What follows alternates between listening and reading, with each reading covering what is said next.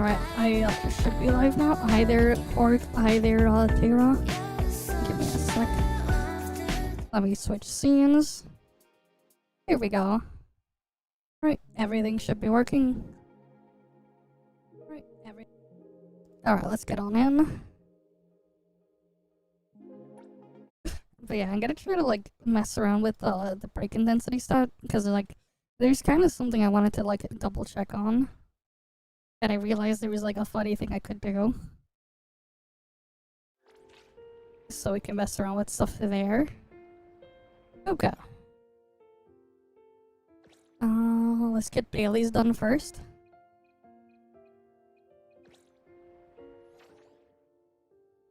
So first things first. Let's go check her buffs.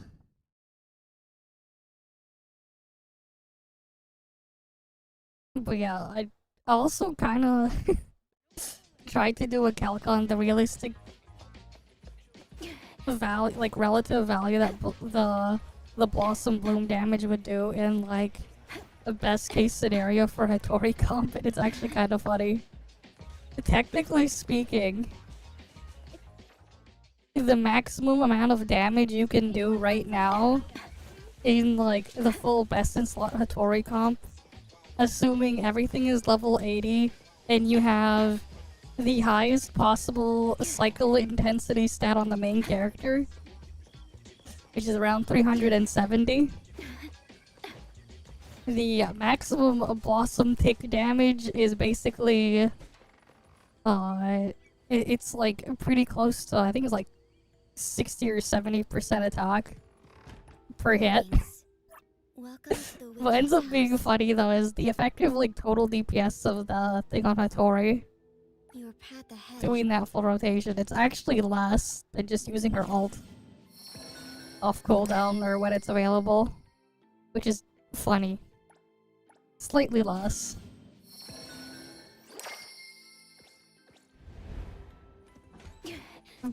And that's including the copied skills too. Alright, let's which go. is kind of funny. Okay.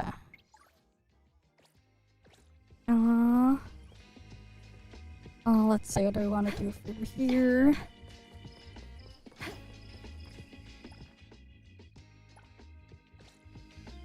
I want to farm some bosses and stuff like that. But I also want to get some better pieces here.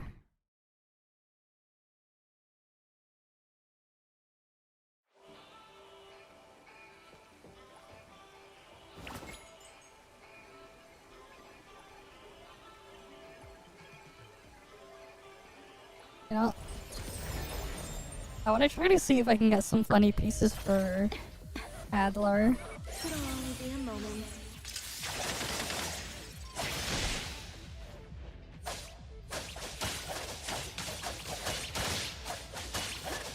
Oh, really?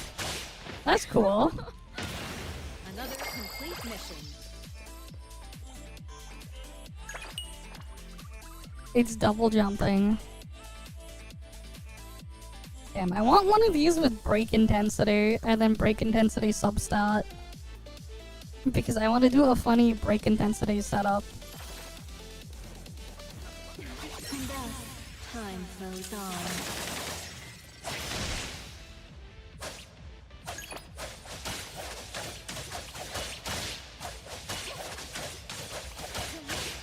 Arriving at this very moment. That could be good for a while.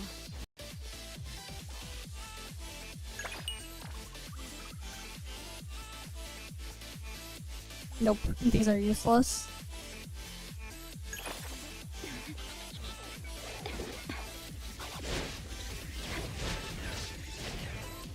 The tide of the world. It's going fine, Mike. We're gonna be testing some stuff today. With break intensity. The moon has set. Another complete mission. Can I get a break intensity main stat? No.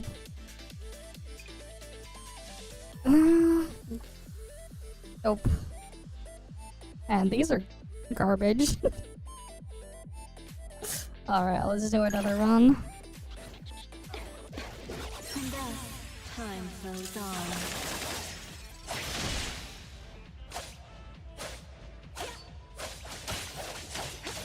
But yeah.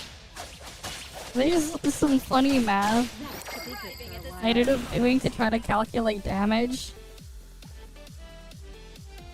But yeah, hi there, Reptile, welcome.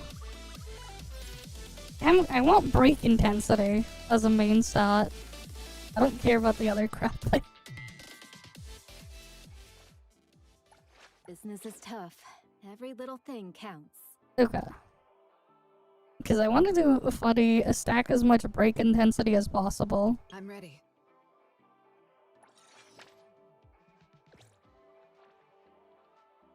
Business is tough. It's my duty. Alright, let's just do a rewind first.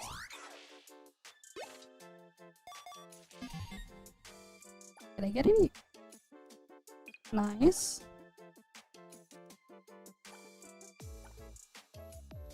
Oh, that's a nice piece. That's a nice piece for some funny things. That's an amazing piece. Bro.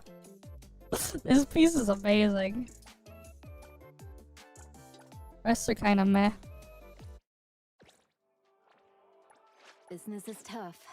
It's my duty.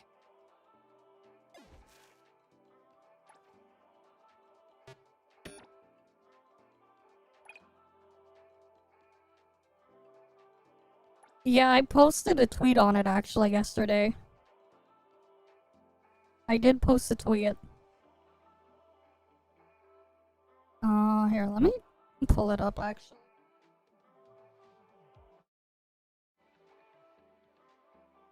Is that the correct switch? I'll pull it up.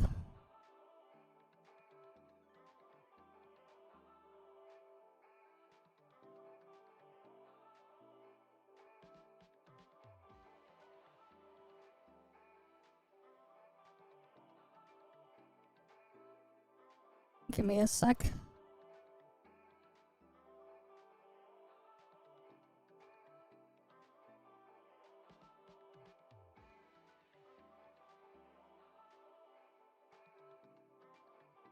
Where is that?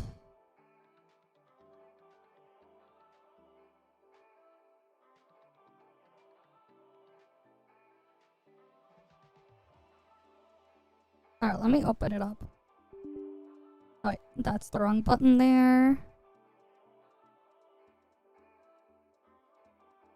Okay.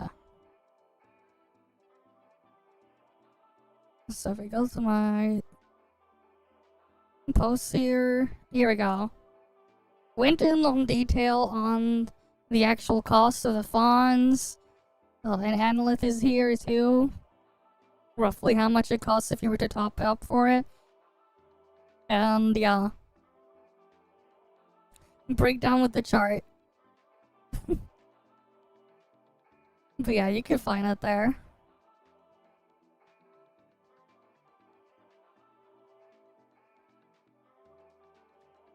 That's if you were to wheel for it directly, yes.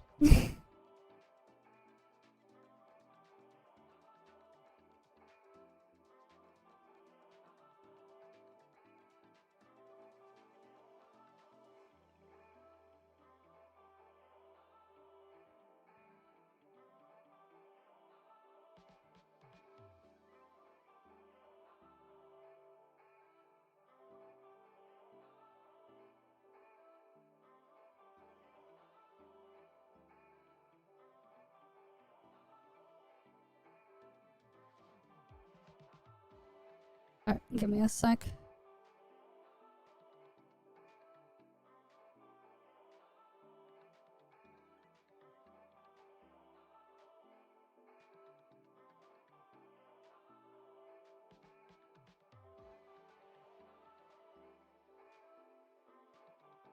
But yeah, like, it's a thing. I don't know, man.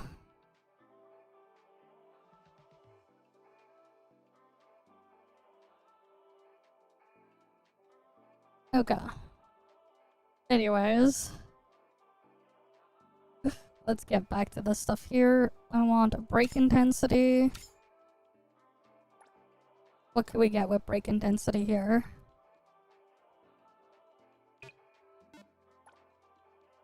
I'm putting this in here.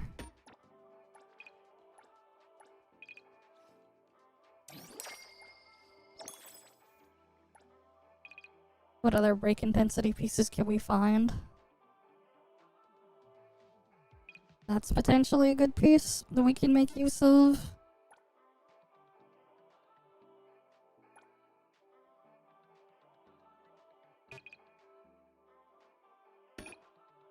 Alright, let's see. Break intensity, cycle intensity, crit rate.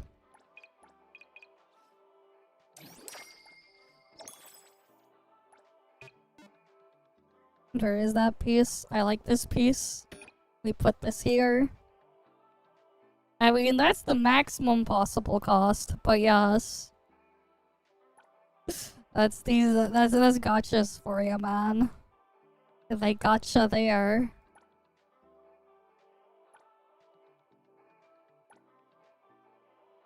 Wait, are these literally just the same piece, just in different things?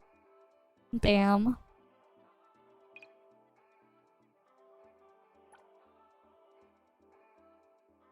That's crazy.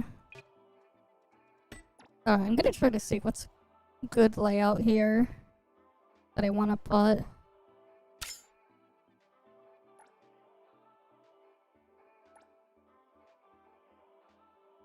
Let's go with orange.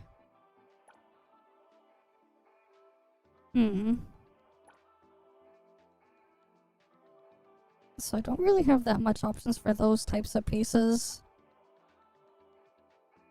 And I need to fit this type in there somehow.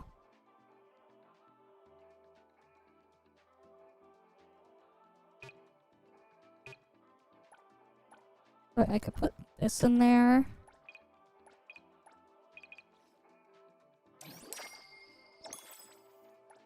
That works. And then, let's see.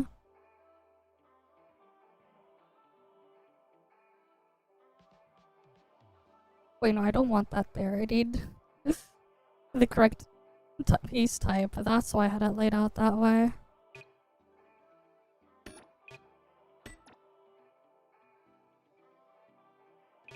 I put that there.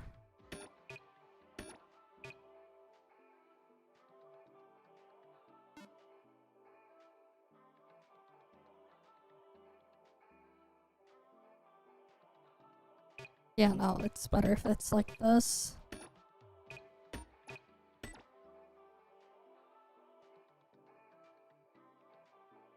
Because of the specific things I want. Let's see.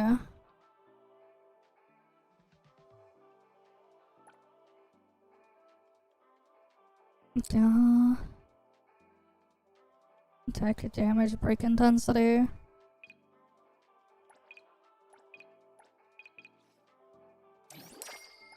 I'll put that there. But yeah, hi Flagger. You're welcome.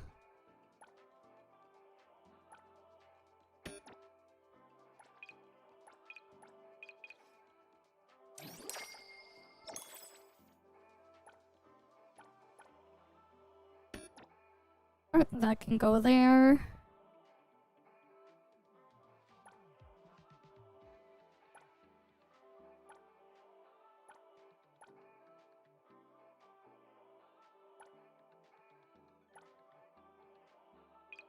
I think I'll put this here.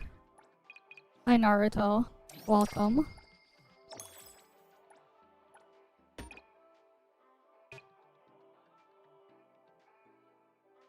And then, is there a good piece I could put? Okay, that piece is super cope, but I guess I can put it in for what I'm trying to do.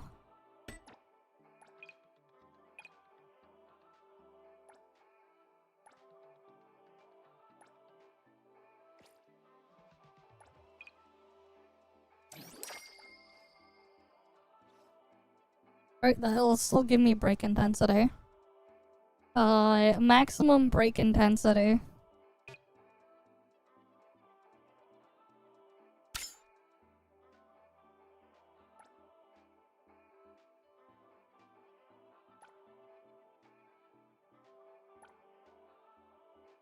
Alright, let's see.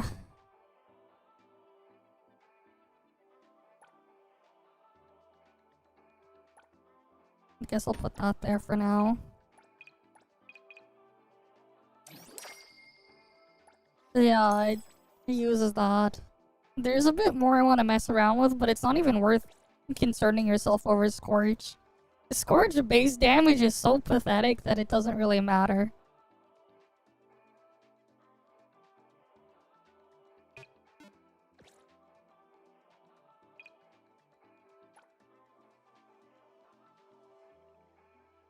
Let's go for... Do I have a break intensity one? Yes, I do.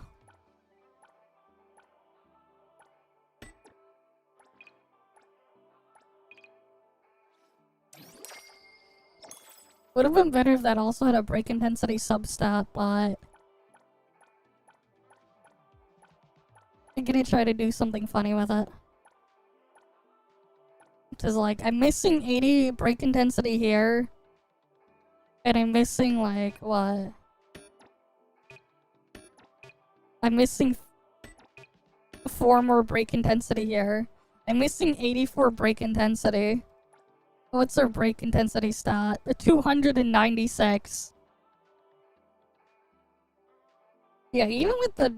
If you can stack enough things on there, it's, like, okay, but, like... Here's to put things into perspective, okay? It does roughly, like, its a base damage is close to about a third of a Blossom Tick. On a level 90 target, if you have a 0 cycle intensity, 1 Blossom Tick is 3502 damage. Let's try to convert that into attack percent scaling factor. Let's assume at level 80 you have 2200 attack. Let's also assume we have something that's possible. Let's say 80% crit rate, 150% crit damage. We'll just factor that in. So let's just go with 150 times 0.8. Right, so it'll average at 120% there.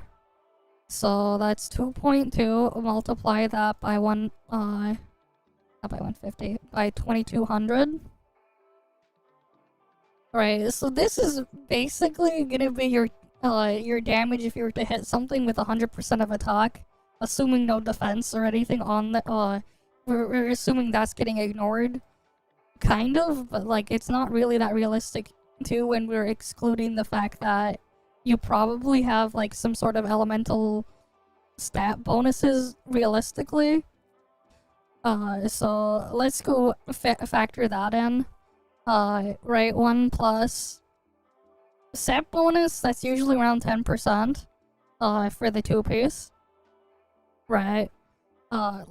Let's realistically say you have 20% universal damage bonus. So we'll add another plus 0.2. And then a main stat would be plus 0.375 for a gold cartridge. So we're gonna assume this one. You're basically doing your 100% of attack hit before that stuff gets factored in is going to be roughly around 8,107 damage. Let's just assume then your damage thing gets cut in half. Right? Let's assume that on after factoring in all the other stuff. It's going to be a little bit more than that in practice, but we'll assume that. 100% of attack is basically 4,053.5. This is your base damage here. So now after that we factored this in, if we then look at Blossom Tick, 3502 is your base damage. we'll divide that by again the 4053. A blossom tick is basically what, like 86% of attack basically. Even then, let's say best case scenario for blossom tick, so 3502 plus, or not plus, times 1 plus. Okay, so the highest possible stat you can have is 370 cycle intensity. And then we'll divide that by 600. So this is the maximum possible blossom tick damage you can have right now, assuming no other effects are in play on a level 90 boss. 5,661 and a half damage. This is per blossom tick. This happens every 2 seconds per a blossom on the field, right?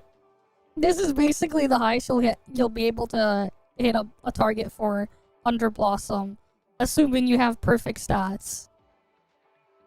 In that case, we'll compare that again. So divide that by 4053.5. Basically, it's about 140% attack is the equivalent of like a DPS's damaging stats. You have 427. What do you have on Fadia to get to 427? That's impossible without some other stuff going on. You have something else boosting your break intensity. Because a main stat for break intensity is 180. The maximum the substat value is 60.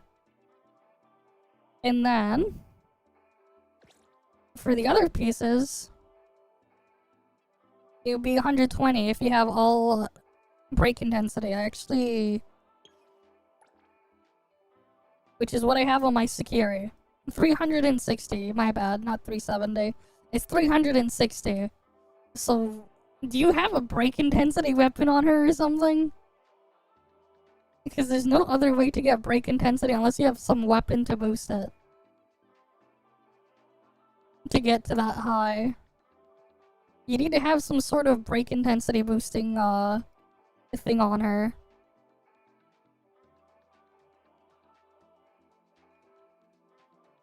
Let me just look up arcs for a sec.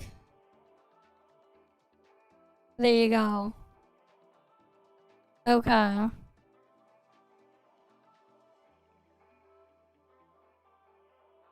So you have that for break intensity. But yeah, this is the highest stat there that you can have before all that stuff. So I have 296 right now. I'm missing a little bit more break intensity. But yeah. You pretty much get the picture there. Right, that's the thing with break intensity. Cycle intensity is the same value too on the sheet.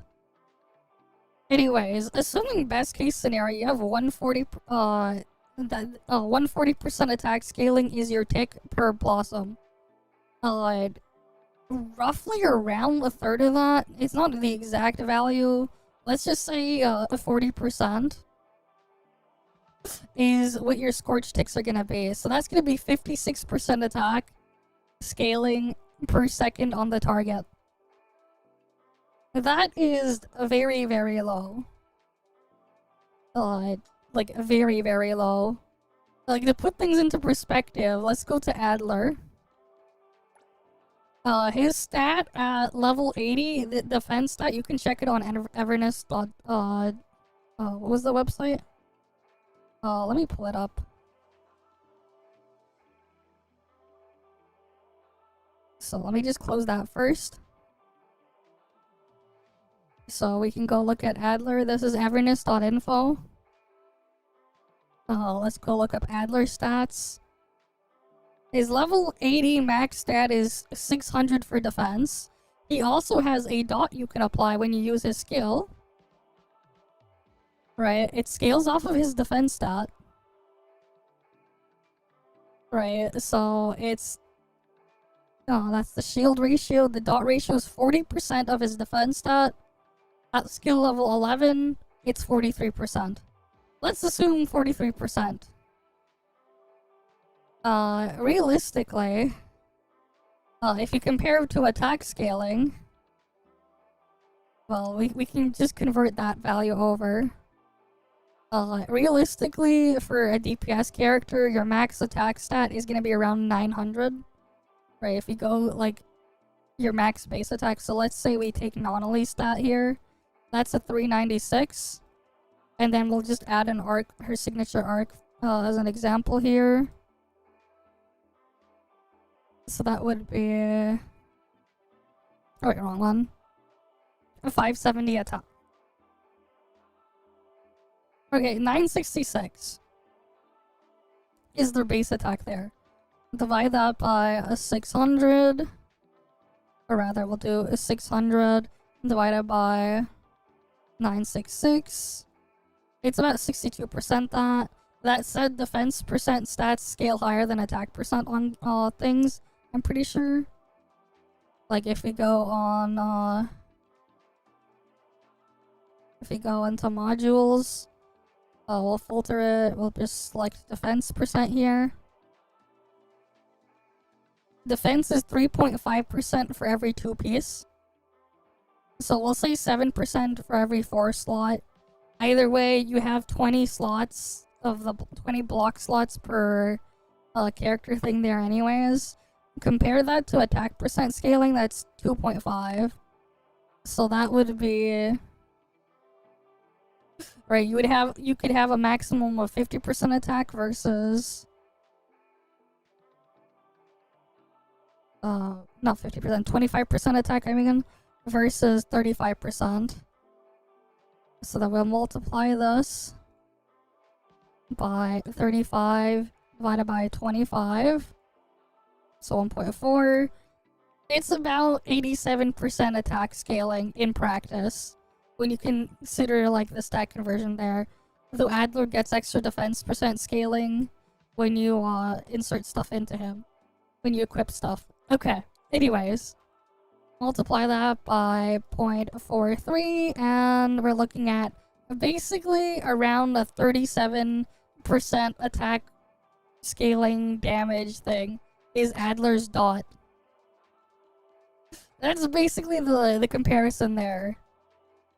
It's like within the same tier of Adler's dot in terms of damage.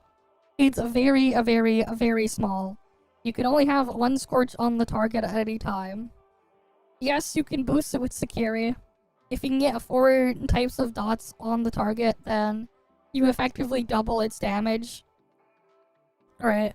But again, that's also assuming you also have max cycle intensity on whatever's triggering Scorch.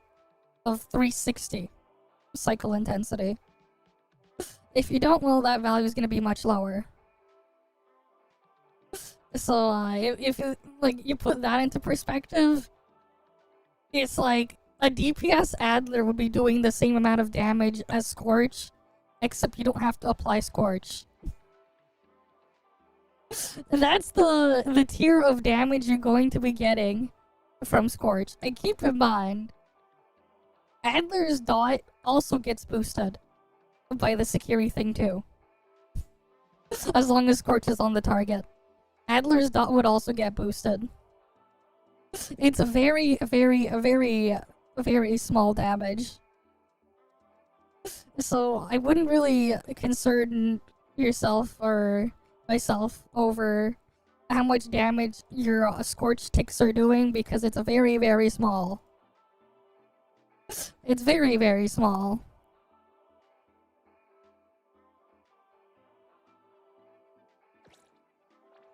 But yeah.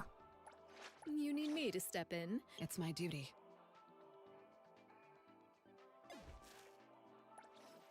Wait, I guess this is not in effect yet. Because... thing.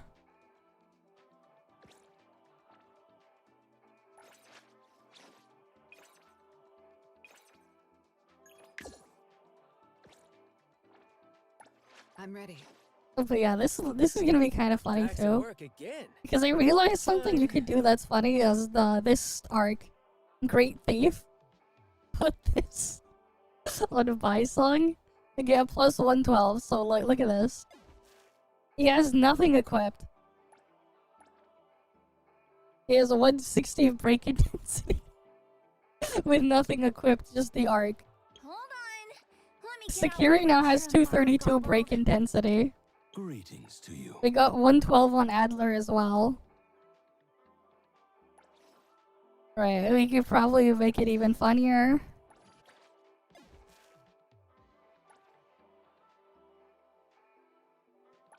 I could probably just put this in there for now.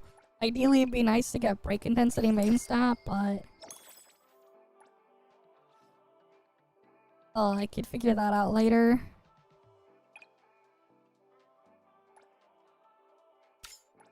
Break intensity. Defense.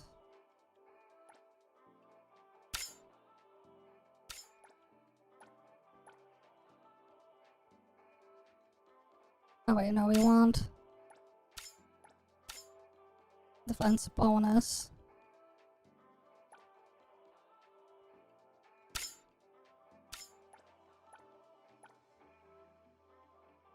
What pieces can we put on him? No, don't really have anything good to put on him that fully fit all that criteria right now.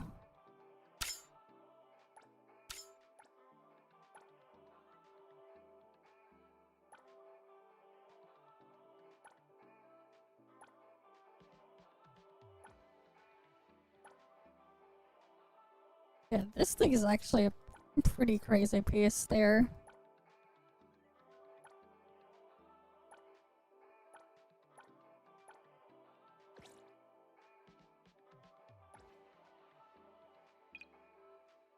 Alright, let's just see. What can we put on him for now?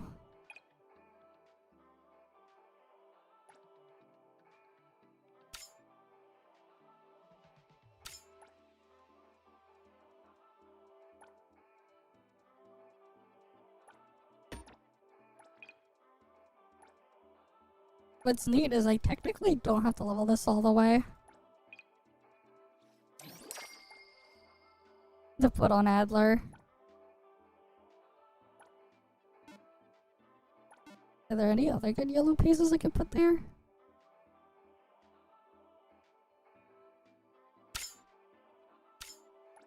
Or orange pieces?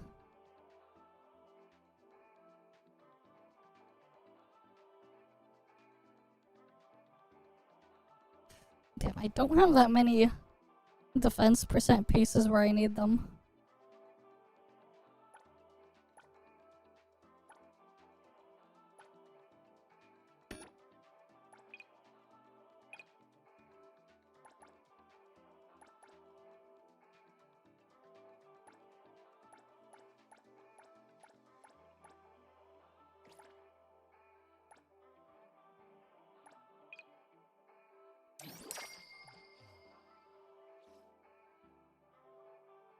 Alright, and let's I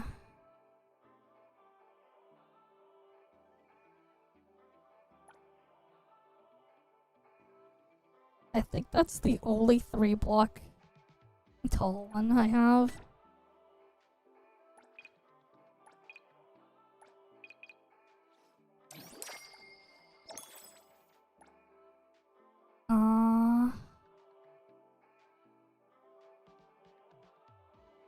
Damn, I don't have anything in that thing.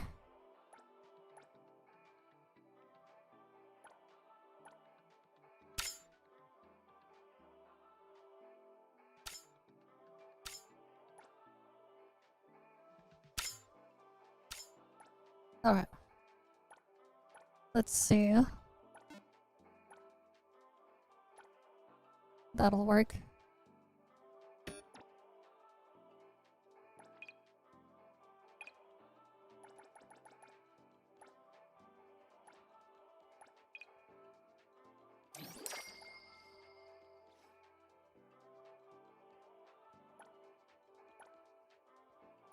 to have a 2-block piece.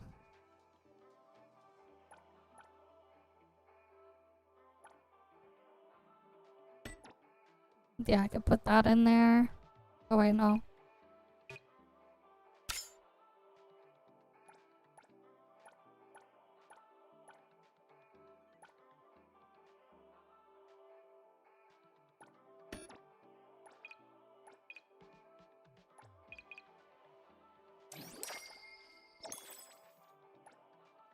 Or I could put that there.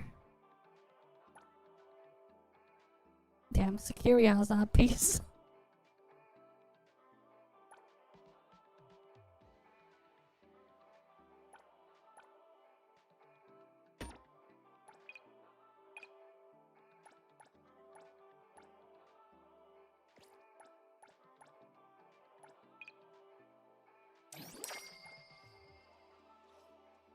And then I just need the last 3-block piece.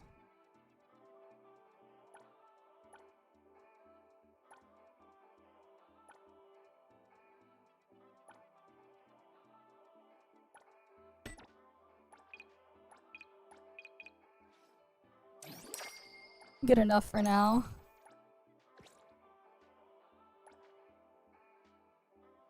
$114 extra break intensity there.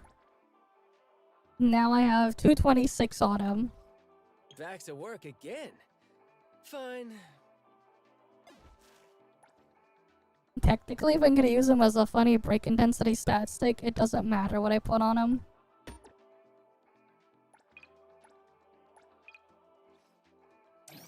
As long as he has as much break intensity as possible.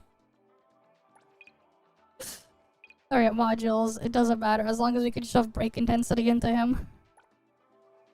Put that there.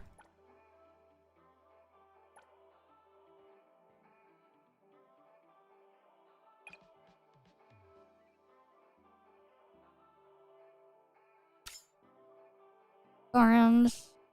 Oh, it doesn't matter. It needs to have break intensity.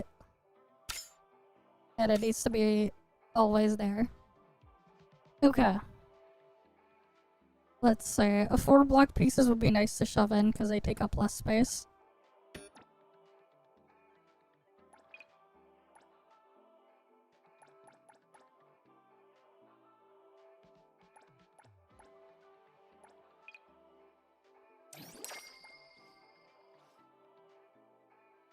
Or rather, there's less things I have to worry about. I could put that there for now.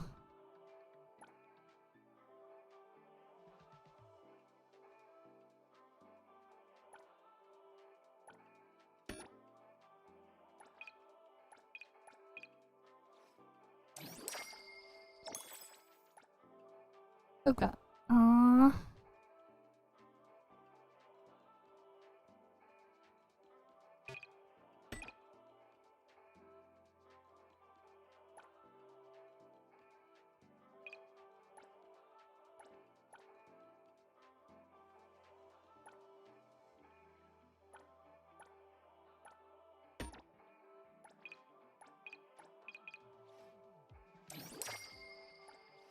Put that there.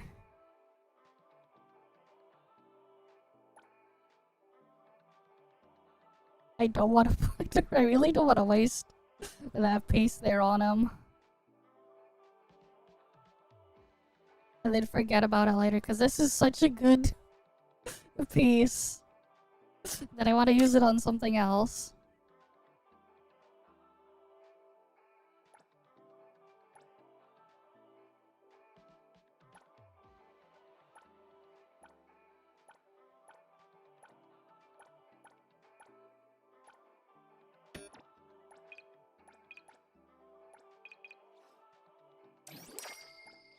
Alright.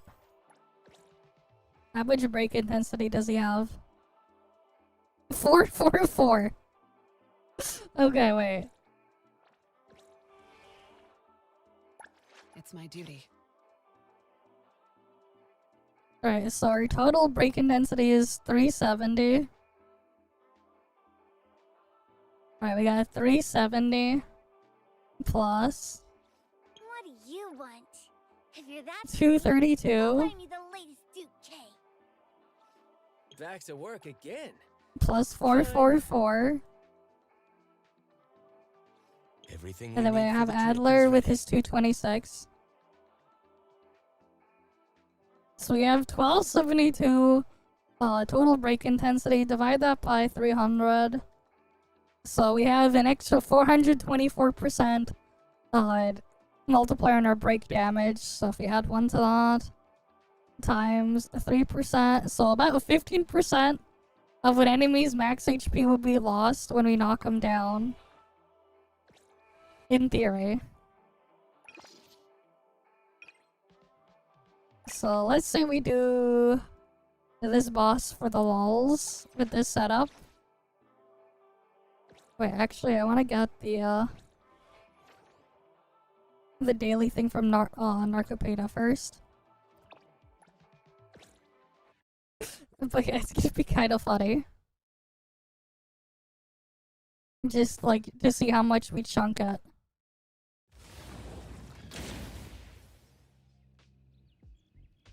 Because like we're basically stacking a crazy amount of break intensity.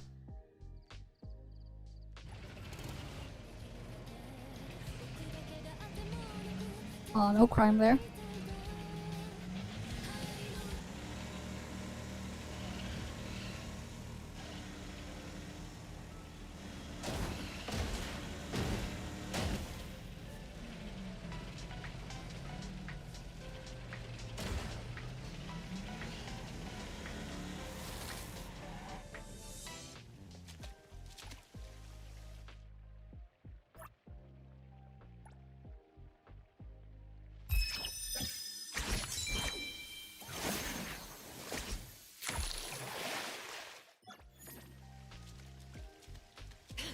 Vehicle damage reduction, whatever.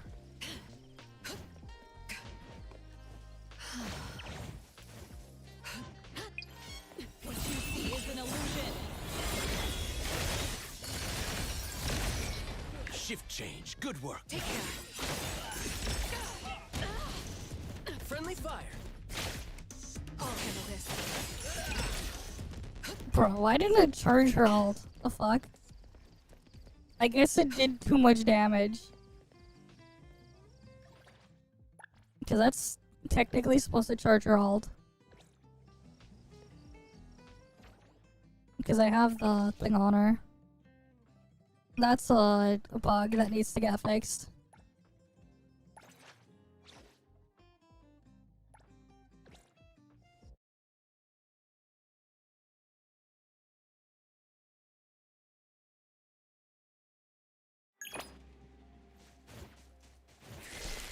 Nowhere to hide.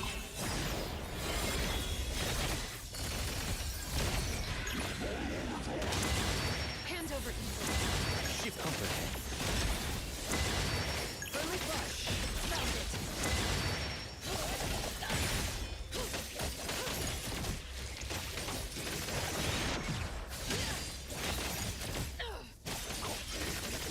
What you see is an illusion. Shift change. Enlighten. Take care. Shift it. Saw it coming. My turn.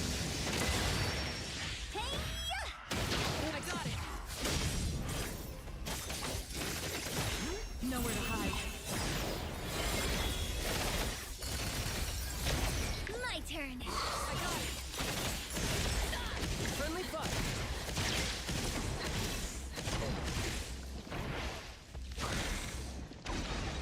I'll handle this.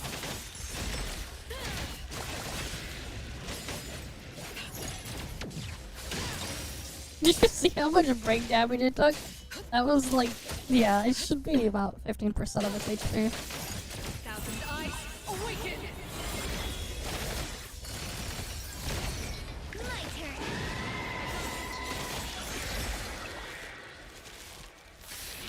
Did a crazy amount of damage with that one. Nowhere to hide.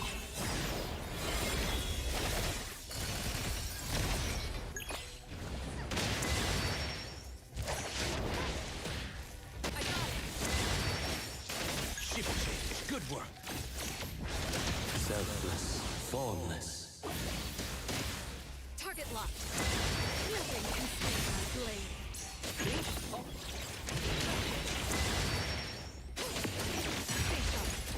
My turn. I got it. What you see is an illusion. Friendly. Ready. Take care. Judgment. But yeah, break damage is kind of crazy. My turn.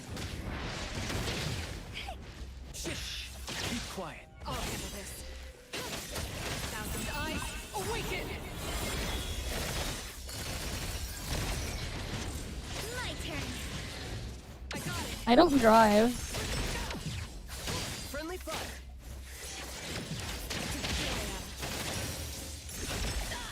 Yeah, just crazy amounts of damage there from breaking My it. turn. Hey-ya! Me? Perk up your ears. Leave it to me.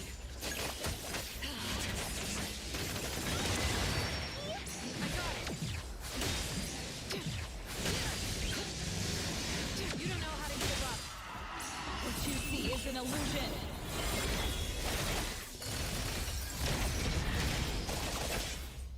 Shift. Dispel. Take care. My turn. I got it. Predictable. Shift change. Good work. Everything with form is unreal. Take care. Nowhere to hide.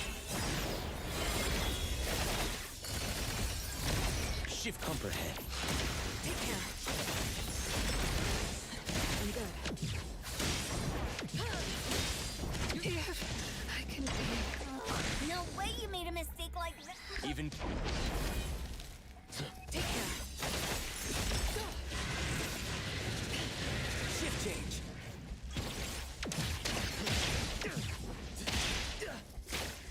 Good thing I'm not late. Please, take care. Words spoken aloud must be honored. Here I am. Thousand eyes, awaken!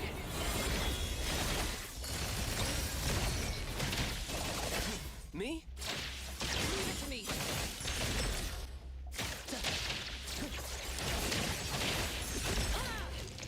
Yeah. Together, our fight will be legendary. I'm here to help. Yeah, I can survive this. What you see is an illusion.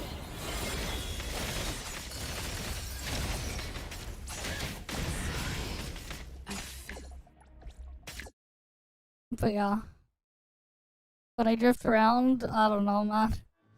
Sometimes they just have like a bunch of like just music from like various game soundtracks and stuff like that on my Plex server, and I just shuffle that usually. Honestly, I don't really pay attention to a lot of this stuff there.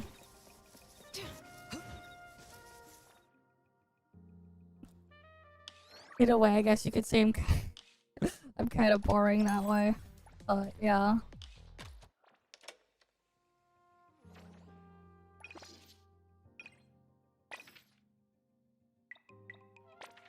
Kind of scuffed to do it that way, but yeah.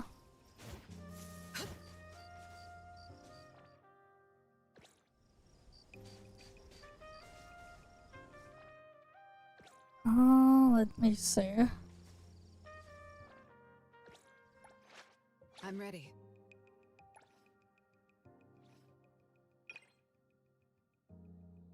Yeah, okay, we have that buff there. What do you Back to work again. Greetings to you. It is nice that you can just wanna join press me? the thing to see your To you. the full list of your buffs. It is nice.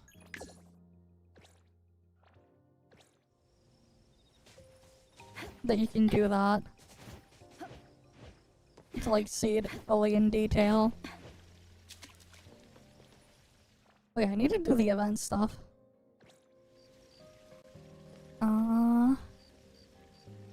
And we need to rob people. We'll get that done first. All right, let's go.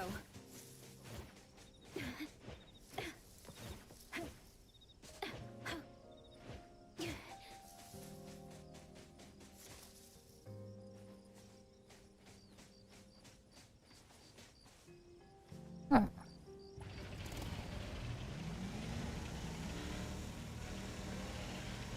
We need to get to the road. Oh, cool. We got these guys over here. And time flows on. Business is tough. Every little thing counts. Yeah, we can see the full list of buffs I have. Increase active characters' attack by 10%, while the wearer of a blow up the crowd is off the field. Yeah, we have the thing from Haniel there, just wearing it. Deals damage, ignores 25% of defense from lost radiance. And then I got this one, Fluff of Fearlessness, get the 25% attack boost. Right, it is nice that we could, like, just click that to see Wanna join the amazing me? I'm ready to go! everything that's active.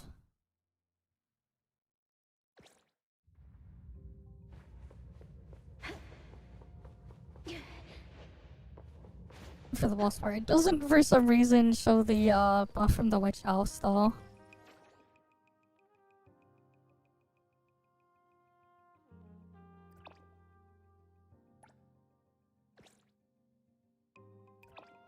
Alright, let's go see the witch's tail over there.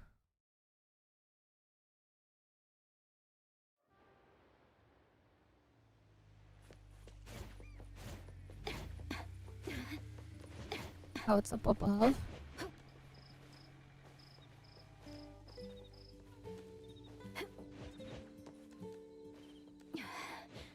All right, let's go.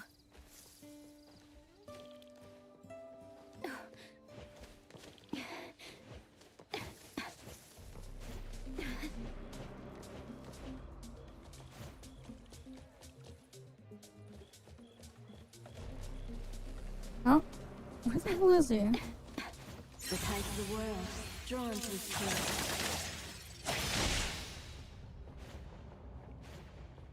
Is the guy not spawned in today?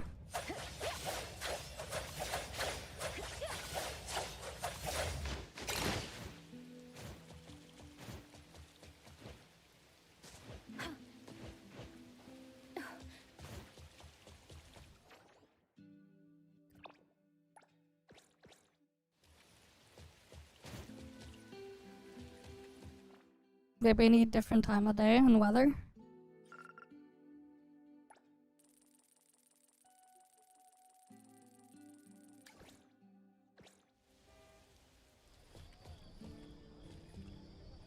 How could it be missing? Oh. How could it be missing? Oh, I...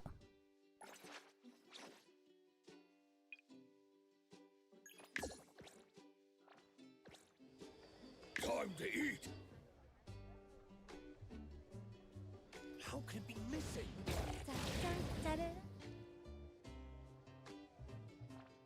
Or not.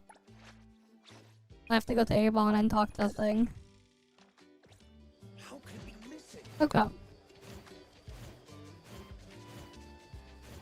But first, let's go beat up the guys over here.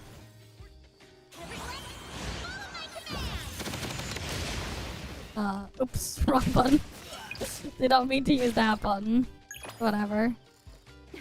That's fine. I forgot I wasn't on Hattori for a sec. Alright. Let's go see.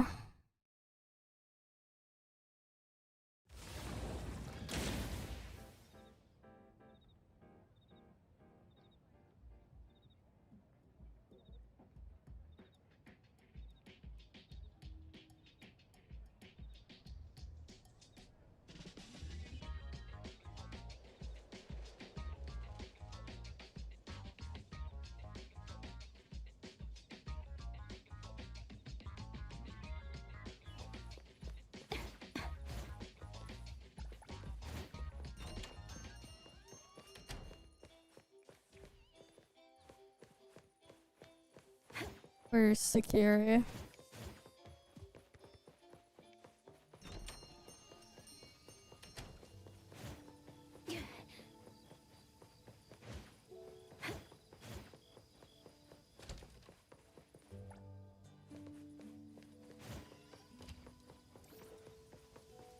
I don't see security here.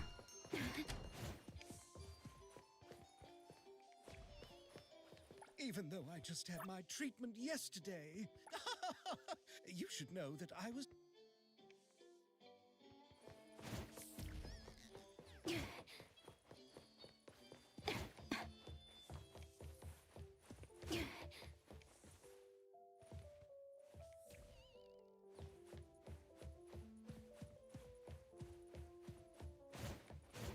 Nope, security's not here.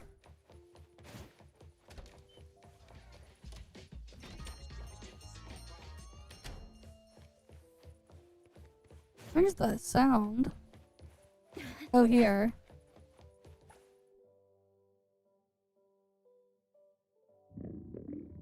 Alright, I'll get the item.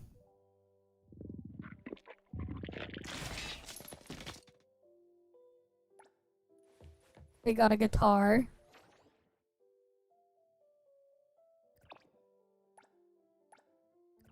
Now we'll go return the guitar. Surely the guitar still works and it's fully intact after being swallowed whole.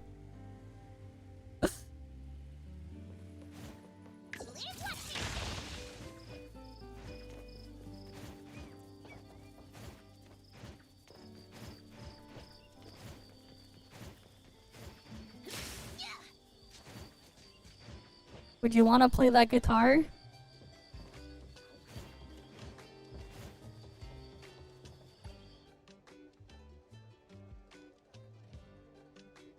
How could it be missing?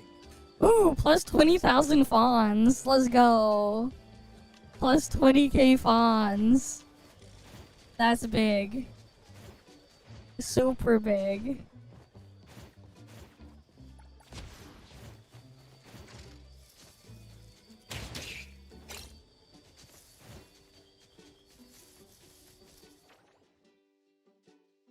Alright, that's super big there.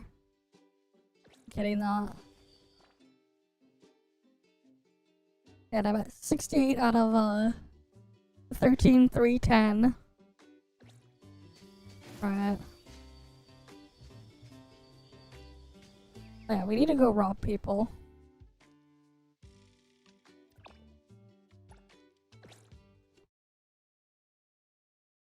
Because I want to get more fawns. I need to get all the fawns.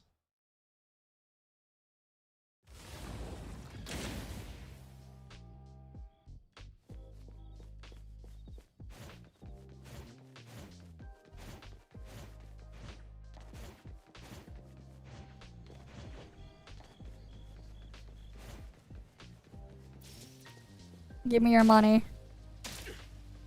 Is this one of those fake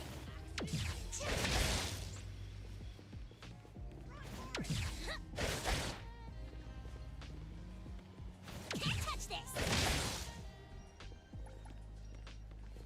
Nice wallet.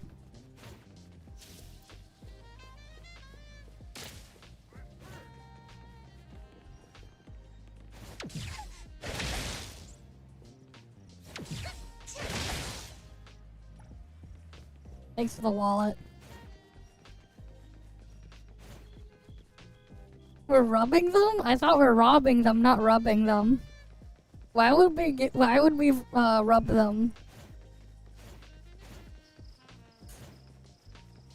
That can be kind of nasty too, depending on where you're rubbing them.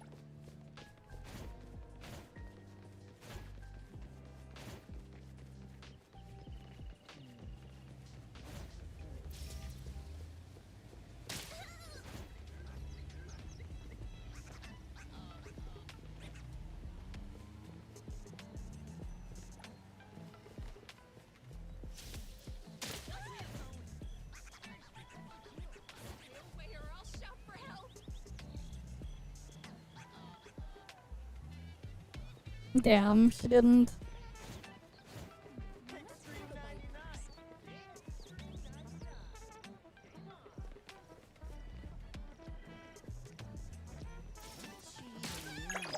Nice ass.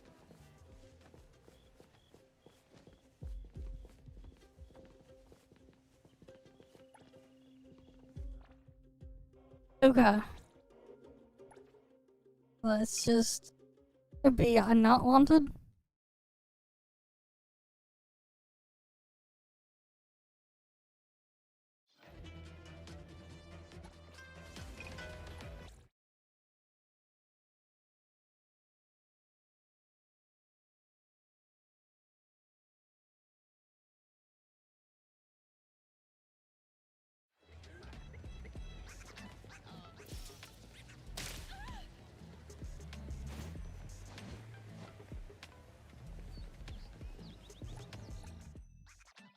Alright, so far we have 3 briefcases, 2 breakfast bags, and 2 wallets. Yeah, it didn't show up in the thing yet.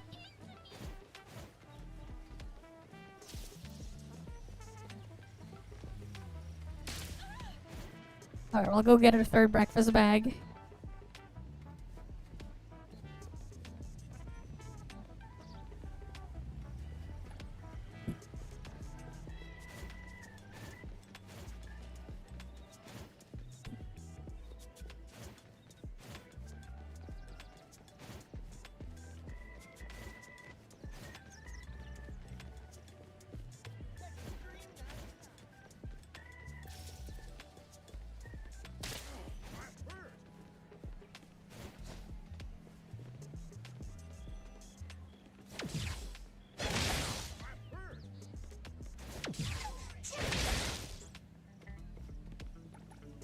Alright, so we got 3 of everything.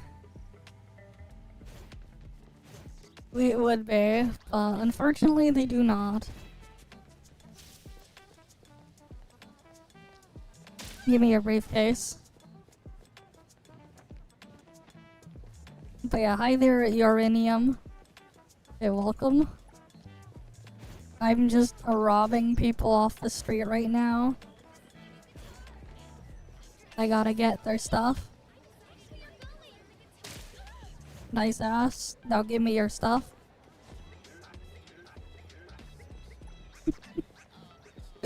Alright, we gotta find another guy in the suit so I can get their wallet.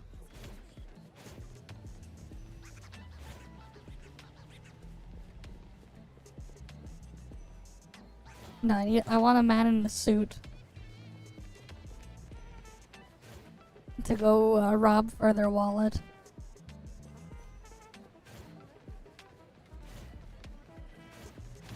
Our stuff. Sure, oh, here we go. We'll shoot his ass.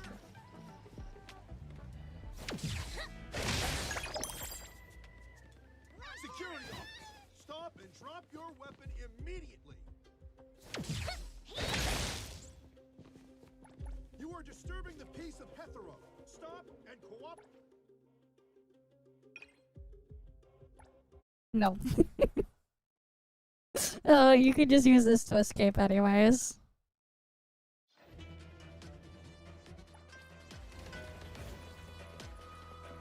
Yeah, I might as well do this, because I haven't done this yet.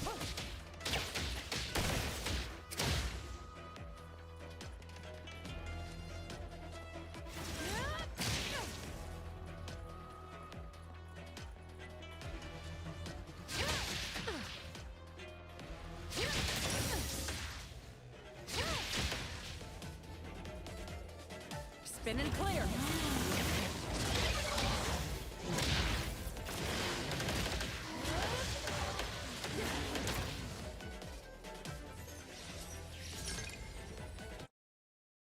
Alright. And then we exit the tutorial. I really should do all the tutorials. Even they're glizzy, they would appreciate the rubs. Oh boy.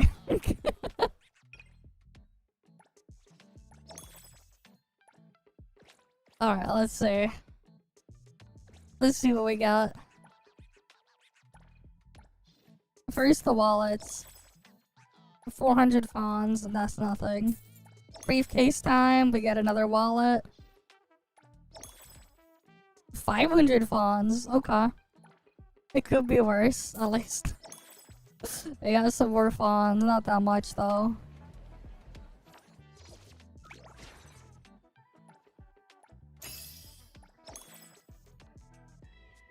And then we have some of that.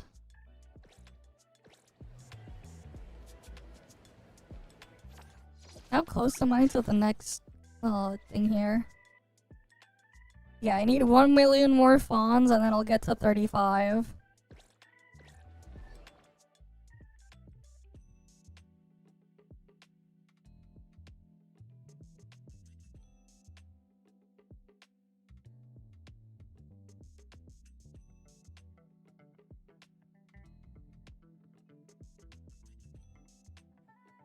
Uh,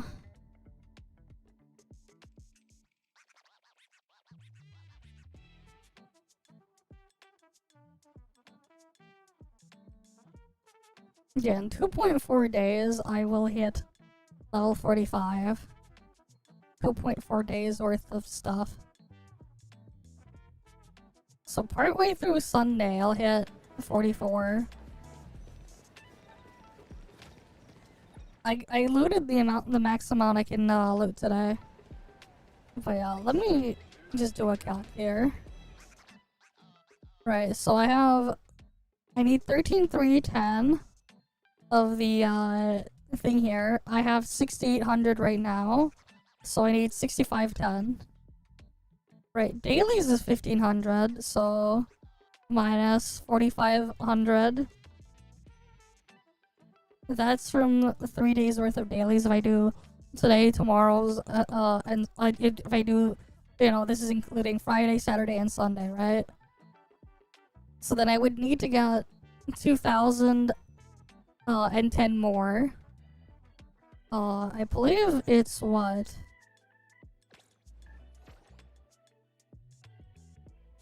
If I go and spend it here, I get 300 for 6.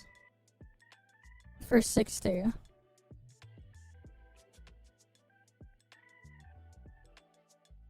So if I divide this by 300, that would be 6.7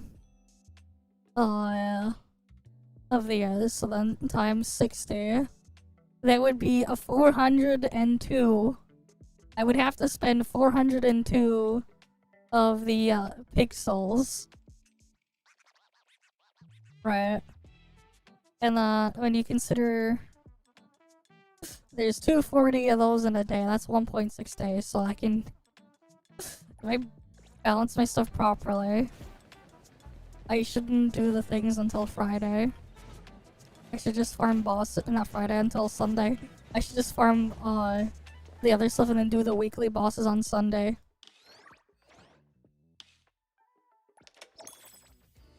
It'll get to 45.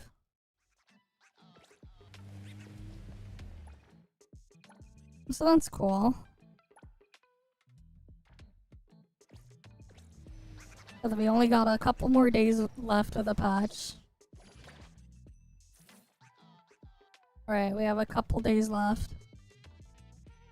This goes away at, yeah, 5 days left.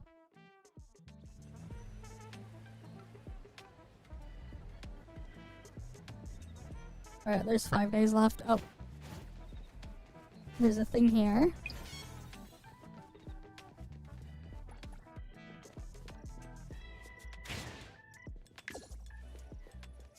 It'll only be a moment.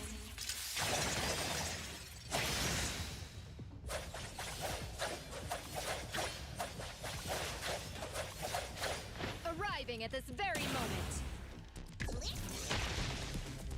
Let's rock! Roaring Tiger!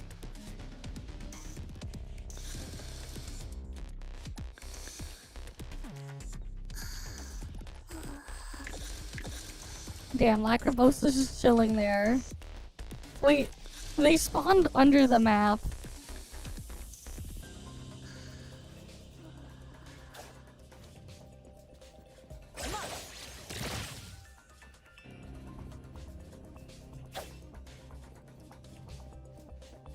Wait.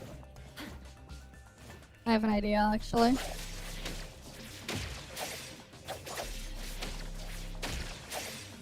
There's actually a trick here. I'll get the cops here to help. This is a big brain idea. Security! Drop your weapon. Pikachu Dynamite arrived!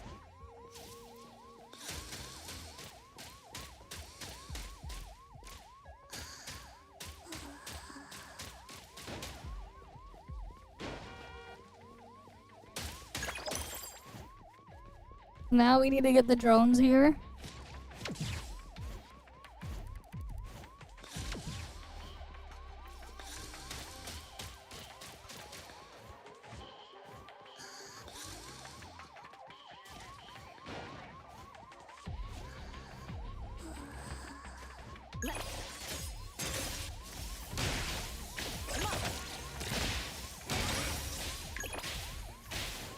And thus, time flows on.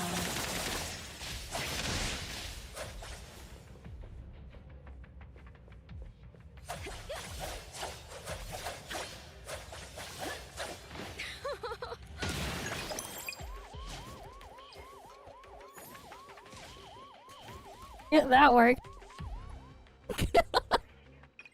Big brain strat. Use blossoms to do it. That's how you get through that. Use the blossom hits. I just need to spawn the blossom flower there. Is big brain strat. Very big brain strat right there. If game glitches and spawns them underneath the map, abuse the game's mechanics to get around that.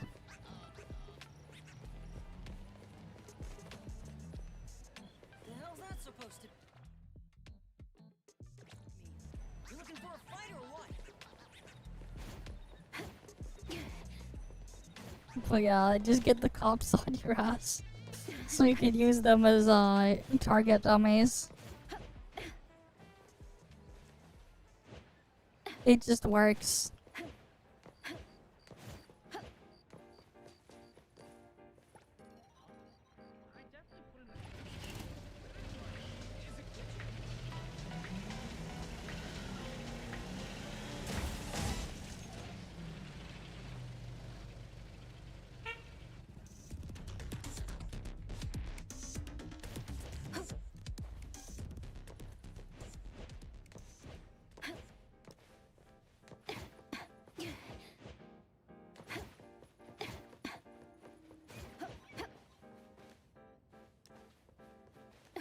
There's crime around here.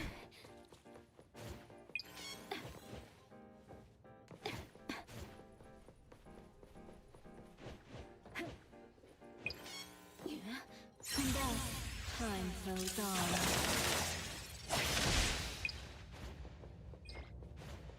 on. And they've been defeated. Easy.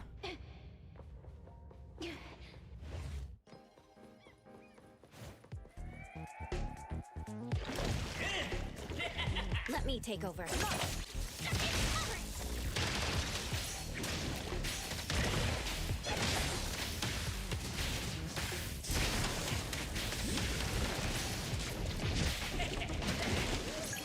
only be a moment.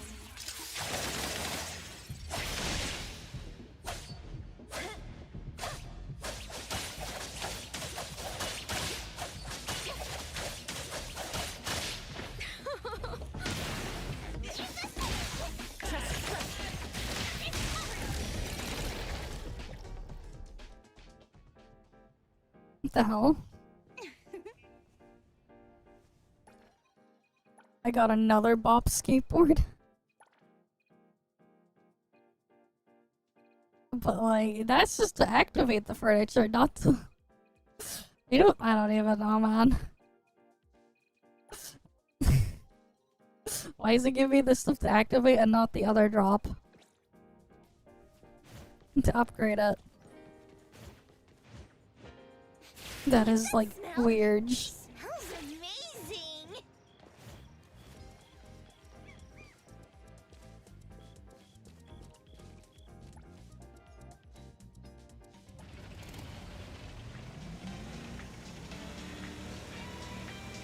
Then we'll drive around to see if we can find more of the crime guys. So I can beat the shit out of them.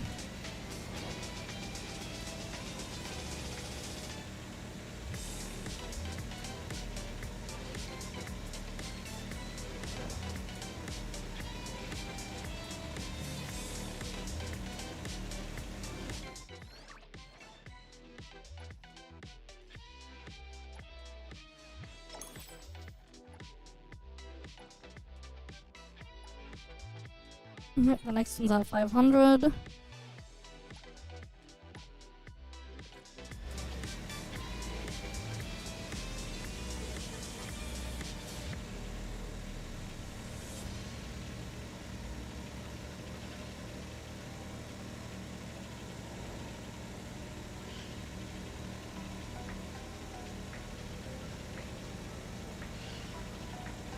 But yeah, let's see. Oh, there's someone up here. Or around here.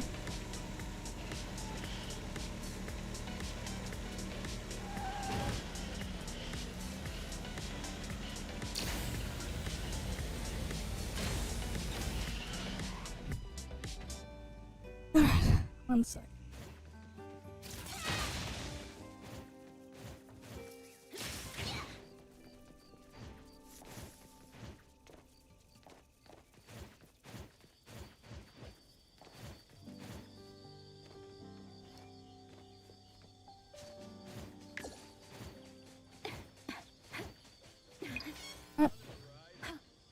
And as time flows on. Alright, that's another one.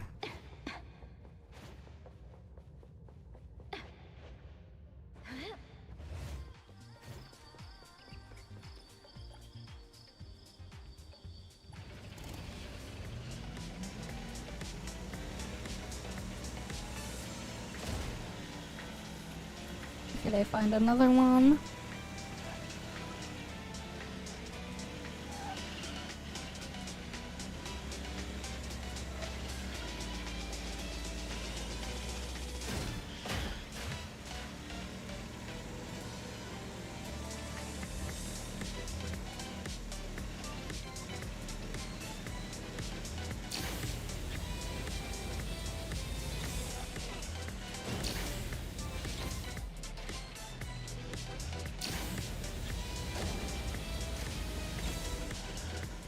Yep, found it.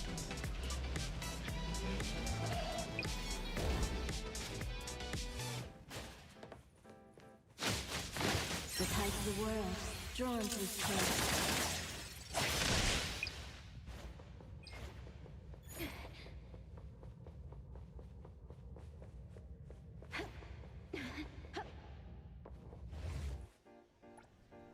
Oh, time to go search for more.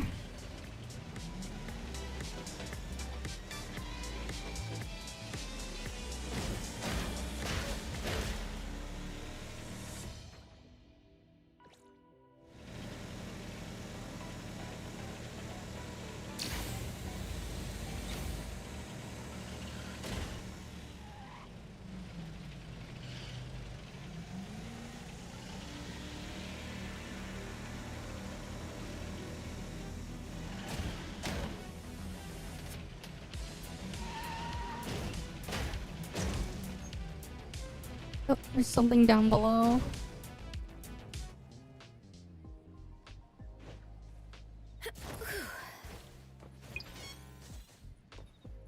And as time flows on.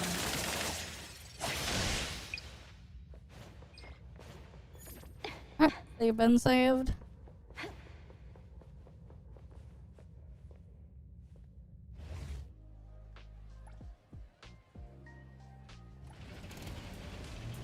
Who else?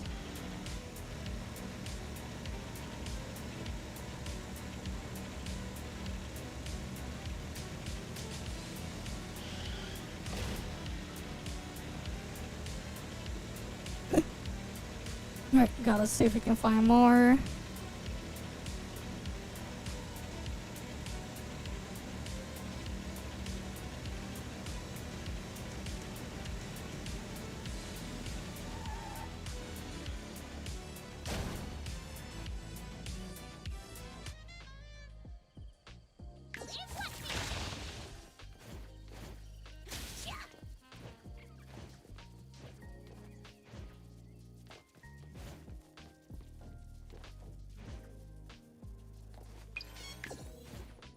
Could only be a moment.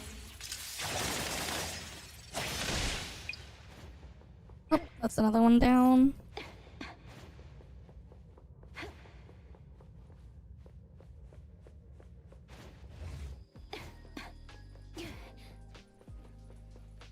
Yeah, I know you can somehow clip there. Maybe we'll do our pulls for Lacrimosa there. I will see through the nexus.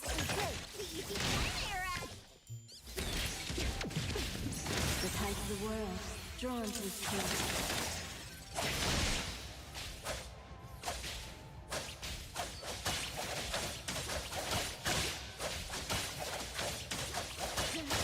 The moon has set. You honestly need more practice. I saw through those tricks ages ago. Let me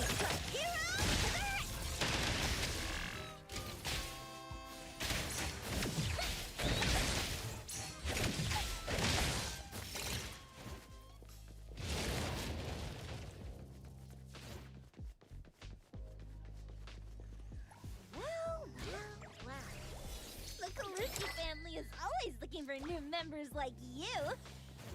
I need one more Denzaburo thing so I can go get his arc maxed out. And thus, time flows on.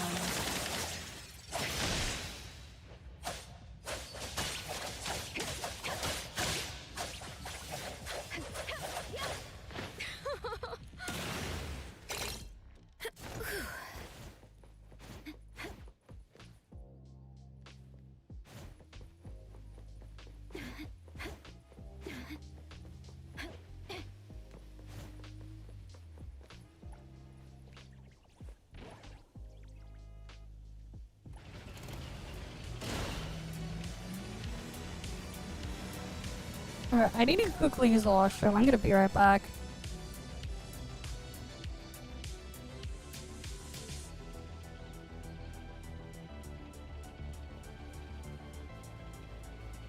Look at him go.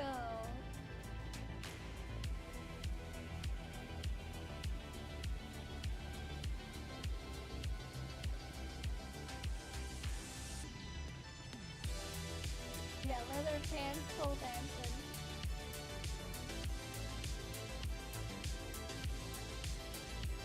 But you know what I'm saying? And the crashes again.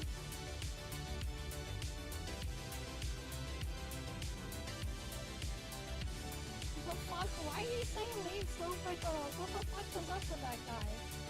What's why? Zonley wants to keep his Donley. He wants to hide his Donley from you guys or something?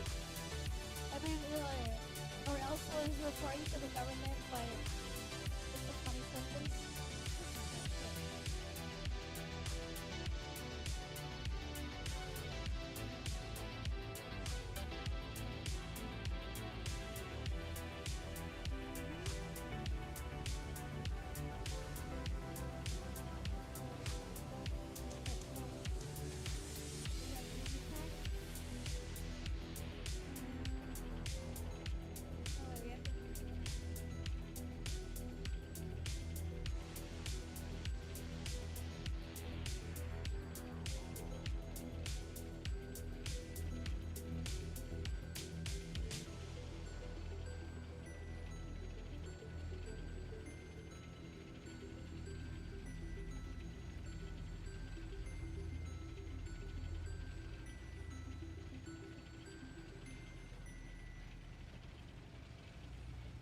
What a fast way to travel to the other side. That might be faster than just like teleporting there. Actually. Somebody taking drugs for this. I know, it's great. It's great, man. I mean, let's do it in network.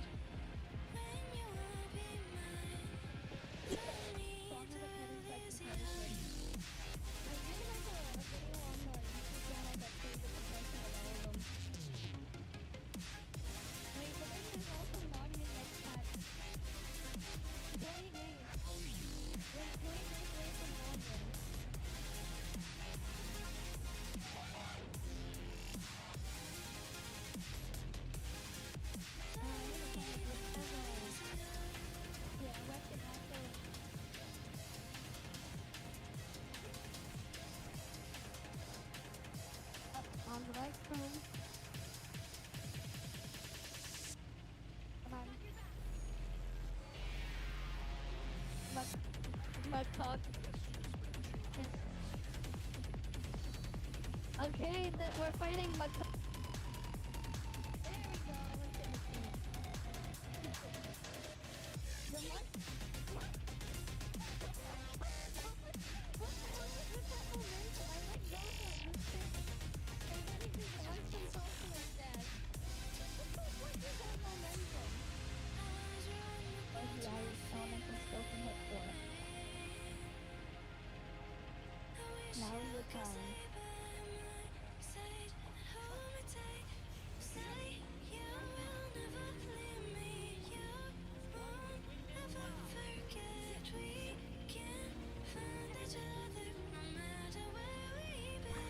Wait, did you just see that? Did you just see that, guys? That freaking truck flipped over! That truck flipped over! That truck flipped over on its own!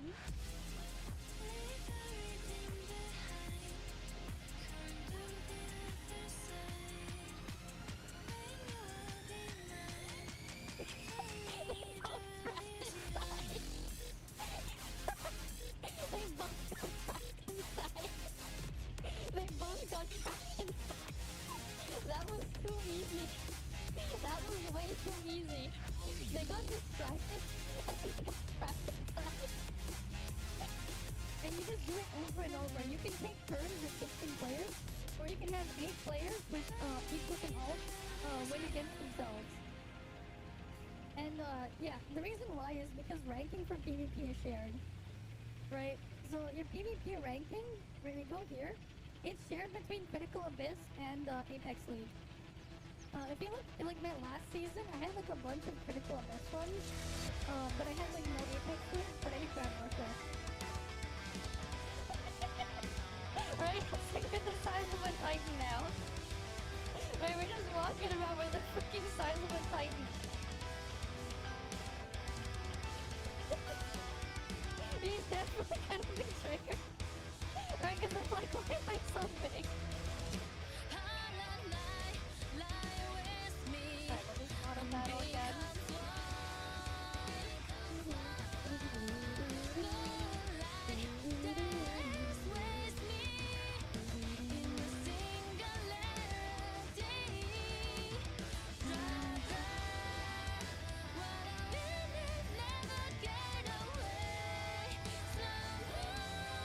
Wait, that launch should still be in here.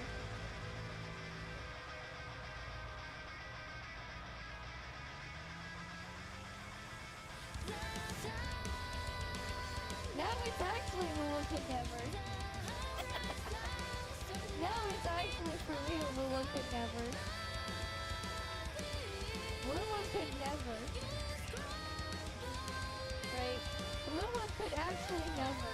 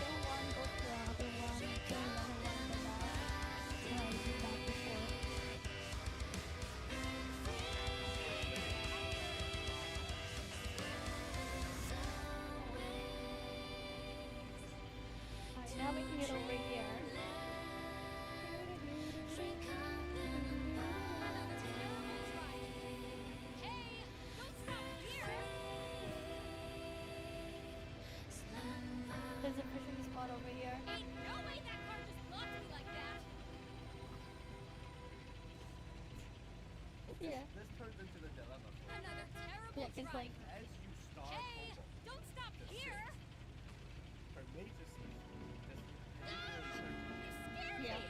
Keep your eyes on the It road. burnt it. Now I'm not. Now I survive. But Another terrible drive. Hey, don't stop I here. flung a burn heal. How's that? I flung. Nice job, Nintendo. Scared me. Kirby's Keep not your eyes on the perpetually road. stuck like this. I can't even die. Hey, don't stop here.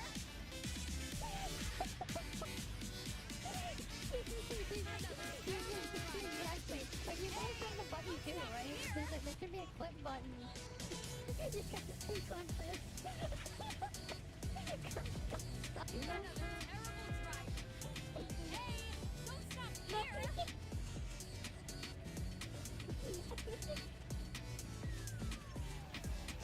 Another terrible drive. Hey, don't stop here. Hey, Another terrible drive. like the bike can Hey, float. don't stop here.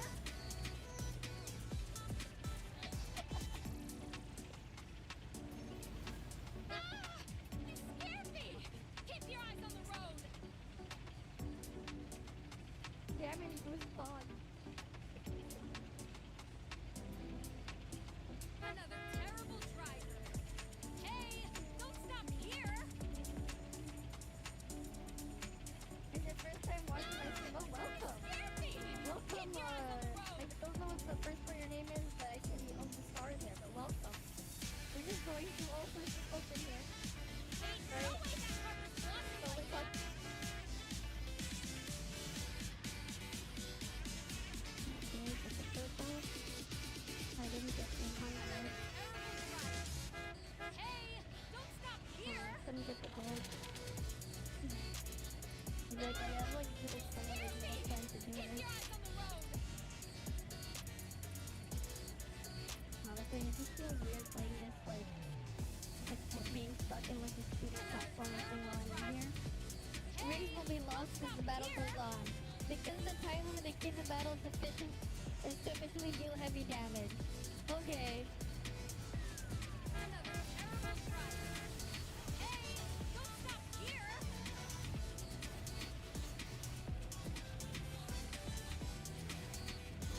Ah, you scared me. Keep your eyes on the road.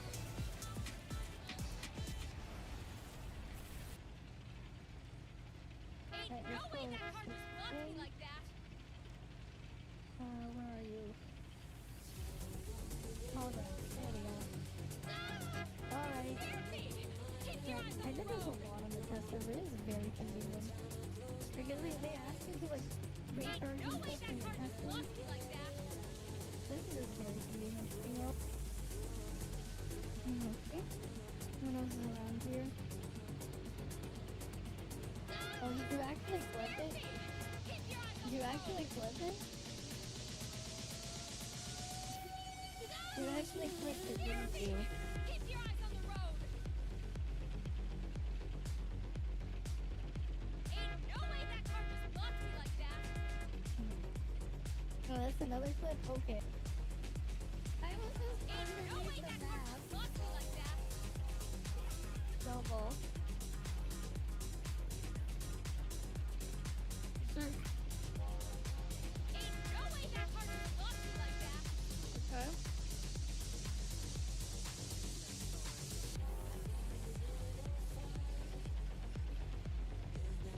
Ah, you scared me. Keep your eyes on the road. Fast. Ah, you scared me. Keep your eyes on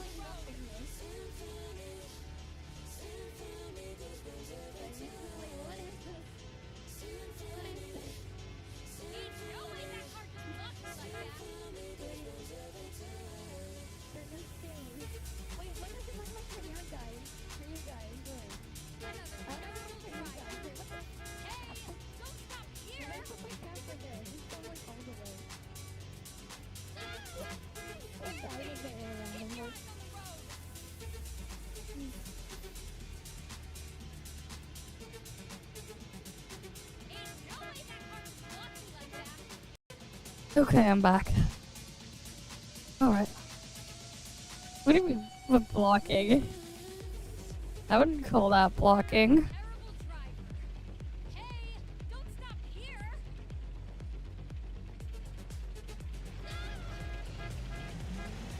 Shit's a match, but like, was it really blocking? Yeah, I had to use the washroom. Alright, let's see. Do we get any more of the guys? Come on. Oh.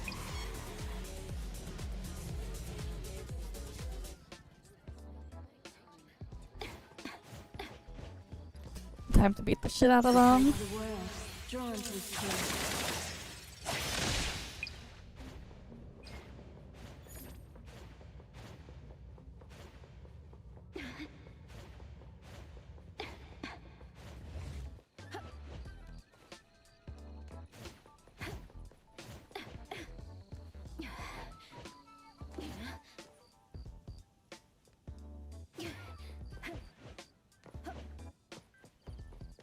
Alright.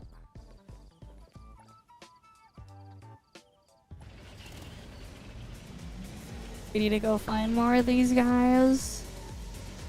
And we have crime over here too.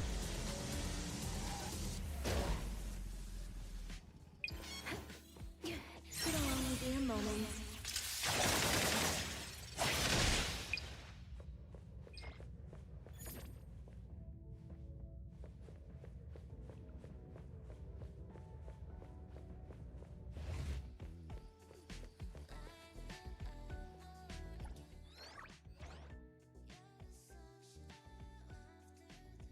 Wait, am I at the cap for the day? Oh yeah, I guess I am at the cap. I don't understand what even is the point of having the cap being like 1050 if you can only get 150 a day and it stops giving you stuff at 500. What is even the point? Kinda silly. Oh well, it is what it is.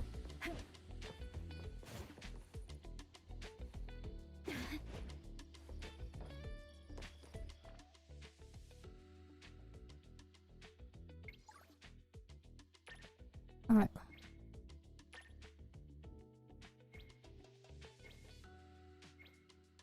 Yep, gotta wait. I mean, resets in a few hours.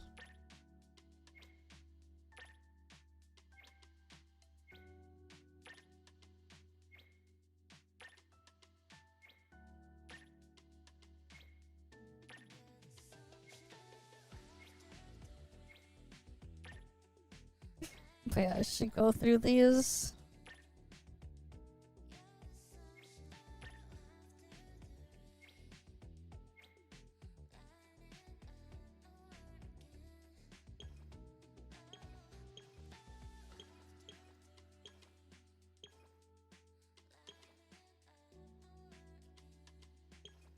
I don't think I have any, like, side quests or anything I can trigger.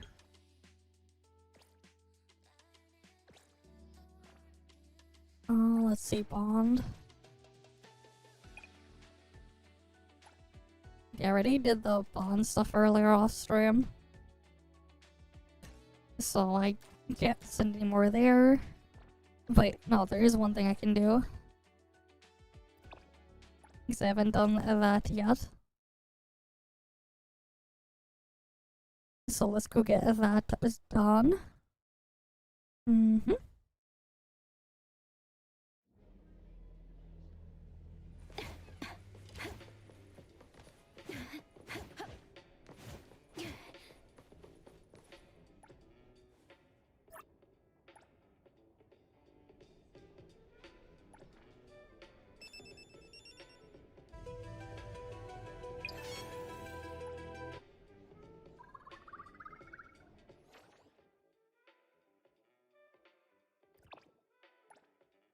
Alright, it's outside the theater.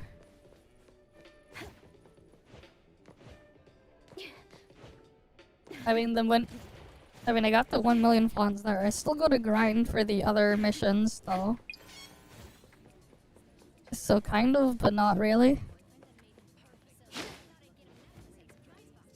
Bruh. Leave this to me! I won't mess up this time! Alright, I'm gonna just trigger. This is Mint from CSU2. We need your Lend my assistance. car to a driver like you? Don't even think about it.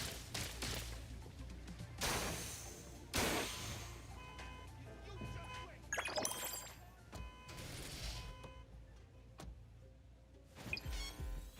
Alright, we'll get the cops to come now.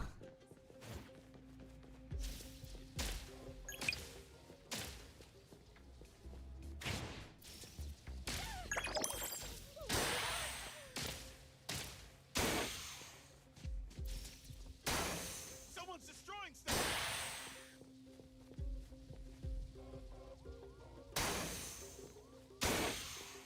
Help!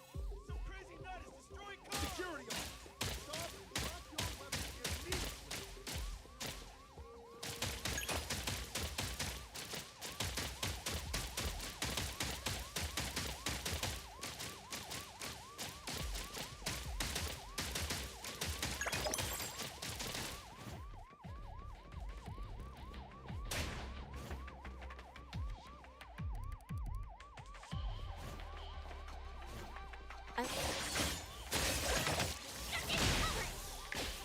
And thus, time flows on.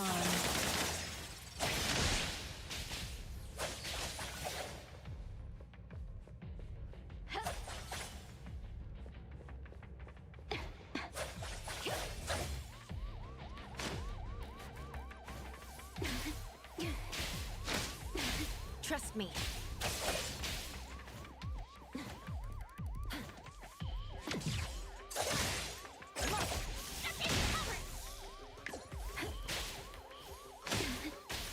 Let me take over.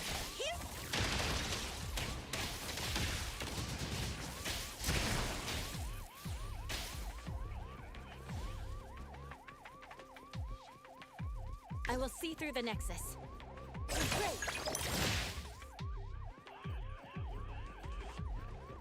Come on.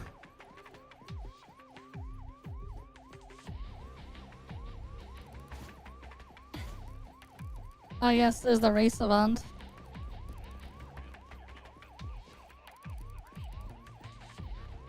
Bro, why are they not sending... What are they doing?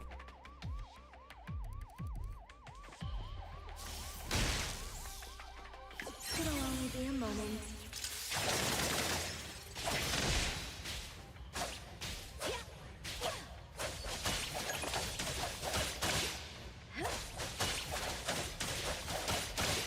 Arriving at this very moment. Leave this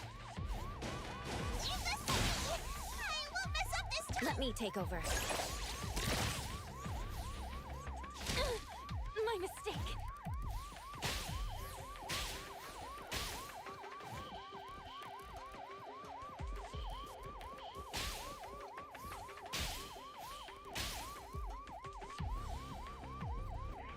Bruh.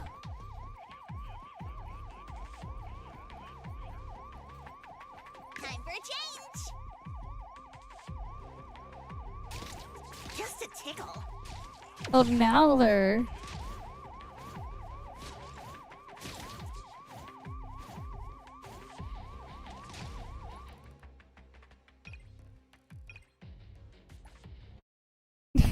Yeah, they're just bugged.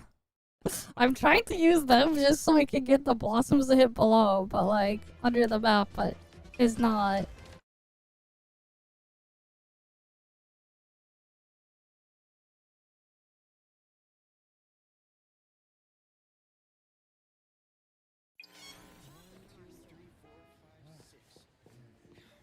Oh, here we go.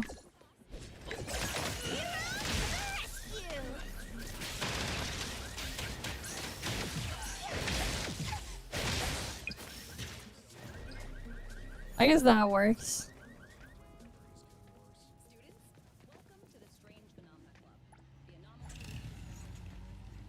Mine now.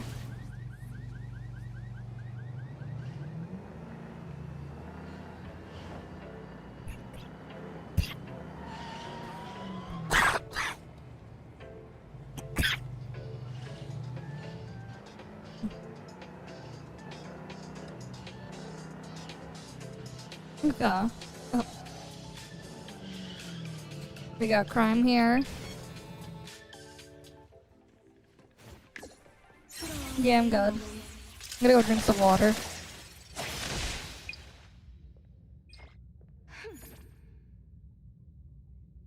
Okay. It is on CN. We have to wait a week for global. It's gonna be just under 20 million fawns if you're gonna use all fawns, by the way. In theory, I should probably be able to get it through fawns by the end of next patch. Because you have, like, the entirety of next patch to get it.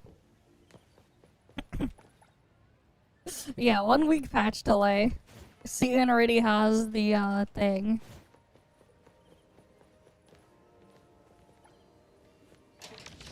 That's just how it is.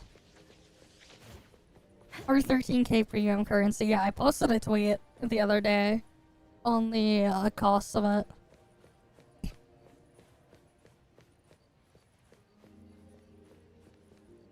Come back.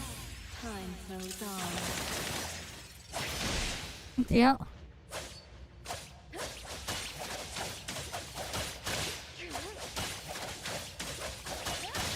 The moon has set.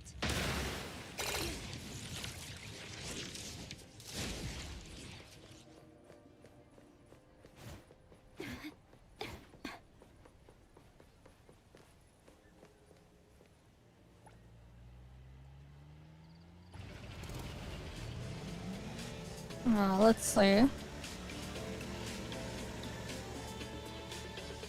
Yep.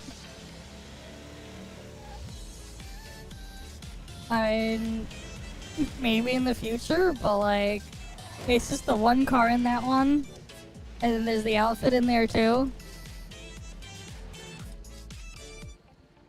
But like, yeah.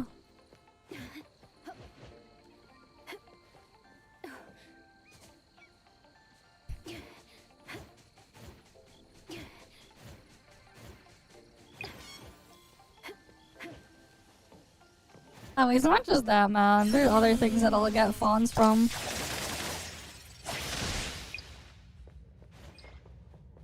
That's only from heist. You're forgetting the other things. City Stamina's another 700k per week. There's another, what, like 70-something k as well from the weekly Mammon boss. Right? There's the weekly delivery, another 32k a week. And then there's the shop thing. That's another 60k per day from the coffee shop. Don't forget, there's also robbing people. That's questionable, but hey, maybe you could get lucky, but we'll not count, we won't count that one. Dailies are also 20k per day as well from doing your dailies. It adds up. That, like, I'll probably have enough to get it through fawns by the end of, the next patch. It's a bit over 3 million a week. Don't forget, new battle pass. And then monthly card I have. I should be able to get it through fawns.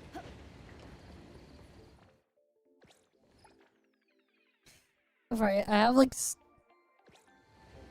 I have just under 6.4 million. I should be able to barely have enough to get it entirely through fawns by the end of next patch. You're also forgetting any other one-time content next patch that gives fawns. There's also gonna be the shop reset as well. The fair exchange, I mean, I'll get more fawns there too. There's still a decent amount of fawns to get that I will eventually get when you add it all up. So there's that.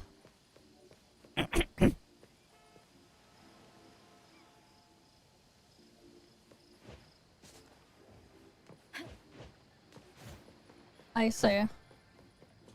But yeah, eventually I'll get all that stuff done. And then, like, that's also not including any of the new stuff. So, eventually I'll get it. But I should be able to get it.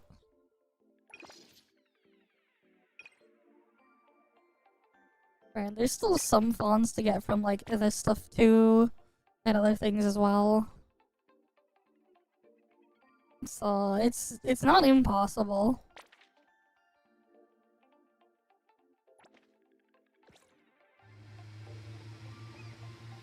But yeah, I'm basically looking at I'm basically gonna get at least 2 million a week once I count everything. And average out the bi-weekly reset for the whatever that mode is called, and then there's just a bunch of other extra things that'll just push me over. Keep in mind as well, like, you know, we had a slower start to getting the cafe set up because obviously gotta level it up, but like, I mean, I've made a bit over 20 mil fawns in 1.0.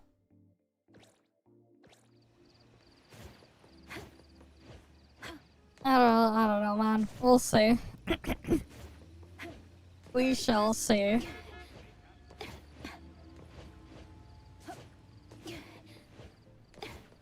But either way, I should be fine.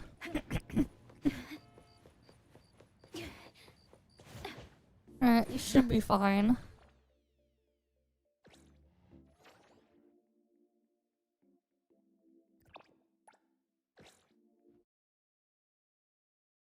Yeah.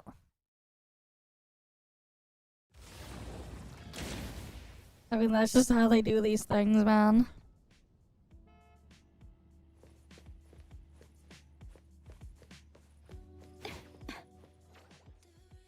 Wait, wrong thing.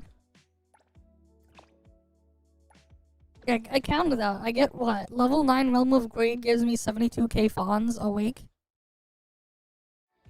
I mentioned that earlier.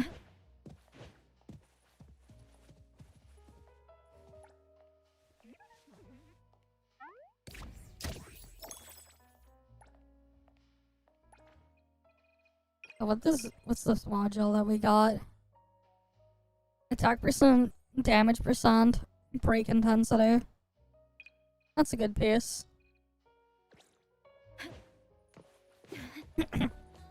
I said, yeah, 72,000, and then there's another 32,000 from mailbox. Imagine if it gave 72 million. That'd be crazy.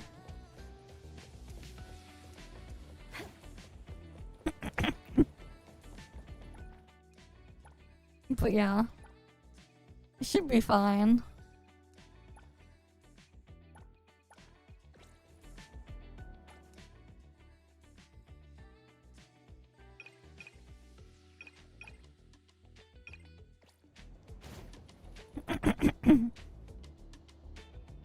Okay, what was Lacrimosa's Cafe passive? I just wanna like see if I'm gonna end up like swapping a character out just to put her in there.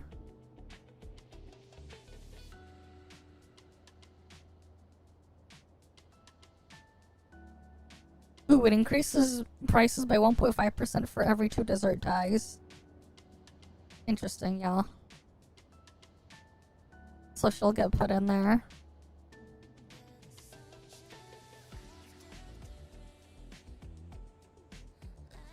But yeah, how much I have saved right now is just under 6.4 mil.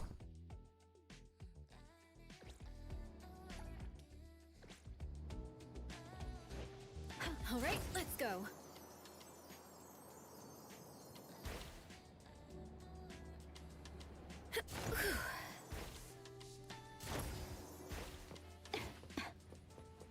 But yeah, we should be good.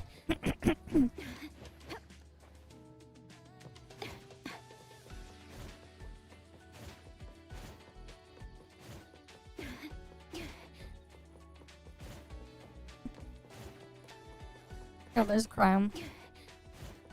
We gotta beat them up.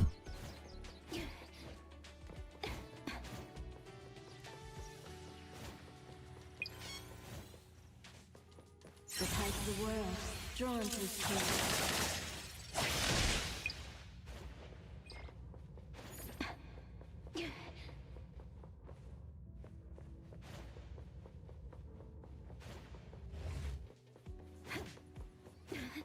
But yeah, it's just under 20 milli total fawns you need if you're gonna use only fawns.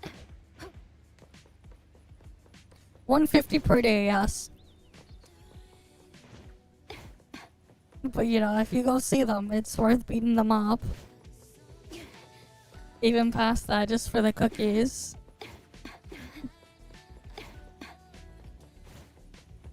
Did you forget links don't work?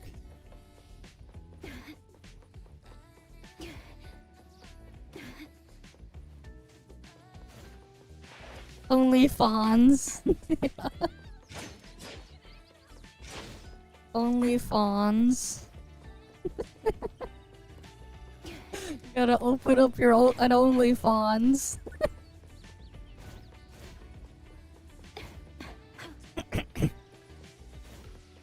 Alright, only way to afford it. You gotta get your OnlyFans.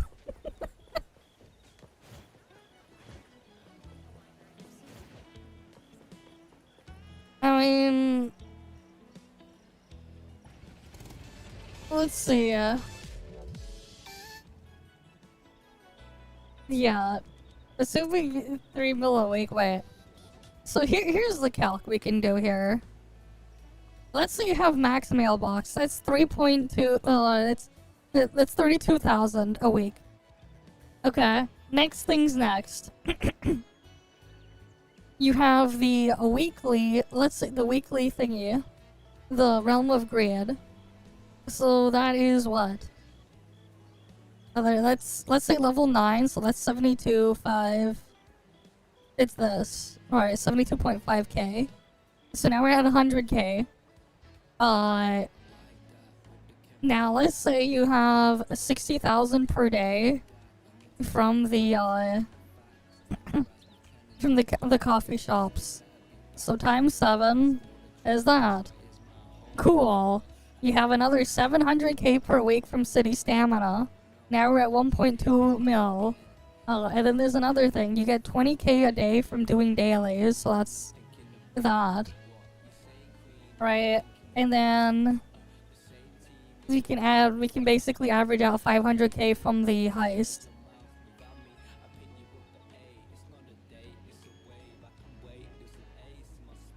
Right, so yeah, another 500k there.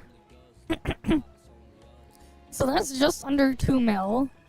And let's say you go loot the things too and you get another... Oh yeah, every week there's 15k fawns from crates around the map, so we can add that there as well. Let's say you get another 14k from robbing people and like putting their wallets a week. So we're just under 1.9 mil. Just under. Right, this is the stuff you can get all completely free. And then how many funds do we get afterwards if we add in? Right, and this is just like repeatable regular stuff. So we go to the mall. This is 30k a day. So if you have this, that's another, I'll just do that in here. That's... We're now at 2.1 mil a week, a week, basically. And then there's the battle pass.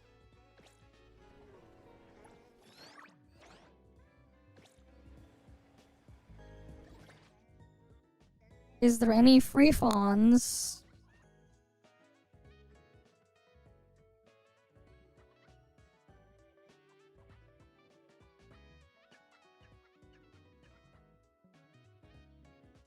There's no free fawns. Yeah. Okay, there's no free fawns, so if you get the paid track, how much is that? Is there a way to check the entire thing we got?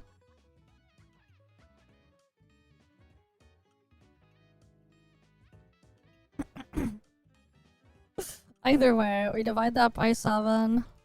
Multiply, that's basically just over 300k per day. Multiply that by 35. That's 10 mil right there. Yes, there is a 2 times Fawn's event too for city stamina spending. I'm not counting that in here. And then if we add in the battle pass, this is what, 20 levels of 10k.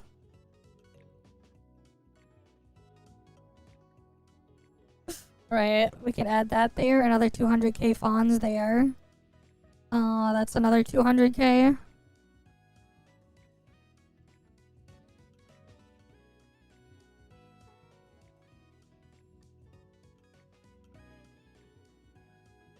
Another 200k. And 100k.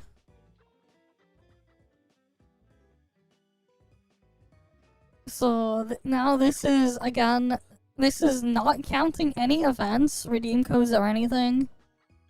This is just a monthly card battle pass, doing every single daily and weekly. That's renewable. That's 11.2 mil fawns. Right. That's what we have right there.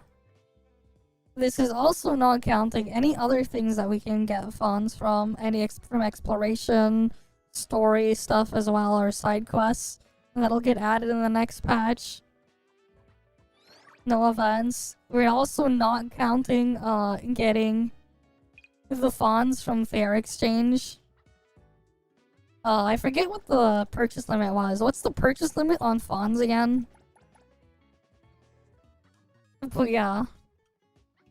There's a bunch of fawns to get there too.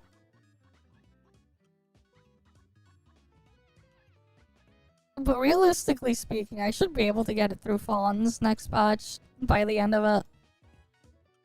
The car. If I do it that way. I should be able to. Realistically speaking, when you count all the other stuff.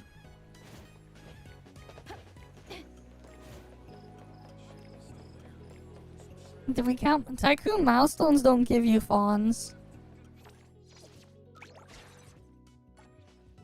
You don't get fawns from milestones.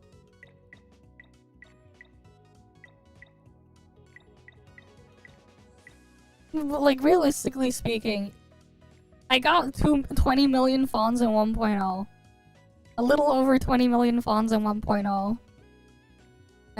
Here's the thing, right? I did get the battle pass and the monthly card, but if we subtract battle pass and monthly card, that's still gonna be around 20 mil. Cause the monthly card, again, it's a thing.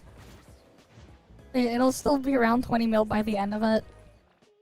Because there's still one more thing in the event I need to claim, and there's still a couple more days left in the patch. Realistically speaking, so there's that. But yeah. At 1.0 we could get 20 mil fawns. And there's still a couple things I haven't gotten all the one-time loot fawns from as well. Though they're very minor. But like... yeah. I haven't gotten the last 4,000 fawns there. There's a bunch of fawns to get here. I haven't done these as well. A bunch of fawns to get there as well.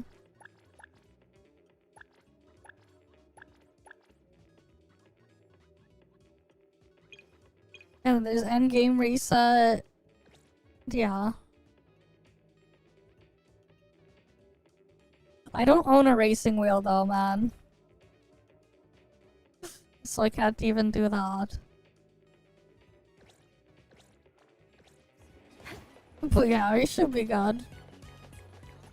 Do a free wallet.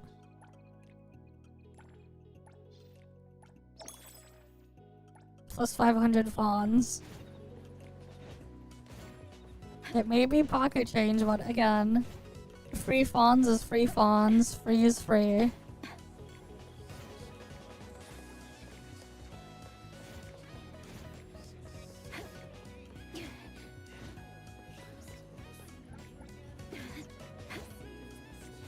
But yeah, I mean, it's going to be possible to get it through fawns.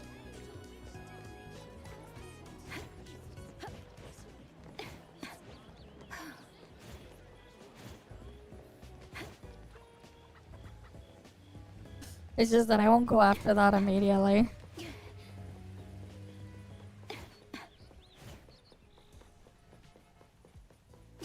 what we'll do though is we'll pull Lacrimosa first.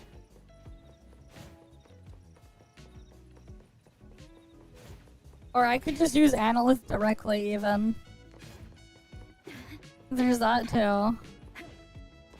Yeah, I mean, I'm gonna go all in for the Porsche, but like, I'm not gonna rush the Porsche. Alright, let's We go. get Lacrimosa first. I'll probably grab a couple dupes of Lacrimosa.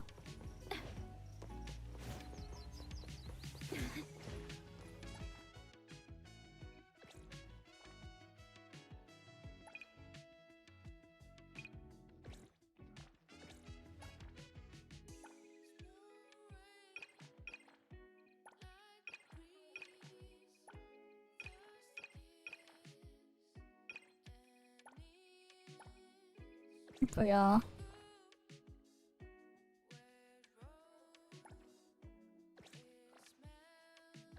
And then of course, you know, we're not counting all the other stuff too that we could get.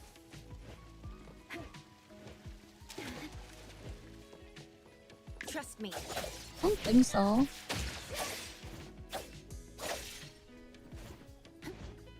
No, Lacrimosa has a skin that changes how her abilities look. One of her skins change how they look. But yeah, if you have the specific arc for the main character though, it does make her thing look different. But yeah, it should be good. And thus, time flows on.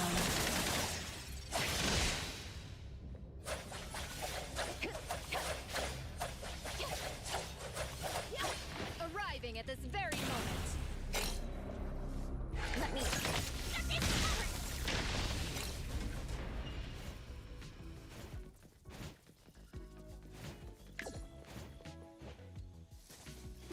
That depends on what you want, man. Fun fact, the best in slot weapon for Hattori isn't her signature. There's some funny math on it. But basically... Alright, I basically had it posted somewhere. I'll post it again in my Discord.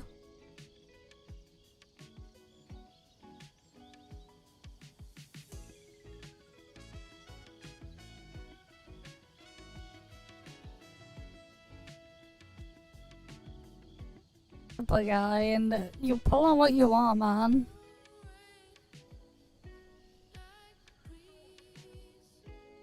I mean, there are different types of rolls. Hattori is burst damage. Technically speaking, playing Hattori the intended way is actually less DPS than just using her ult off cooldown. Because they balanced her too well. They probably got traumatized too badly from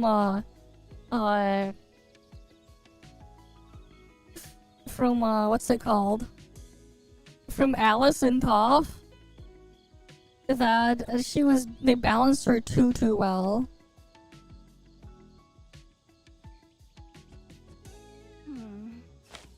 Top-notch stuff.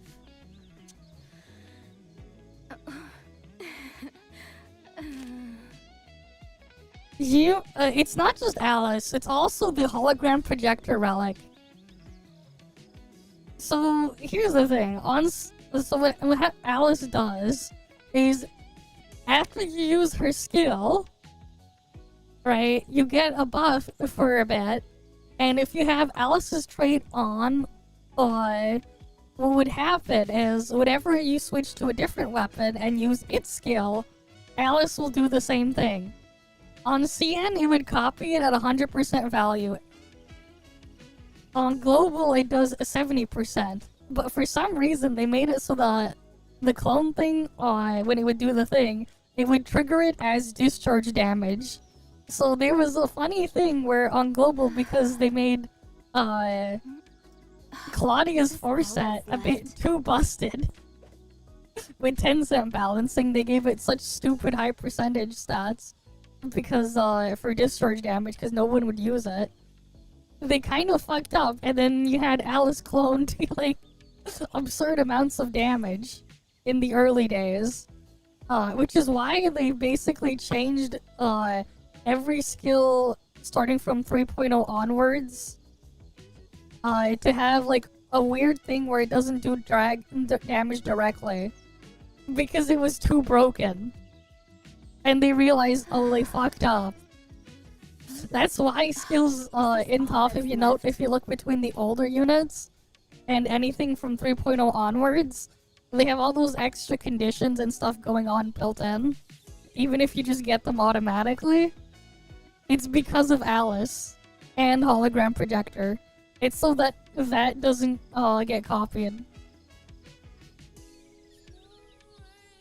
But yeah, so basically, here, we'll do the math here, right? This is tough.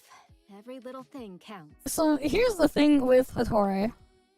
What we can do is we can go by max values, and I'll go over why this thing is silly. And not that right, not that window. So okay. So we'll go here. If you're gonna be using Hattori optimally during her ult, what you want to do is do 4 plunge attacks first. Let's say you have skill level 10. Your plunge attack is going to be 96% attack. You're gonna have 4 of those in. So we'll go get the raw attack scaling portion of it. Okay, and then we'll have her ult here. If you're wondering, this thing by 100%, it basically just means the last hit of her finisher here, it will basically deal double the damage. It's a multiplier for that. So anyways, let's go add the stuff in here together. So we have the first hit is 76% plus, then we have 18 times 3, and then we have another 89% attack hit. This one is a 46% attack hit. There's also a 127% attack hit. This down here that's a 17% attack hit, and the 442% attack hit. And then the final finisher hit is 599. You play this properly, you'll do this 1450 damage there twice. And then there's the initial thing here. So we have the 522 there twice. So I'll just put that there twice. We have an 88%. We have a 260% there. And then we have 34 times 6. So that's 4,496% attack and damage. There. And then on top of that, we're gonna add in our 4 plunges. So that's 96 times 4. Cool. Right, that should be every single hit accounted for.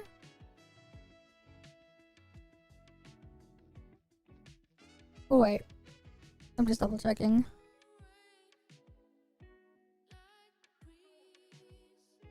Oh wait, no, I missed this thing here. Okay, we're missing the 4th hit there. So that's 51 plus 59 plus 50 plus 84 times 2.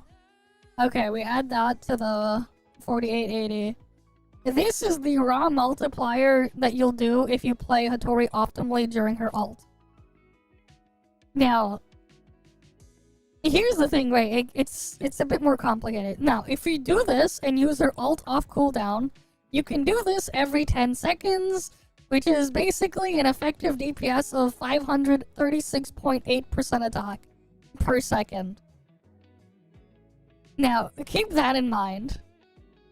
So, here's where the math gets interesting, right? So if you use her as intended, they want you to use her in Blossom and have her copy some skills too. So the optimal setup is we're gonna get a female main character, or just male main character, doesn't matter. Redirect skill, the multiplier is this. So we have 268 plus 251 plus the 80% there. And then there's this extra damage ratio of 200%, which is actually not the number we're going to be using, because there's an awakening effect here, and it increases it to 300%. Okay? So you get 899% attack scaling from main character skill. That's going to get copied. Next thing. We were going to have Nonali's support skill copied. At level 10, that is 399% attack. Okay? Next thing. We're going to get what else copied? G1 skill. Ideally, if you're gonna be playing her in the meta comp. That is right here. This is the number we're gonna use. So we're going to add 72 plus 76 times 4 hits plus 222. So the copied skill damage is 1896% attack multiplier. So we can go add that to the 5368% attack multiplier. This is basically the raw damage over 15 seconds. Kind of. So the next thing we have to figure out is how much damage does Blossom do? Good thing I actually figured that out already. Let me pull up the calc for that. I'll show you guys the sheet for it. It was a pain in the ass to gather this data.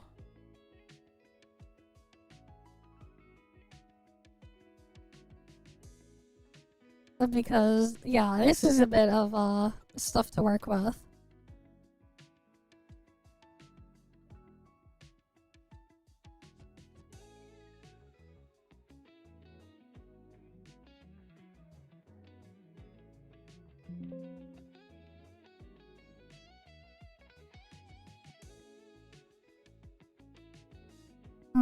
Where is it?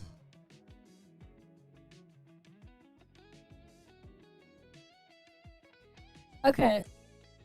Anyways, with this, I've basically gathered a bunch of data and was able to roughly reverse engineer a formula on what the base damage of Blossom will do per tick. And this stuff I'm not quite finished with the ratios on getting this stuff sorted out yet. So ignore this part here. I haven't fully made a proper formula for that. Anyways, you can find the exact formula that's in here though on my Discord server. There's a theory crafting channel on my Discord server, you can see it. Anyways, assuming we're gonna go fight a level 90 enemy, the base damage Blossom will do per hit at 0 cycle intensity is 3502 damage at character level 80 on a level 90 enemy. Cycle intensity. The highest possible cycle intensity stat you can have is going to be 360. Unless they release a substat cycle intensity weapon. This is the highest you can get, assuming you have main stat cycle intensity. The substat on that on that cartridge also be cycle intensity, and then every single module you have equipped also has cycle intensity in every single piece, and everything is yellow gear. You have 360. If that gets converted into a percent to boost Blossom damage, we just divide that by 600, that's 1.6. We add the 1 to that, and this is our multiplier. Multiply that by 3502, and your maximum Blossom damage tick is 5,603. Right? Technically is not homework. We're just calculating stuff in the game. So, right, so we go back here. We have 5,603 is our Blossom one. Okay, so this is our ticks. Now we need to figure out how much of this is worth relative to an attack stat. Let's assume you have 2200 attack and your other DPS would be non-melee. This is your base attack. And let's assume as well you just have double crit gear and you have your signature weapon, just the base value. So let's go pull the data on that. Right, that we can work with. Let me just... Where's that tab? So, let's go switch to arcs first. We'll go get the crit rate value. So, Anomalies arc is already ready. That has 24% crit rate. Nothing else there we need to be worried about. So, we have 24% crit rate. And then we're gonna go add. Let's go check Anomaly stats here. Right. She has free crit damage on her skill. That's 30% crit damage. We'll pay attention to that later. There isn't really anything else here outside of the console here, where she gets 6% crit rate for every type 2 module. So let's go to modules next. So we're gonna filter. Ideally, you're gonna put this in on, and what's this? 8% crit damage per stack up to 7 stacks. We'll count that in after the fact. Anyways, the main stat here, you're obviously gonna ideally want anima damage there, and let's assume you have double crit stats. So that is going to be 10% crit rate that we're gonna add right to our stats there. Next, you want, there's two 3-block pieces and one 4-block piece.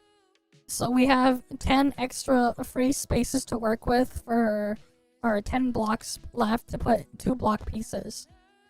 So you're going to go put 5 2-block pieces on Anomaly. Oh wait, you can't see it with the thing here. So each 2-block piece is worth 6% crit. So that's 6% times 5, because you're gonna put 5 of them in there. You have 64% crit rate now. And then now let's consider you got on every module piece, you have crit rate on it.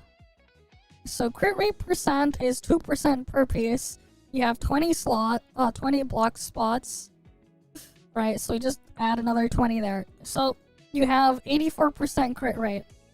That is the highest you can get reasonably and without anything else on Anomaly. So we're gonna use this as our base for crit rate. Right, so now let's do crit damage. So crit damage, we get a 4% instant per piece there. So we're just gonna add the 40% right there. That means on the cartridge, we're gonna get 20% crit damage. Right, so if we go back to the cartridge, that is a 20% crit damage. Right, so now we're at 60% crit damage. There's also this thing, 8% times 7.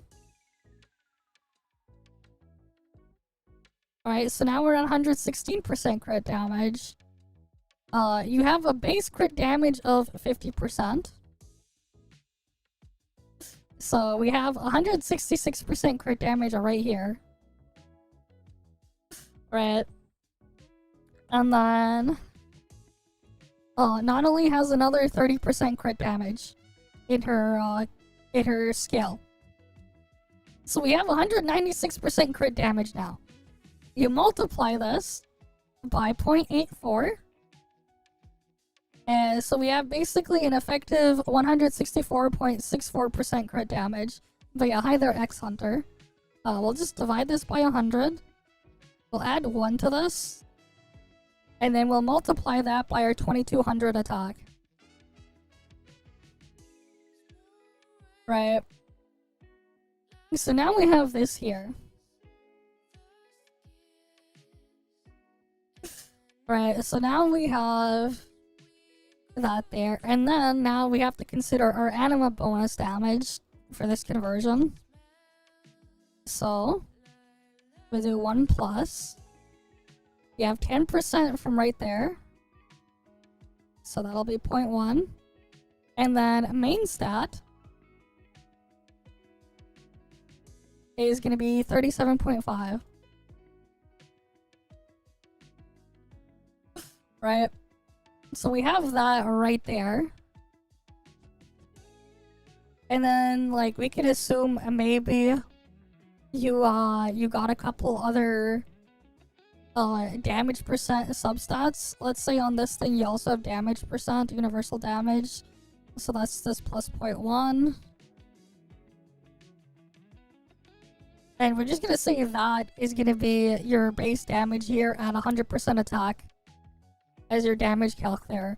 I'm not gonna count if you stacked, I'm not gonna be super unreasonable and say you got completely perfect subsets on everything and count all the other damage percents we could add to this. We're just gonna go with you got a cartridge that also had it with the main stat and the set bonus there. So this is basically your 100% attack scaling there. Let's assume then, now that because of level differences and stuff and the defense is factored in, you're doing roughly... I'm just gonna put that back there. You're doing roughly 60% of the actual damage on the target. So we have a 5501. This is your 100% attack scaling. Roughly thus. So now, let's go and then compare it back again to the value from before, which was 3502 is your base blossom tick damage. And then we multiply this by... what's it called again? Oh yeah, we're multiplying it by 1 plus 360 divided by 600, so you have maximum possible cycle intensity. Right, so that's 5,603 is going to be your damage there. So 505... wait, no. 5501 0.86. Let's do that. Divide that by... wait, no, we want it the other way around. Yeah, we want to convert it to attack percent. Divide that by 5501.865. We'll just do that. So it's basically 102%. We'll just round up to 102% attack scaling per tick of the blossom hits. During the time stop, those blossom hits can go hit the target, but it's every 2 seconds. So, let's assume you have only 2 blossoms spawned in because it's your first rotation. You can technically have up to 6 spawned in maxed, but realistically you're not going to. So let's say we'll do a calc for both and then we can just average it out. Anyways, you get 1 every 2 seconds, right? You have 2 up, so you'll get 10 hits. So that's now 1,002% attack. Now we'll go add that to the number we had before from the copied skills and stuff like that. That I did have saved. Somewhere that would have been... let me just...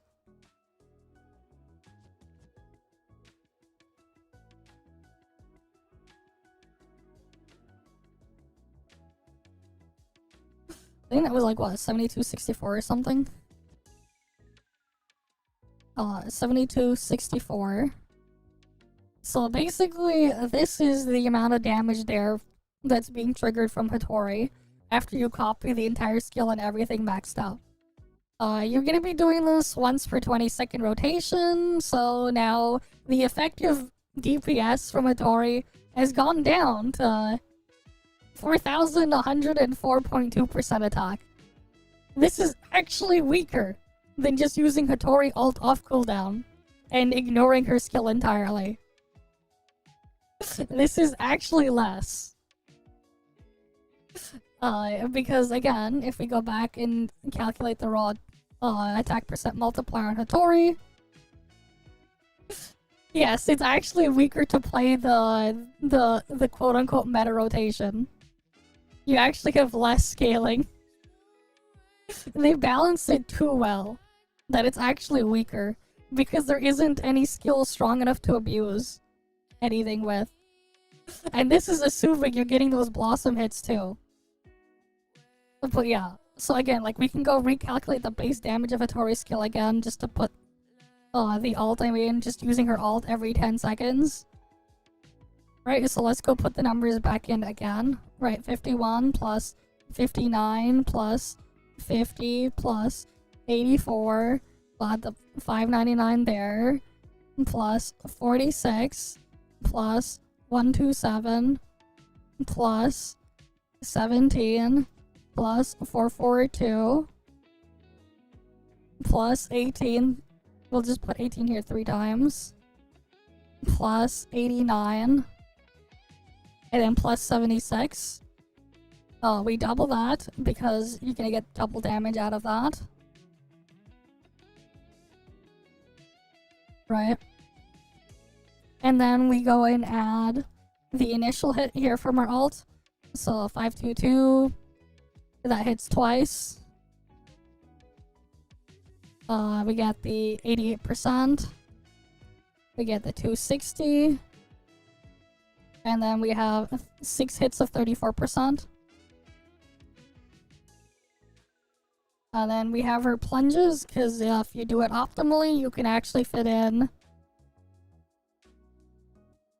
4 of these plunges before you do the normal attacks. So if you're gonna min-max, you're gonna do them. Right, a 5,368% attack multiplier. Divide that by 10 seconds. That's 536.8% DPS. Attack per second DPS. This is actually higher than the 414. Right, when you think about it. It's actually stronger not to use her signature weapon and play around that. And the reason why is because if you don't do the skill copy gimmick, if we go to her signature weapon, which one is that again?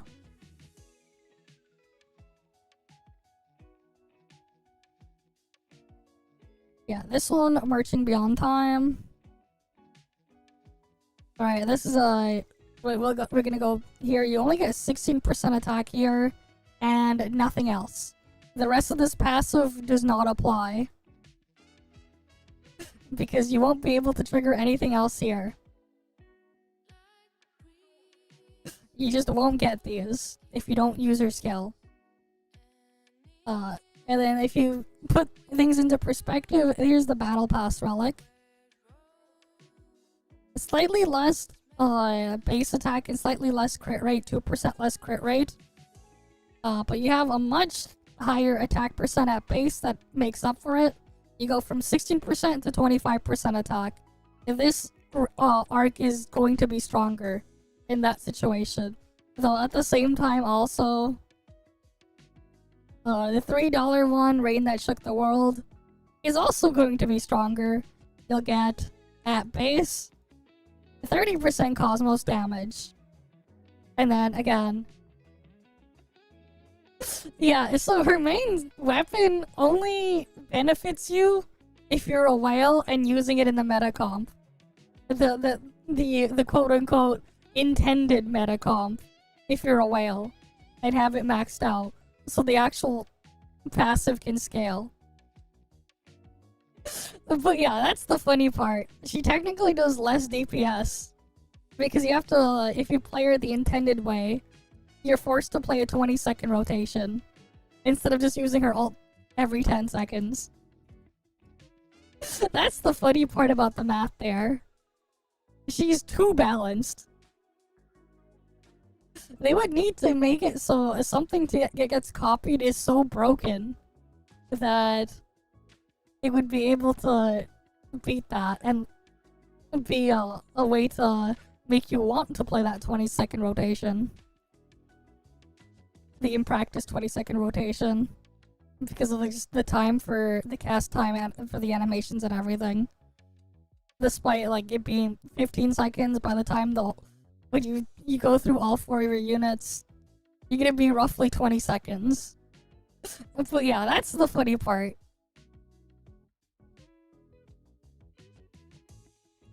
How is she compared to Lacrimosa? Okay, I guess we can go with Lacrimosa. Lacrimosa's... You're not gonna use them in the same type of situation. Lacrimosa is a dot unit. Let's go for... We're gonna talk about using her at her base. The optimal way to use her is to use her as when you're using her on-field in ranged mode.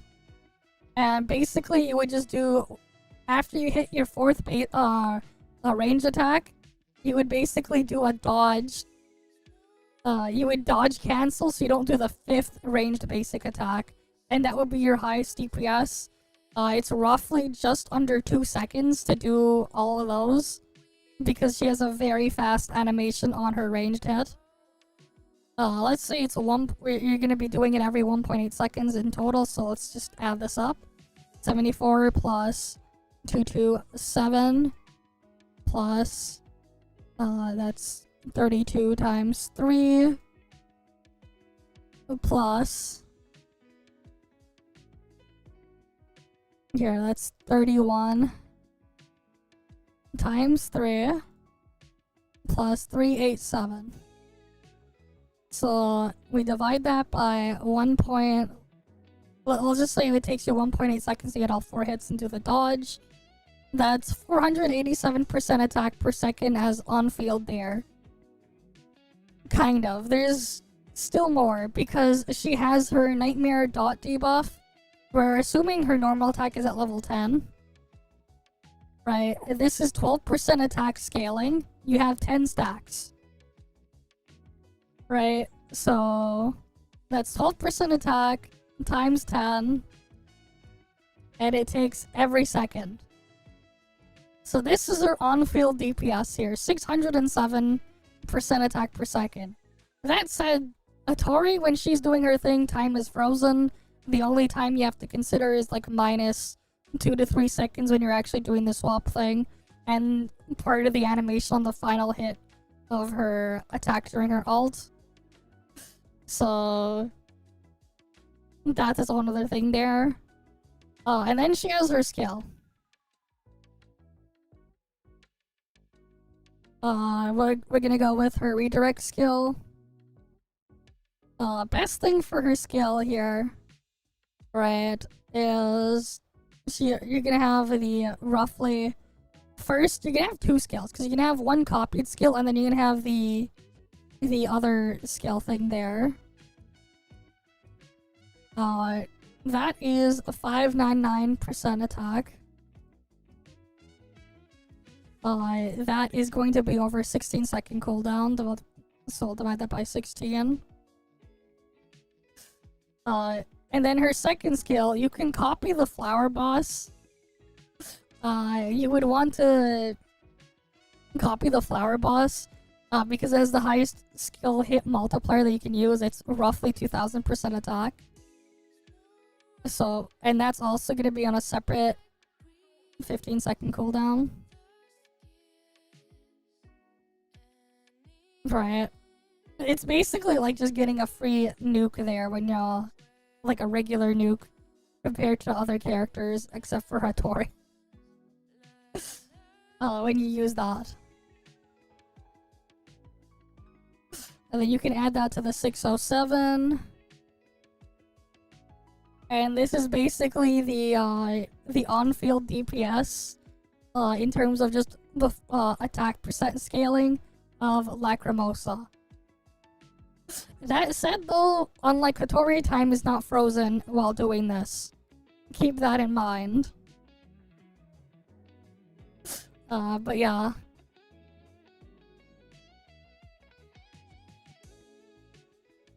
And if you're gonna play Lacrimosa, there's only really like 2 or 3 comps I would suggest.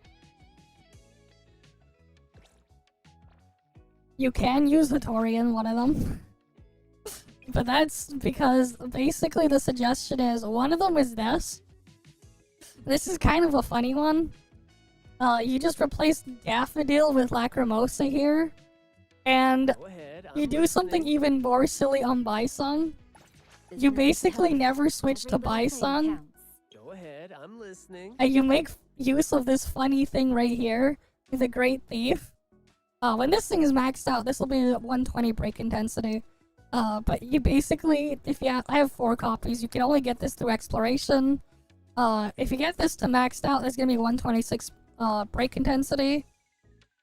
Reason why this is funny is because of how break intensity works. You have 3 incantation units, so you have 126 times 3. This adds, you'll end up getting 378 there. You then get 120 from the main stat there on him. And then if you basically would want to build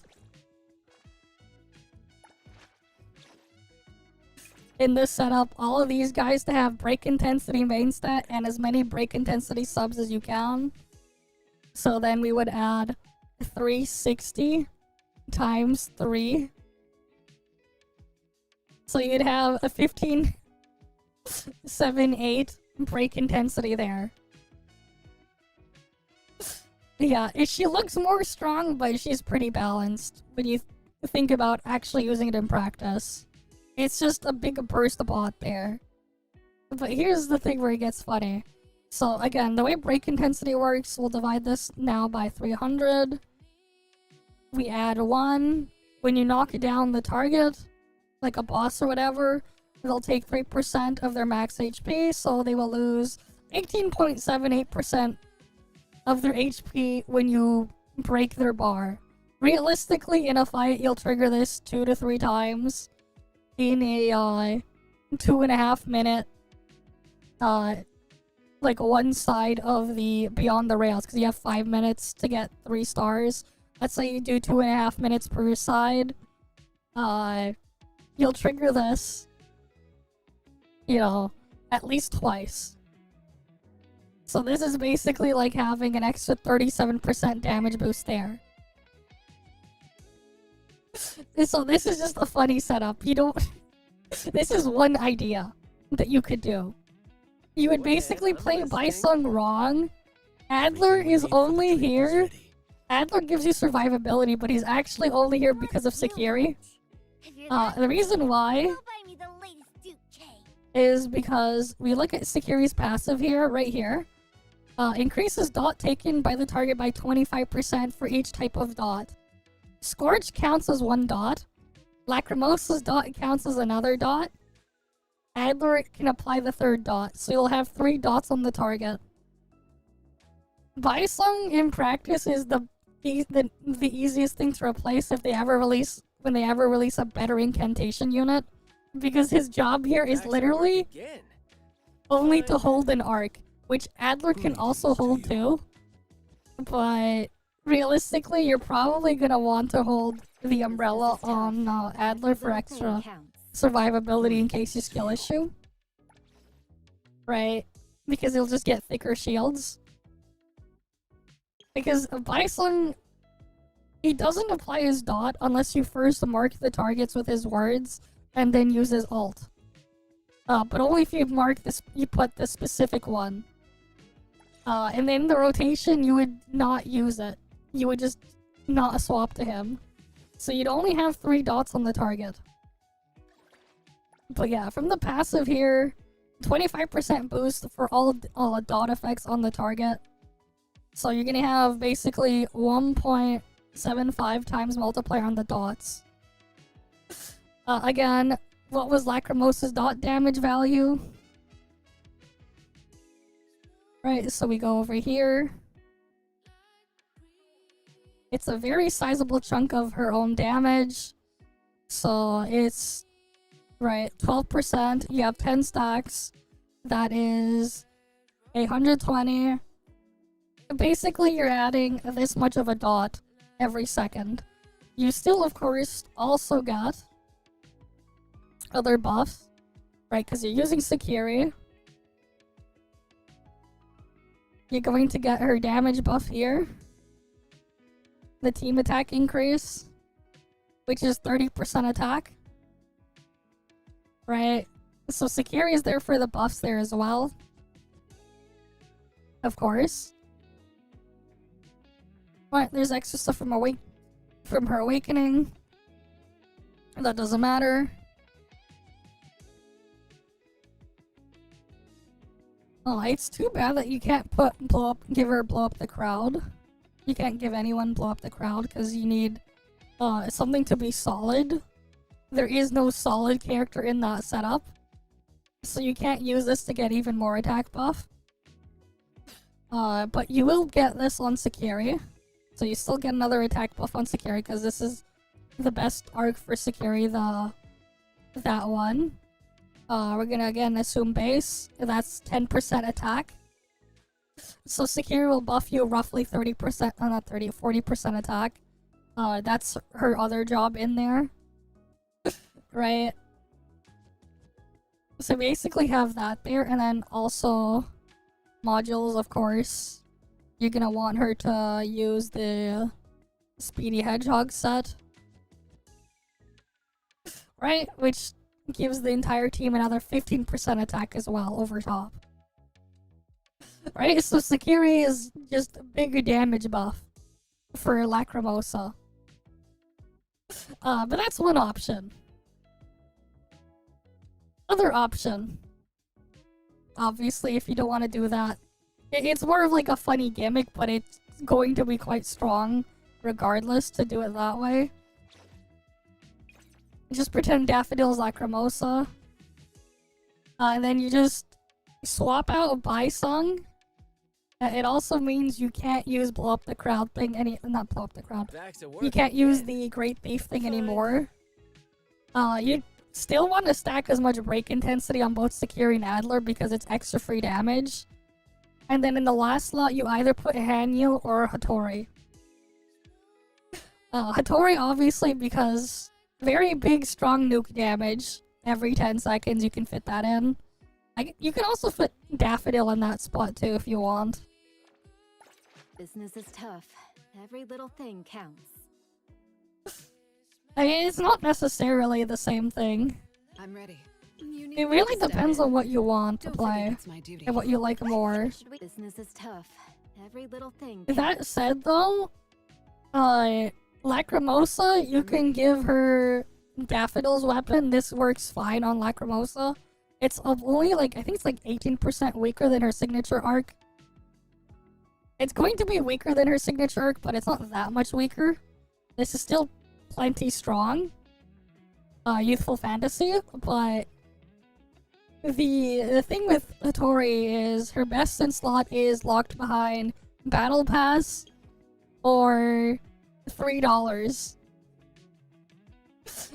Keep that in mind.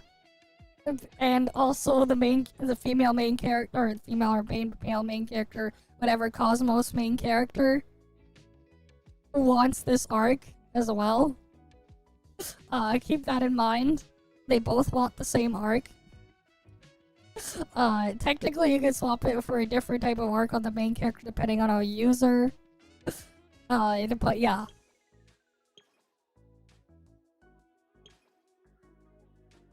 So that's the thing there to consider as well for Hattori. Her signature arc is going to be technically worse. Eventually it will be stronger in the future, probably with power creep. But that's more so you're banking on her being usable with a theoretical broken skill use character that she can copy that power creeps way later down the line. For that to matter. But yeah, it's basically do you prefer the burst or do you prefer the dot? Different playstyles. That said, it's not a bad idea to use them both together either. Because it's, again, strong. But yeah, like, Sakiri plus Adler is just really strong support there, and then there's the Haniel you can put in the last slot. That's like another way to play it. And again, you could just stack break intensity on Haniel too. You won't get as big of a chunk when you knock down the boss and stuff or whatever. But like, yeah, like with Haniel, honestly, like the way he would build her damage contribution directly isn't gonna be that high, but the buffs and stuff is gonna be nice. But yeah, like, the main thing is, like, just security is crazy in terms of just buffing the output. Don't even bother with Discord. The reason why is it's not practical to play Discord because there's kind of nothing to let you quickly trigger Discord. So, like, even if you were to play it with Haniel, if Discord happens, it just happens. But I actually would avoid trying to trigger Discord with your cycles that you can trigger from swapping off Lacrimosa, because you're gonna want Scorch on the target. I mean, if you're in the overworld, everything is weak as shit in the overworld. That's why they just die. In the overworld, everything just dies. But when you're actually in the other in the real content though, not so much. She does, like, some, you know, damage, sure. Yeah, in the background, but it's nothing super, super crazy. Especially because she has lower base attack stuff to go over. But yeah. The main thing you're using Anniel for is her attack bonus ratio there, like, the flat attack you get from her. Because it's a decent chunk of attack. That's why you're using Anniel. Everything else is just a bonus.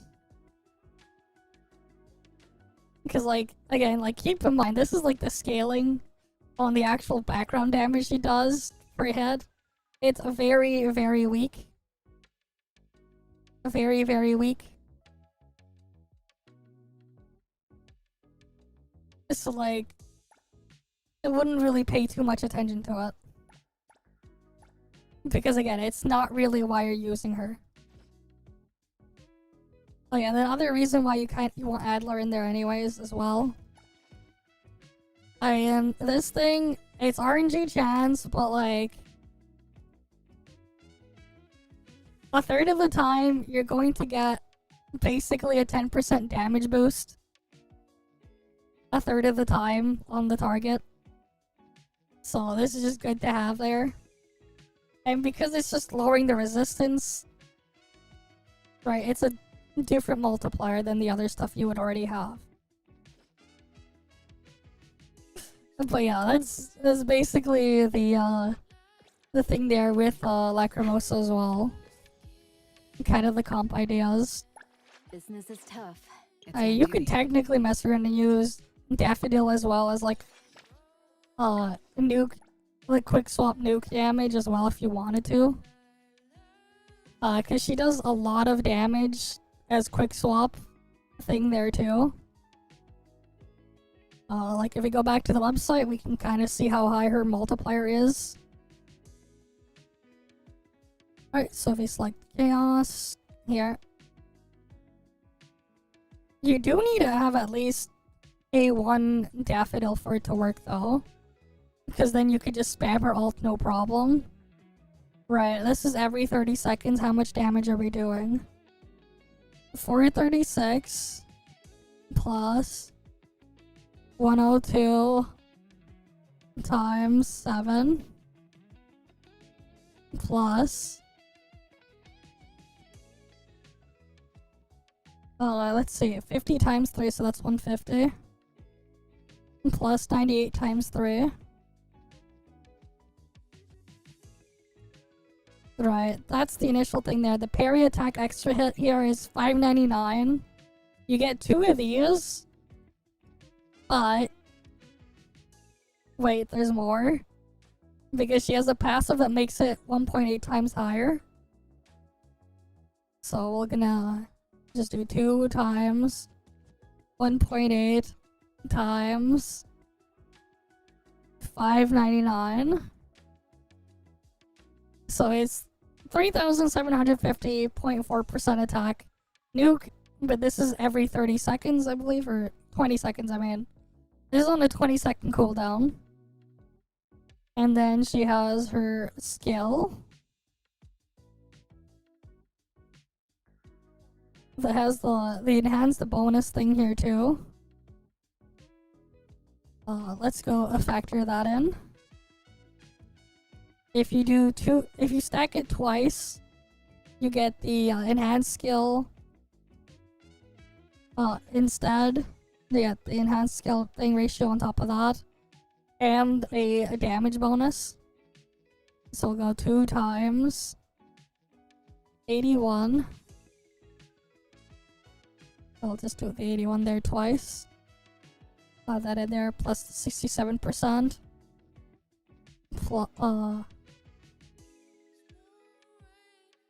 I'll just add that in there. I'll put 5 of them.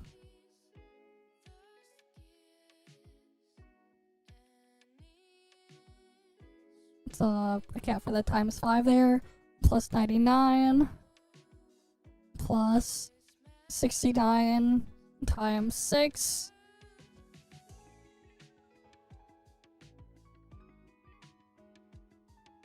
Alright, then we add the 182.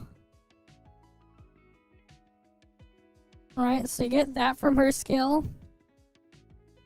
And that's every 16 seconds. Realistically, you're probably gonna do it just once every 20 seconds. So we can just add that to 3750.4 divided by 20 if you do it properly.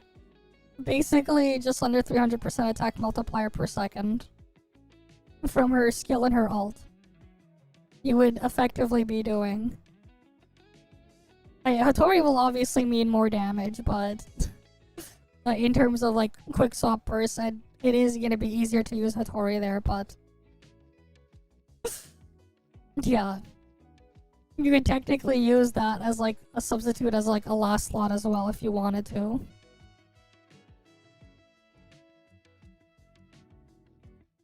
As a quick swap burst. Though it's not gonna be as great as just using a Tori in that slot. Or honestly, yeah, you could put like Haniel. The buffs you would get from Haniel would probably outdo Daffodil anyways. So it's either... Yeah, I mean, it depends on what you want, again. So like, the funniest thing, again, like I said with Hattori, ideally, you put her in a setup where you're playing 10-second rotations, or you can easily do 10-second rotations. Technically speaking, it's a bit more awkward to do that in Blossom, but if you wanted to do it with Chiz, I'd use Hattori as a burst support for Chiz. You can do that, and it would actually work really well. As funny as it sounds. Like, my actual recommendations for Hattori comp, like a best Hattori comp, is to use her with Chiz, or to use her with Lacrimosa.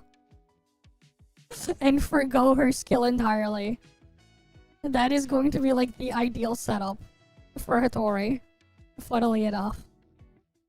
But of course you could play Lacrimosa without that. And go for a different type of strat. Yes. We just did the math earlier to prove that Hattori's skill is not worth using, and you just use her ult off cooldown. In most situations, if you can play around it. Because she technically does less DPS when you play her the intended way.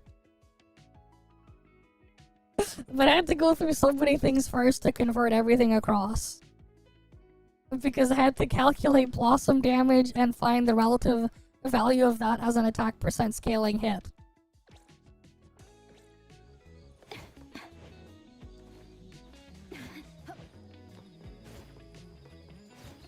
But yeah. That's basically what I'm saying there. Kind of funny, I know. But that's just reality.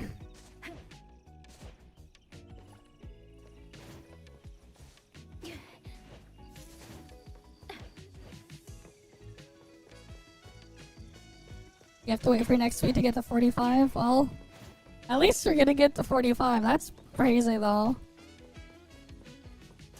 I mean, it depends on what you're trying to do and what you want to do. Keep in mind, like, at least in this patch, because that's just how this patch is set up. Maybe they'll get stronger in the future, they probably will. But like, we completed all of Beyond the Rails with level 60 units. And like, this was quite literally what my setup was for stage 10. I'm losing a lot of damage here as well on the second team because I do not have Geo on and I'm just using Sakiri there instead. So keep that in mind. Right, I'm using what? A1 Nonali with her signature weapon. I have A1 Hattori with Battle Pass weapon. Right. Jesus Jizz.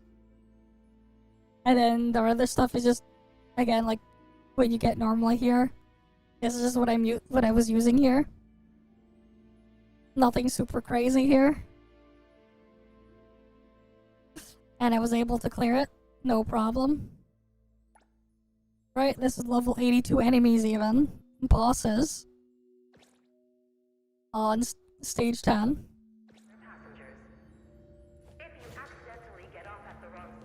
So you can keep that in mind.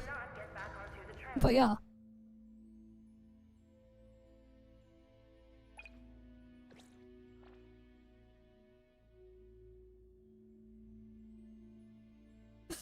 It is kind of funny though. Like, curse the builds in weird ways are gonna be viable. In like some really, really strange way for Lacrimosa with her support, where you just stack a break intensity.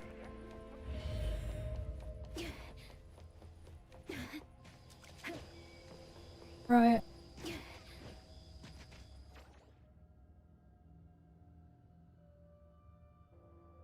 But yeah, I mean, I use level 60 units, mind you. Need me to step in. Right, Don't level forget to 60 build units. another Me, wanna join the amazing Kaluchis? And it was able to clear the end game. Obviously, it's gonna be much easier with higher level units, but yeah. Because of the damage difference. That's calced from level scaling. But yeah, material consumption is gonna be insane. Unfortunately, that's kind of the case with pretty much like all of these gacha games and stuff. It's always kind of insane. So there's that. But yeah. At least you kind of know what you... or at least have an idea of what to do.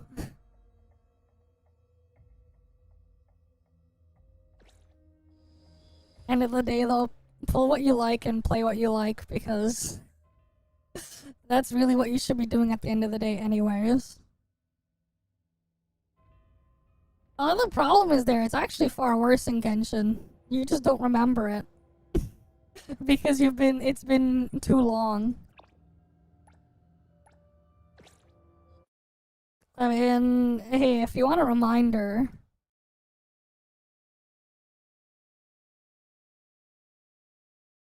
Let's pull up Honey Hunter World for Genshin. Let's just pick a random character. I'm gonna just close my eyes and just click whatever. Okay, we clicked Traveler. I'll go close my eyes and try to click another character. Alright, I got Ayaka. Well, look at the cost to level up Ayaka. Okay, what's the total materials you need just to get her leveled up? Without the experience box. 420,000 Mora to get her to level 80. I sent it all the way to level 80. That's just leveling up the character. And then there's the cost for her talents. Let's say you do it for all three. That is 1.6 1.65 million Mora for each skill combined total. Yeah. You know, this is a couple million Mora right here. You do it 3 times over, then we're not even counting the rest of the stuff. There's your refresher. It's a lot of these games are like that. Unfortunately. But yeah, you just don't remember it. Top-notch stuff. But yeah, there you go. I mean, we have the things here too. It's just over 500,000 Bleedle coins to get a character to level 80. Fully ascended in NTE. Right there. Do we have the skill cost thing? Oh yeah, we do. This cost per skill. That's another 4. Is that? That's another 437,000 per skill. I mean, it's less beetle coins that you would need more, I think, in Genshin. So there's that. You technically need less beetle coins than you do Mora. Relatively speaking. Top-notch stuff. I mean, the artifact is its own other problem, but I was basically talking about, again, like Mora versus... Mora and beetle coins are basically the same thing, just named differently in practice. In how they're used in the games.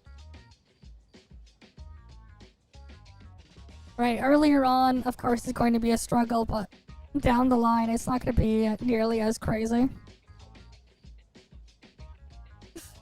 So keep that in mind. But yeah, how you get an X-Hunter? Just going over the stuff there.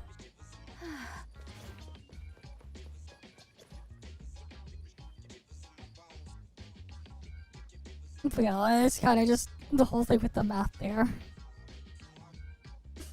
Like I said though, if you want the easiest comp though for Lacrimosa, it's going to be just Lacrimosa plus all 3 incantation units and stack break intensity on all the incantation units. I mean, yeah, eventually you're gonna just keep doing that stuff to mess around with. To get what you want there.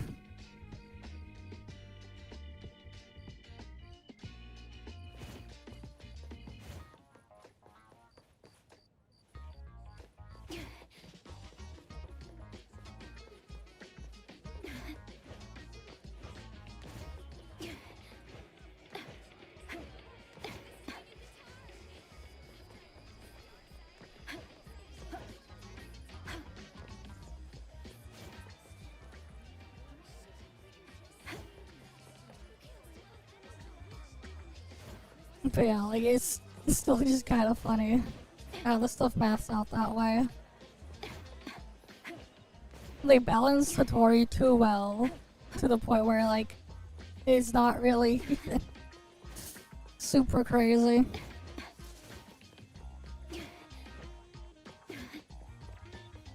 I mean, I collect it once every couple days.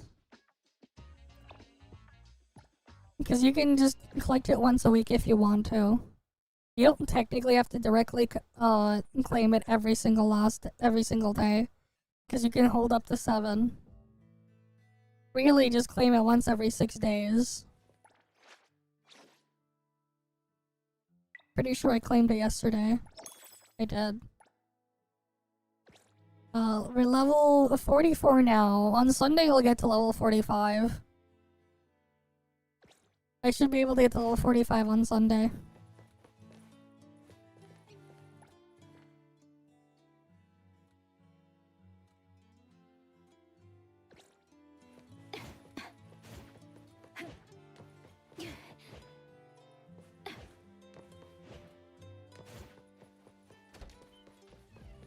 Trust me. The wind's just right. But yeah. The math is just kind of funny though, what we've calculated here today. Or rather, just today on stream. The best use of Hattori is just use her ult and do the thing there and then swap out. Ignore her skill.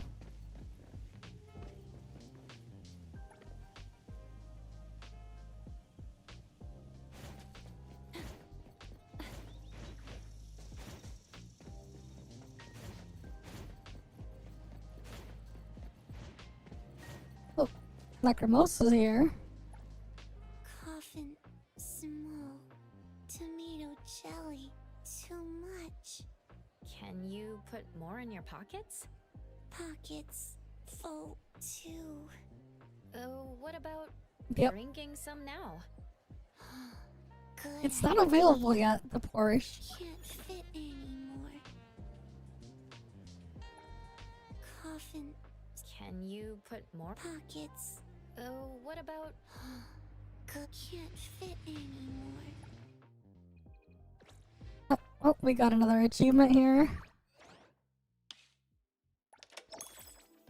She can't collect all her tomato jelly and bring it with her.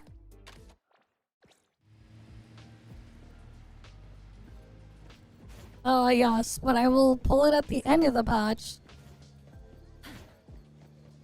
Not at the start of the patch. Just call Taco. Can't fit anymore. Uh-huh. Can't fit anymore. Why? Because I want to do it through fawns. That's why.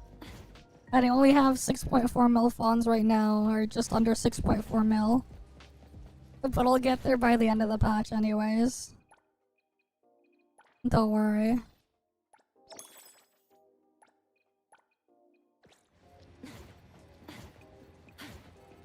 Yeah, I'm gonna get other stuff instead first. I know. The thing is, we pull Lacrimosa and get stuff with Lacrimosa first. We get Porsche collab later. There's time, but there's no need to rush it.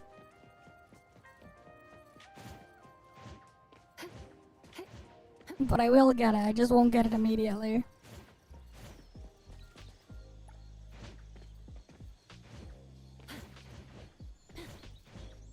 Like, I have a strat, or rather a plan around it. Right, I got it figured out. The Porsche collab is 35 days, the entire patch. And I'm saying, if you want it, go get it. If you don't, then you don't get it. That's it.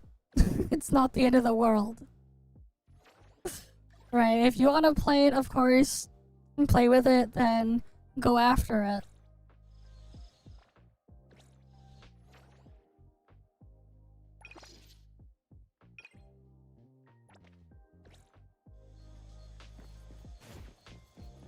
Do you need it? No.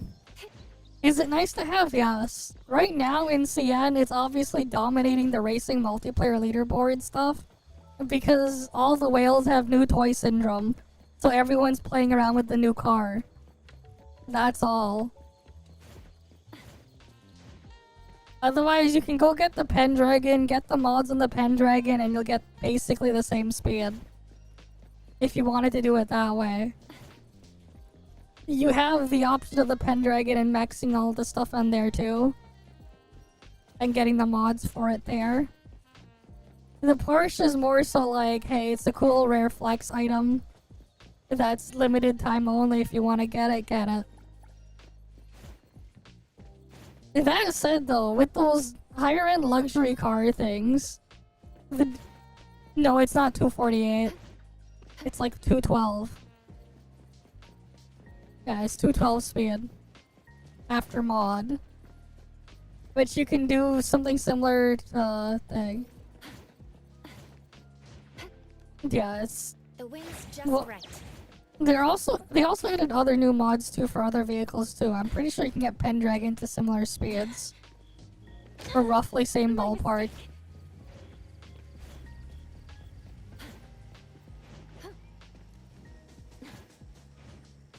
But like, yeah, the Porsche collab car obviously limited time thing. And it's what, an exclusive car you can have. If you want it, get it. If you don't, then you don't. I have the go-kart. Because the go-kart is fun to mess around with, but like, I've just been mostly hoarding stuff. And saving stuff up. I'm gonna go for the Porsche. And get it for free that way. Through fawns. And stuff. Oh wait, no, that's not the right button.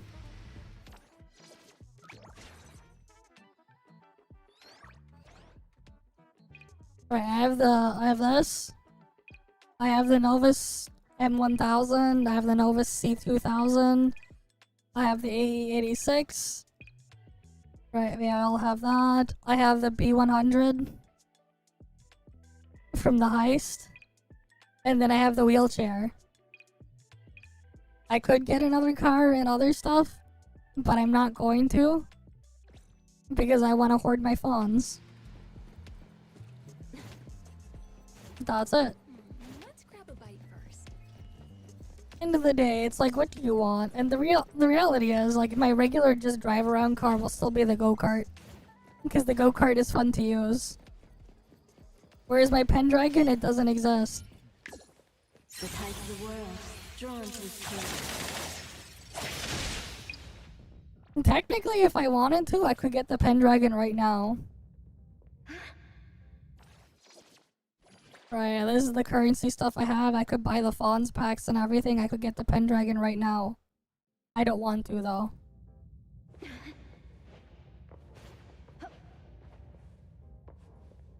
What do you mean? No. I thought I'm sounding normal. Wheelchair 60 kilometers. Wheelchair is just funny. But yeah.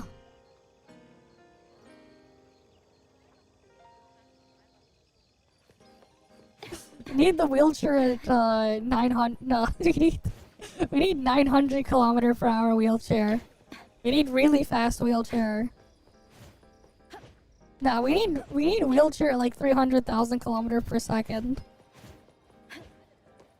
Even better. Even though that would be impossible. Really.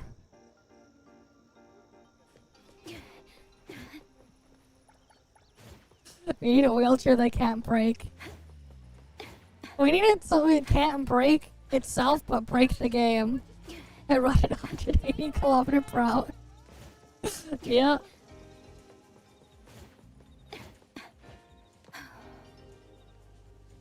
What's next? They make a DeLorean car and have it go up to 88. Thing. And then you time travel. Honestly, that'd be a funny thing if they like they put in the story or whatever, like or something like that. Hattori had a car, she buys her car back because she apparently sold it, and it's like a DeLorean. That'd be like funny. How to take pictures? You press escape or open the menu, click on the camera, and then take a picture of the thing. That's it. It's not hard. You just go into photo mode and take a picture of the paper plane when you see it.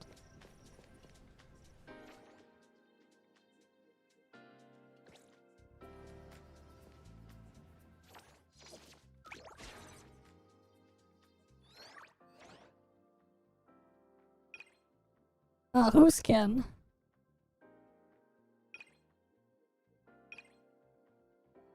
Oh, I can't level this thing up anymore? Alright, because I don't have the other apartment, the last one, to level it up further.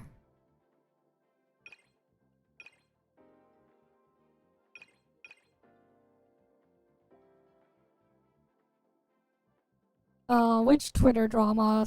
Twitter is just a mess. Twitter is always a mess. A Tory skin? What about it? A copy allegation? It's just an outfit. People are just being weird over it. Oh boy. Yeah. You need me to step in. Don't forget to bill them for an appearance fee. Right, it's like... What? You know? 1.1 cutscene one? Every little I mean, like the out of context screenshot that they're sharing around or whatever. Yeah, people are just fucking retarded.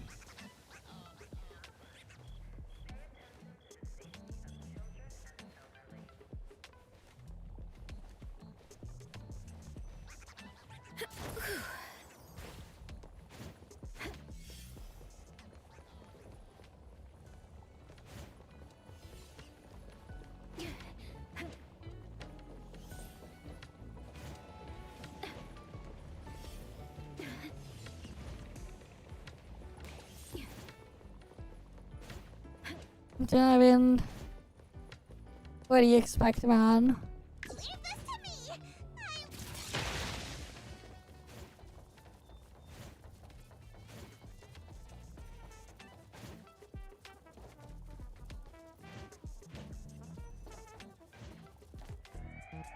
Let's rock! Roaring Tiger! How about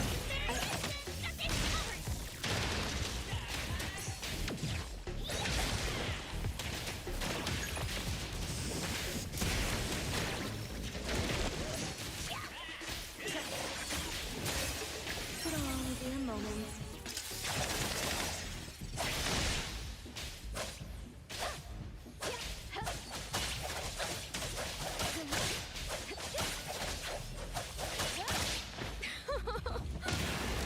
I mean, it doesn't matter, man. There's no point in fighting or arguing with them because they're professional idiots and they will just drag you down to their level.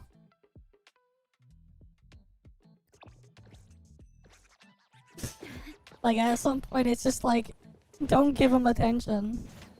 Don't even bother engaging with them. Alright, let's go.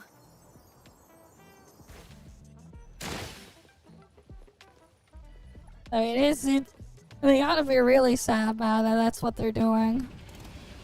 Do they really have nothing else to do? I thought they had their anniversary or something. It must be really awful that they're like doing other shit instead.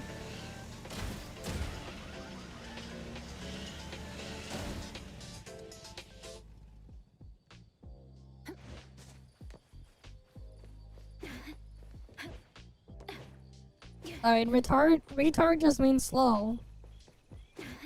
You know, like, it's even a technical term on certain things, like, you know, like on a truck or whatever, you can have like retard brakes on a truck.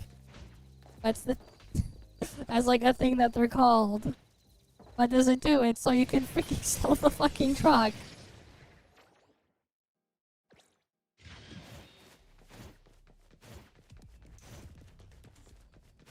Trust me.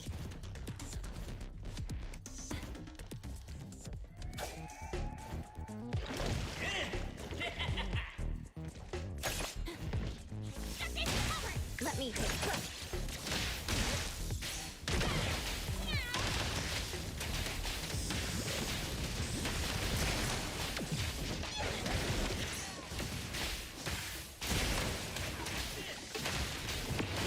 And thus, time flows on.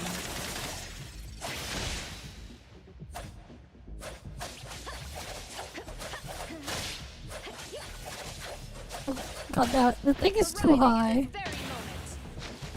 Trust me.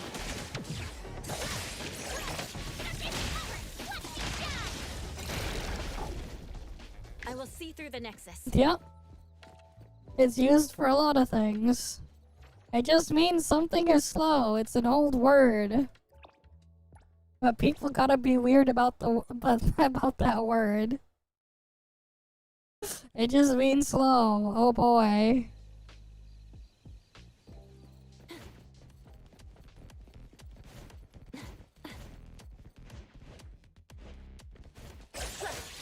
Time for a change.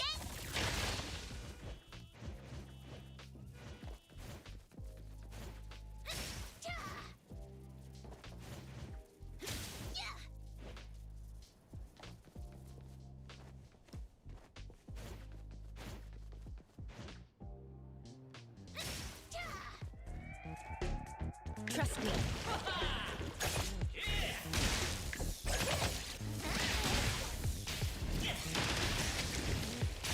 Just a tickle. Yeah.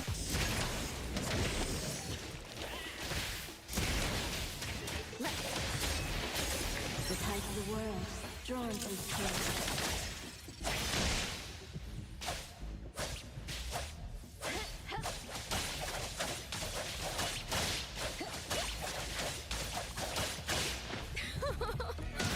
But yeah, like right there, you see, you could do 4 plunges during her ult and get the last hit in. If you play it perfectly. So most of the time I only bother with 3 because sometimes I have to close a little bit more of a gap. And I don't have enough time to do that 4th one. But yeah.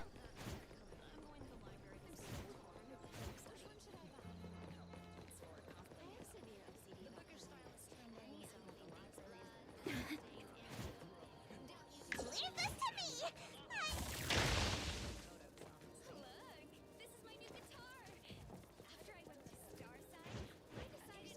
She's pretty balanced regardless. A bit stronger than some of the other characters, sure, but like nothing crazy. When you really average everything out. I will see through the next.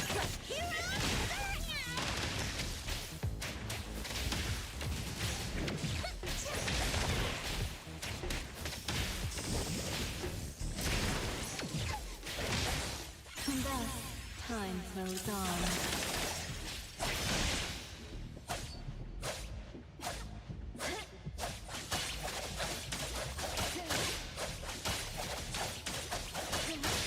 The moon has set. But yeah, just in case, I mean, you can always just only do 3 plunges. It's only a...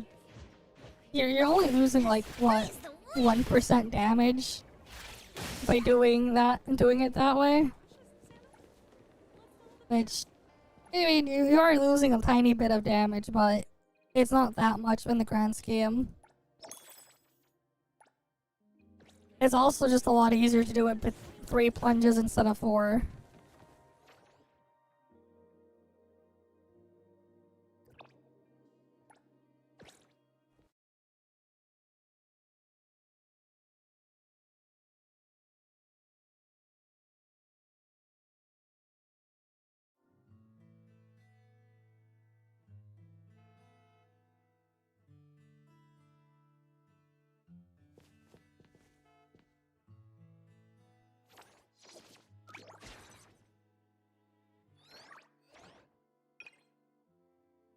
I'll have to go Skyview walls later.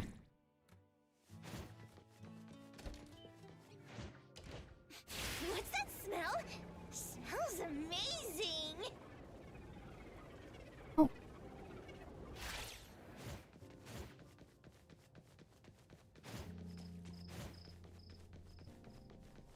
Let me take over.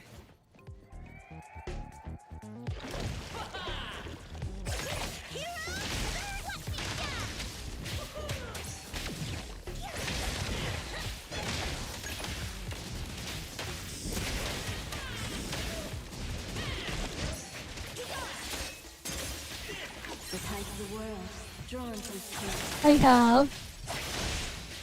I collected them all a couple of weeks ago.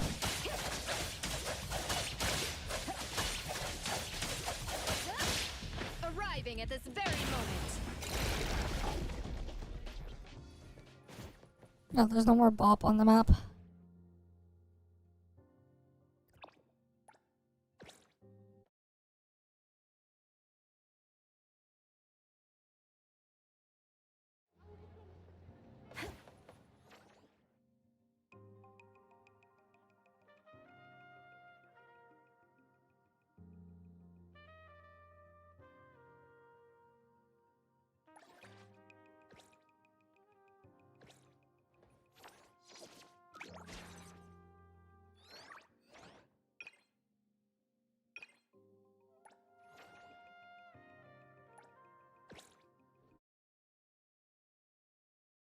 What's max level for what? Character max level is 80. Max hunter level is 60. Max level for furniture is 10.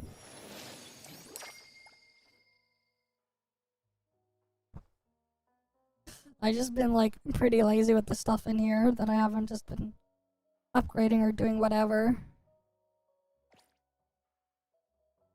But yeah. Submitting oracles, I'm pretty sure it's, what was it, 10 or something? Oh, one sec, I have crime guys to beat up. Alright, let's go. It'll only be a moment.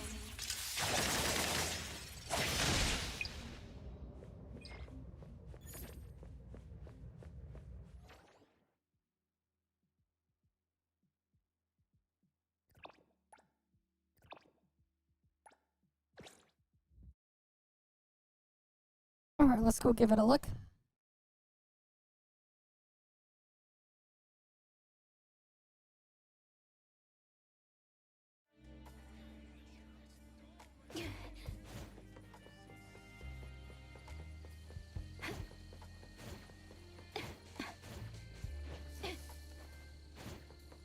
Get away from Epstein Island, oh boy.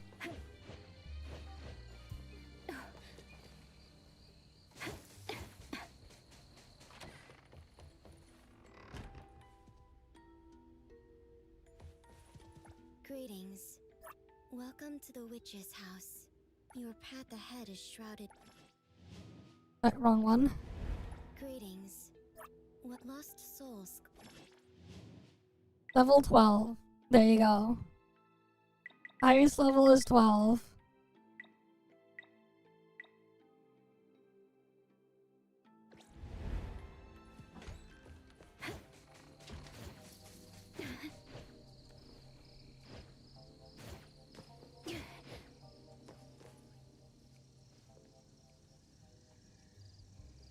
But yeah, anyway though, those guys are just weird, man.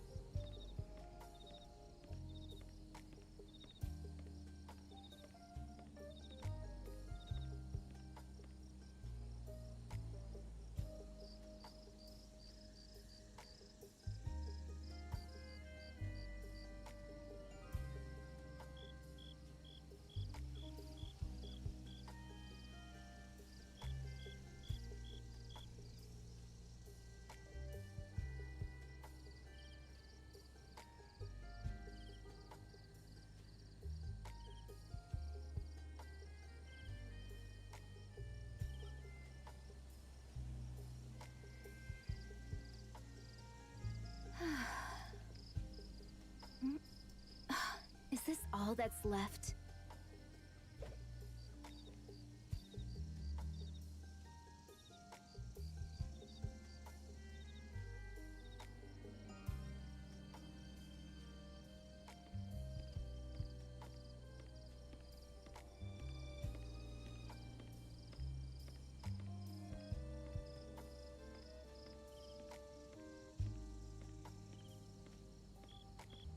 Alright then.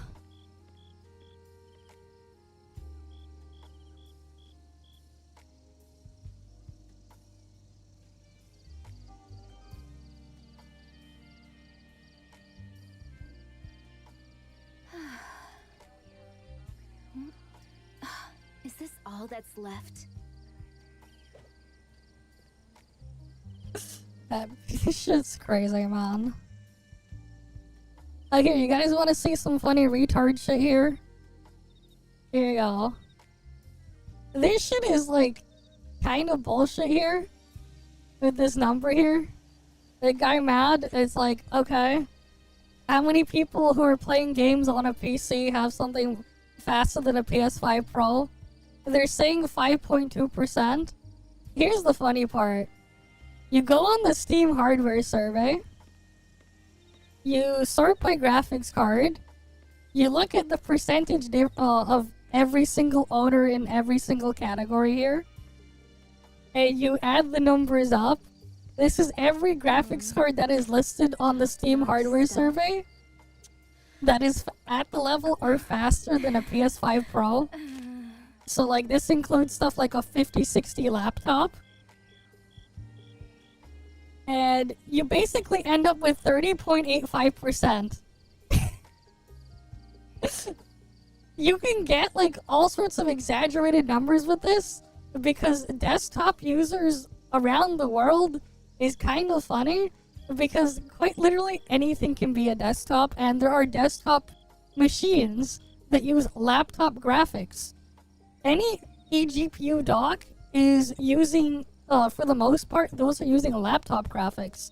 Mini PCs are typically using the laptop variants of the graphics cards.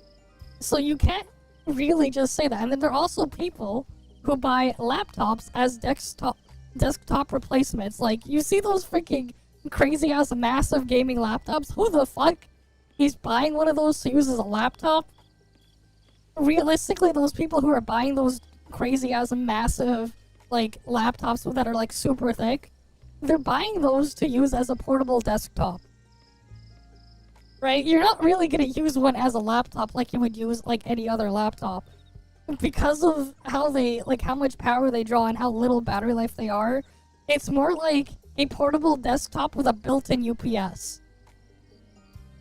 That's what they effectively are. And like, again, like all this stuff will get shown up on the Steam hardware survey. It's not just Alienware, there's like so many different brands. And like, I understand why people would buy them. They're stupid expensive, they don't have the best value. Assuming you, if you were going to use it in a stationary setup, but like, there are people who travel a lot that want to have a decently powerful machine that they can take with them because they travel a lot. Like, let's say you're a truck driver, right? You're probably like, you know, driving long hours and then you're staying at like a hotel or something between your trips or whatever for a few days or something in some cases. And like, hey, if that's what you like to mess around with, that's your hobby or whatever. I think I remember I saw like a couple of months back there was like a tweet or something that went viral where there was this truck driver who had a fucking driving sim setup right next to his actual, you know, next to the actual stuff to drive the truck. Right next to the steering wheel and everything. Which was pretty crazy, but yeah. I don't know, man. We take a predator around. It's a bag. Yeah, it's a bag of sunk. Exactly. But yeah, like, there are a lot of people as well that would use these as desktop replacements. At the same time, every desktop on the planet, you know, that includes things like the fucking computer your grandma might have used or whatever. Or like your parents' machines if they don't play games or whatever. Or any office computer that's just there to open up Word, Excel, and whatever. Or just to be a glorified web browsing machine. Because there's an insane amount of those around the world. Like, this stuff is vague, but like, we have Steam hardware numbers. Because Steam collects this data every single month. And it's kind of nice as well how they organize it. The CPU category is awful though, that they use for counting things. It's pretty terrible, because you can't really directly compare CPUs by core count or whatever, especially if they're across different architectures and stuff. You know, the crazy part is the fact that like 192 core CPU is showing up here means someone booted up Steam at one point on a machine with 192 CPU cores. Someone was playing on some crazy epic CPU. I mean, that's what happens with these people, man. But yeah, there are a lot of people with mini PCs and stuff. No, 192 cores. They don't count the extra threads on a multi-threaded CPU. Oh, fun fact, if you have a Bulldozer CPU, Steam rates the 8-core Bulldozer CPU as 4 cores, 8 threads, the 6-core as 3 cores, 6 threads, and the dual-core Faildozer CPUs as 2-core, 4 threads. That's a fun little fact for you. Is this all that's left? Because of how they actually work. The Bulldozer CPUs are actually read as half their core count. Because it reads the cores as each module. Yeah. That's how Steam reads it though. And that's like a fun little fact there. If you ever have like an old Bulldozer machine and you wanna like you run it today, open Steam on it, and check, it'll show up as that. I mean, Bulldozer is just really awful. But like, that's not news. Right, that really isn't news. Top-notch stuff? Yeah, there's a lot of pretty good mini PCs out there that people just have. But like, yeah, like the amount of machines that are, again, more powerful than that PS5 Pro is a lot. It's worse than Phenom 2. Phenom 2 was crazy. And the thing is with Phenom 2, they effectively counted as each as a real core. Unlike a Faildozer. But yeah. Why is this shit just showing up here? I don't get this.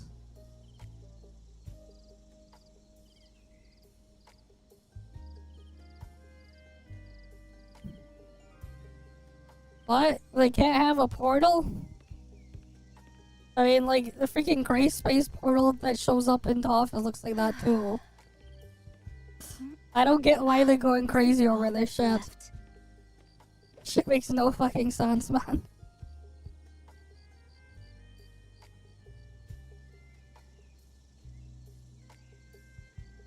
Exactly. I mean, like, at the same time, too, it's like, you know, if you want a killer, the thing, then, wait, would you even want a quote-unquote killer? It's like, if you don't really like something, why would you want another one of it? Right? It makes no sense, man.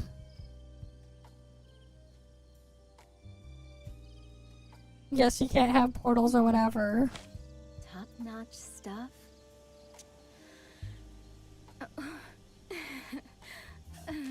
But yeah.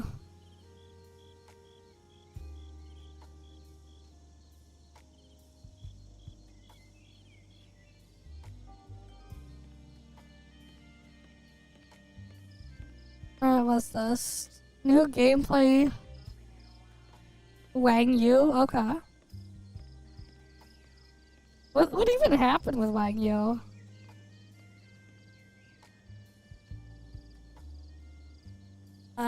Is this thing even gonna go anywhere?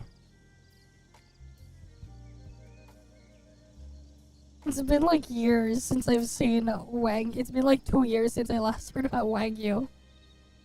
Yeah, I don't think it's coming either. Top-notch stuff?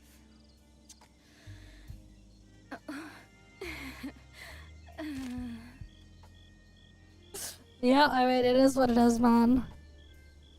And then dumbasses will go PvP and whatever over it.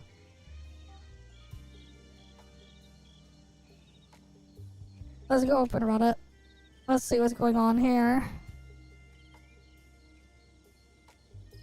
They should just move the S from Masters and put it next to the EX so it can be Pokemon Master 6.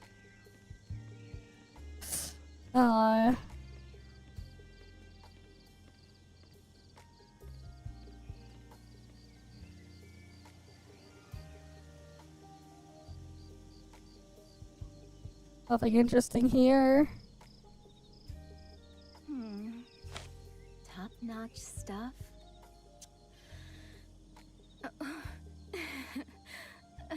Uh.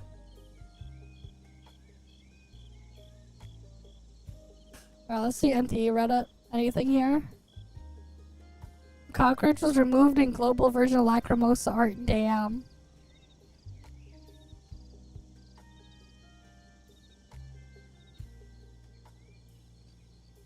Male, female, yup. I mean, they're based off of different outfits. One's a driver, one's a race queen. The female one gets the race queen that you have at those like car events stuff. They're different. They're referencing different things.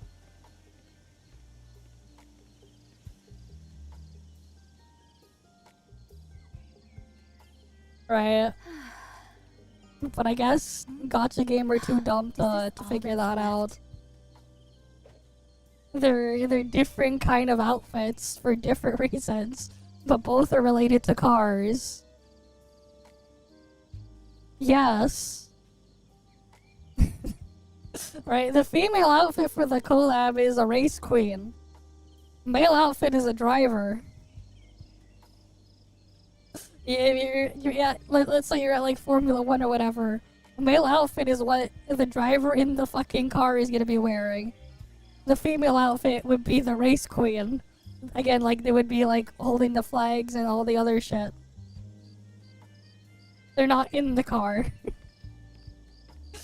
It's... but yeah.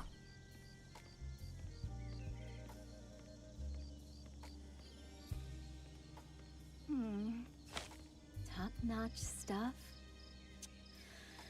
I mean, new toy syndrome, of course, is gonna dominate. All the whales are gonna go play around with it. It's the newest toy for them to play around with. Of course they're gonna freaking play with it.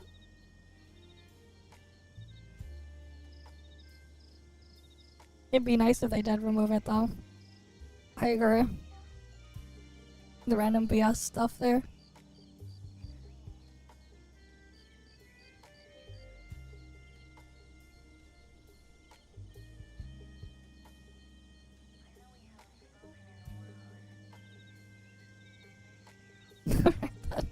Accurate labeling. Bang, whoosh. Nice. Is this all that's left? But yeah, people are gonna have fun with messing around with Bagel when that makes it over. The fish is having a bad trip. He's glitching out. Nice.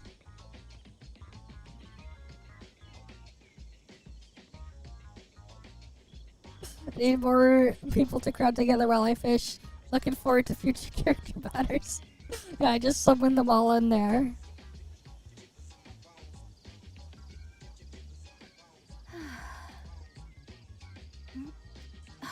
Is this all that's left?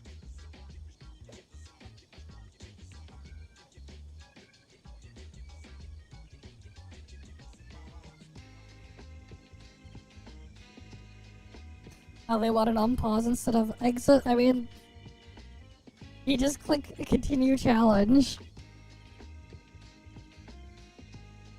Oh, I guess this is for PlayStation controller.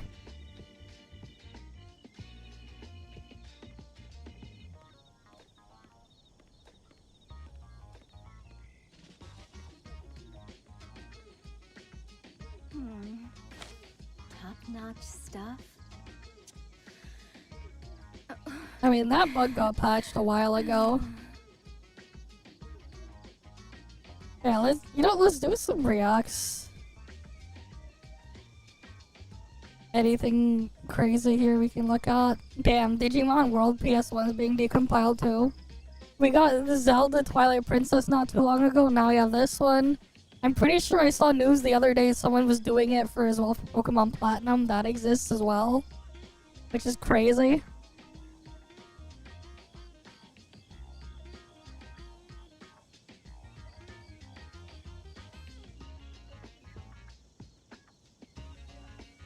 Yeah, LD thing exposed. I haven't looked at this shit in a while.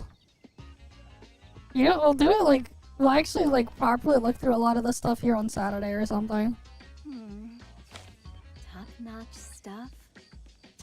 What video? There's nothing. Why would I care about Kuro games anyway? That's their own problem. If you have Nautilus, you can glitch into Pukaland, yeah. This is not what we're getting in 1.1 though.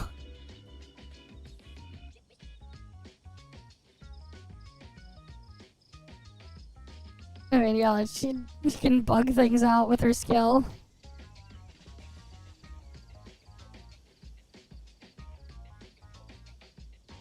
And plunge into the sky. I mean, there's nothing there even if you do get there, but it's just funny to mess around with, for sure. Top-notch stuff. You're not gonna get it. You're not gonna get to do anything in Pukaland. Well, I don't see the video. Tencent got exposed.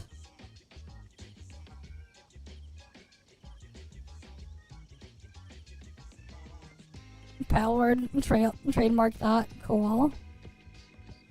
Yeah, Duncan is coming back to Canada. I heard about that.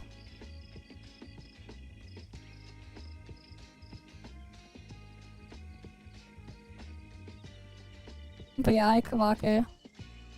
Welcome. But yeah, we talked about some stuff earlier.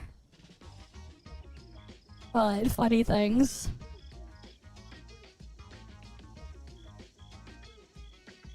Tori herself is kind of weird. Weirdly super balanced. To the point where, like,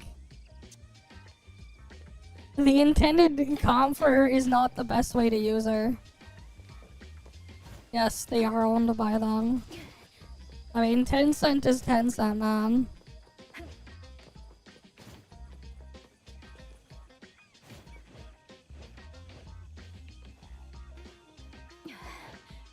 Alright, let's go. Really? What are they talking about Bagel now?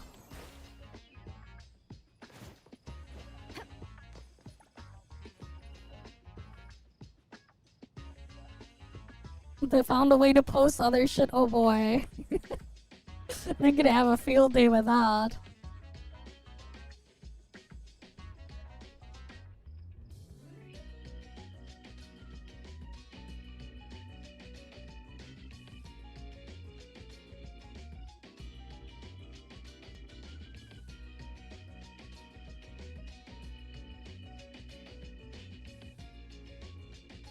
Who knows, man?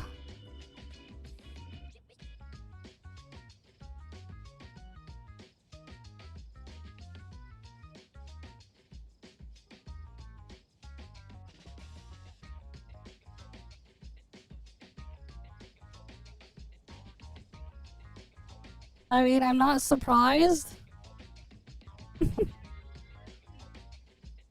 It's really not surprising. I mean, go link the video there if you want me to pull it up.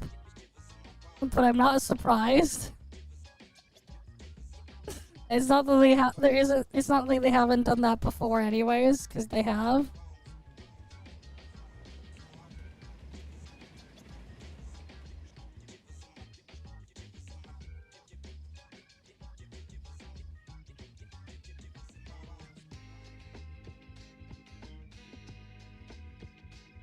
Didn't have CN talking about. Yeah, guess so.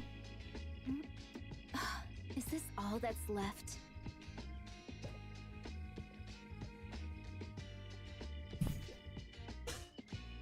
I mean, we're gonna prepare a bunch of pictures of, again, Massacre of the Things. Obviously for Bagel.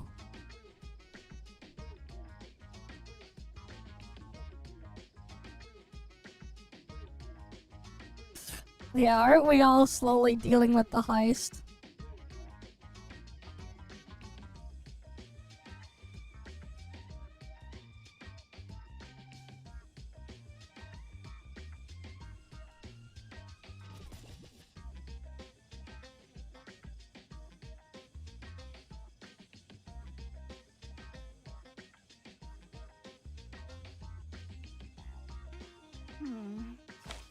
Top-notch stuff. But yeah, what was that video, Tara? I can't find it.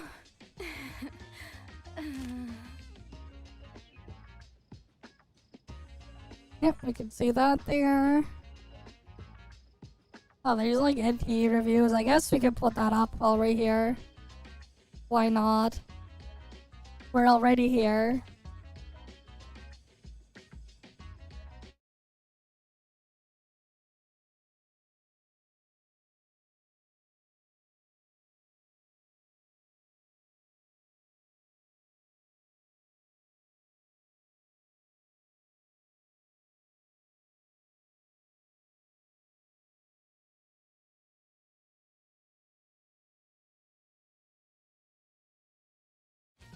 Top-notch stuff.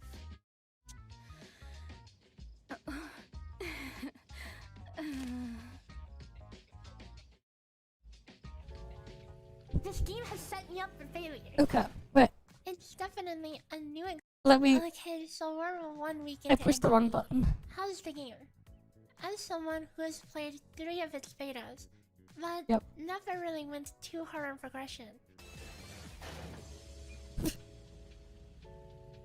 This game has set me up for failure.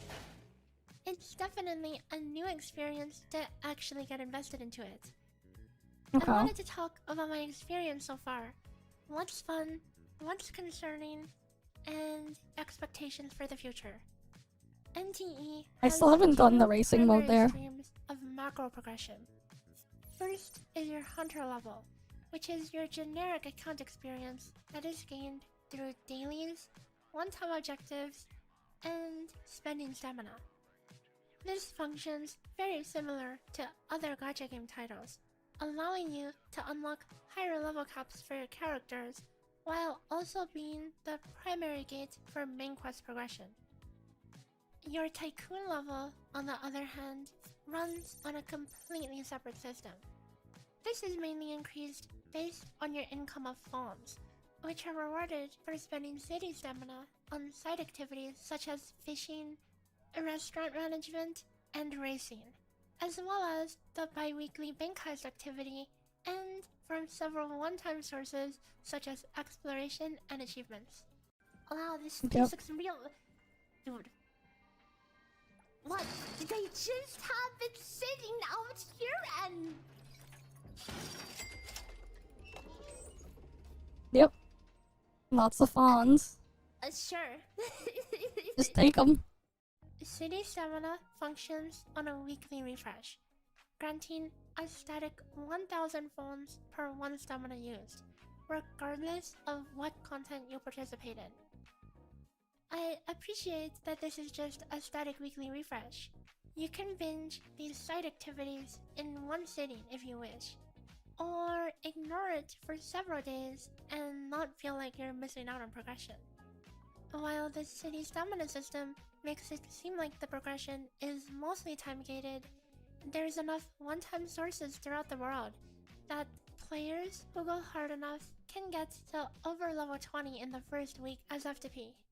Yep. I've been going through things fairly casually, so my Tycoon level is not quite there yet. Most of the side activities in the game have their own progression models as well. For example, fishing experience unlocks better rods, and the maximum fishing level gives you an outfit as well. Yep, you get the But some outfit there. activities We've been are using more that. fleshed out, such as races, which not only offer a large variety of solo races against NPCs, but also a multiplayer matchmaking system with raiding and seasonal rewards. Certain other activities, such as the rhythm game, are much more bare bones in comparison. No, I just Only haven't having rated a people that limited often. number I of stages, often just and forget about no it. relevant unlocks or additional progression. It was not the Making first its time. I just don't do it very long-term replayability often. A bit concerning. Let's jump back to racing and cars though. Anything related to vehicles is inherently a lot more in-depth than any of the other systems in the game, as there are plenty of vehicle-related upgrades, skins, and alternatives. While the progression through the NPC races with your own car makes sense, the multiplayer racing can have some issues. Without Yeah. any form of normalization between vehicle stats, you can load into a lobby where you are just outmatched and can only hope to scrape by with a participation prize, often not even being able to cross the finish line before the round times out. Yep. While your own progression in your vehicles and its upgrades is an important part of the game, in a more competitive multiplayer scene, I imagine this discrepancy could be off-putting for new players down the line, where it'll only become more likely for a new player to be put in a lobby with players that have much more developed vehicles than them. Yep. On the topic of multiplayer though, let's talk co-op. One of the main co-op experiences where players can work together is the Pink Pulse Heist, the aforementioned activity with a bi-weekly reset where you can earn a large amount of bonds. This is a minigame where you try to pick up as many valuables as possible within the time limit, with the deeper levels of the bank having greater treasures but also more danger, and even a boss at the very end if you can manage to find a special keycard to access it. While my multiplayer experience here was pretty chaotic and fun, one of the main issues that quickly arose was that everybody had their own inventory and loot. Yeah, everyone had their own Loot separate one. is rebalanced to have greater quantities in multiplayer to accommodate for the larger amount of players. The fact that every player has their own inventory makes it almost more of a competition over cooperation, where everyone is scrambling to be the biggest loot goblin. What's more awkward is that the special items to access certain parts of the boat Damn, are is she playing on the shared as well. lowest To settings? reach the final boss, for example, you need both a keycard and a cube, the latter of which only has one spawn per run. This led to a situation where I had the card, but one of my teammates accidentally picked up the cube, so we weren't able to access the boss and had to do a new run in order to get to it. The content and Damn. concept in itself is pretty fun though, and I enjoyed it. Hopefully they will expand on it, and ideally change the loot to a shared pool. That way I don't have to feel guilty if I'm yoinking all the loot. In the broader scope of co-op though, there are a lot of neat things about it. You can share rides with your friends, even outright just yoinking their vehicles to give them a test drive. And every player also gets their whole team available to use. I think there's definitely some potential in multiplayer combat content, so we'll have to see where they go with that. Alright, combat. Yep. We should probably talk about that. The Similar combat to my now. experiences with the betas, combat was really only a small part of my total gameplay. However, I did get to try some new bosses with some interesting mechanics. The main thing that stands out about the combat is how it's largely reactive, and has a large degree of freedom. Perhaps a bit too much freedom. Swapping characters has no cooldown between them. 1 And second, yeah. Since most actions continue when characters are off field, this means that there's a very high ceiling for what's possible. Now, I'm all for skill expression, but this can lead to such a landslide difference between casual and max efficiency play that could potentially be a nightmare to balance. I have yet to really dip my toes far into the endgame to know the specifics on that currently. Speaking of which, what is the endgame? It's a stupid circle with a difficult timer. as far as open world gachas go, with stages that eventually require multiple teams where you battle waves of monsters with a timer. There are special equips that give very powerful effects as well, so there is some customization in what you could take in. On that note, the gearing in this game has a couple layers. Every character has a console, which you equip a core which defines your set effects. These drop with random main stats, so you may grind for a while to get the one you want. Substats are rolled on these tetraminos, of which you'll also want specific shapes in order to maximize the power of a character's build. this is likely what the main infinite grind in the late game will turn out to be. Yep. Outside of the repeatable casual and combat-related activities, there's some one-time content we haven't talked about yet that's quite a significant part of the game. And that would be quests. These actually have quite good delivery, with plenty of animation, voice acting, cutscenes, and often silliness. I appreciated how some of the side quests fleshed out the stories of several characters, including A-rank units, which often tend to get sidelined in gachas. While the main Yep. quests and even character quests have a very high production value, there are definitely some side quests that lack all the aforementioned traits, which is fair but can lead to a very inconsistent experience. That's it for this week 1 gameplay review. I've been taking the game fairly casually and at my own pace, not trying to rush anything.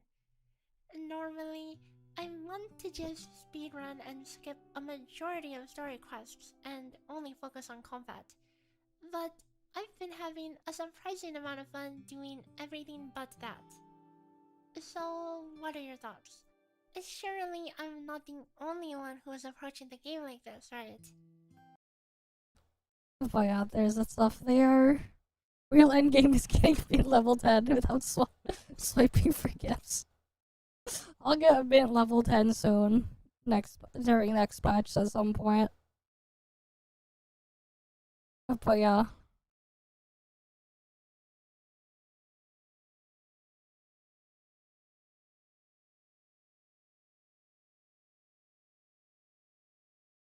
There's people talking about this stuff there, but it is what it is.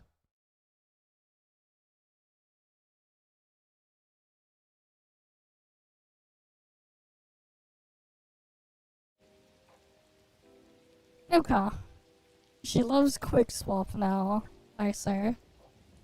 What, is she using Daffodil or something with her, A1?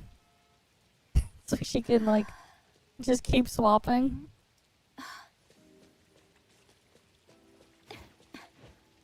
Yeah.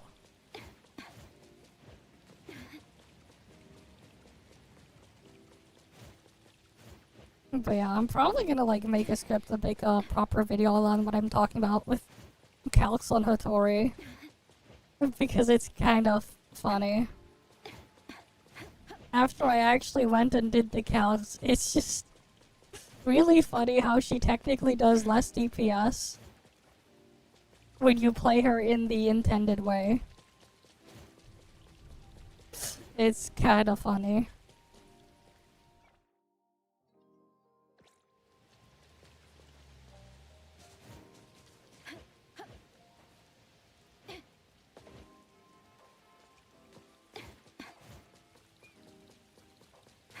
Yeah, it's a balance in its own way. I'm pretty sure it goes back to normal though when you max out. If you have everything maxed out, it goes back to where it should be. But it's funny. Alright, let's go look at that link then. And then we'll do the top stuff after.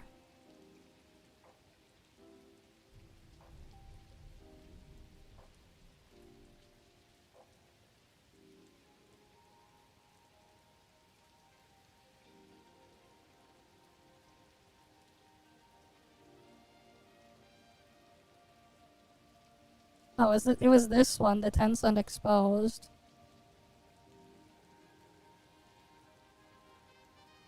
Tencent is a gaming, or I guess you should say an entertainment production company based outside of China. And they a shell company, if you will. Oh, yeah, basically as a front for the CCP. They love to invest in entertainment properties. And one of the things that people don't know is in order for you to actually be able to bring your business to China these days, you have to have once you reach a certain point of largeness with your company, you have to let Chinese investment buy in. This originally, a long time ago, started with League of Legends. Riot let Tencent, I think, buy 10% in so that they could get League in China and keep it there. Tencent is a blight. It is a danger. It is a cancer. It is the worst. The absolute worst. And they're kind of like everywhere, as you can see by all of this. Yeah.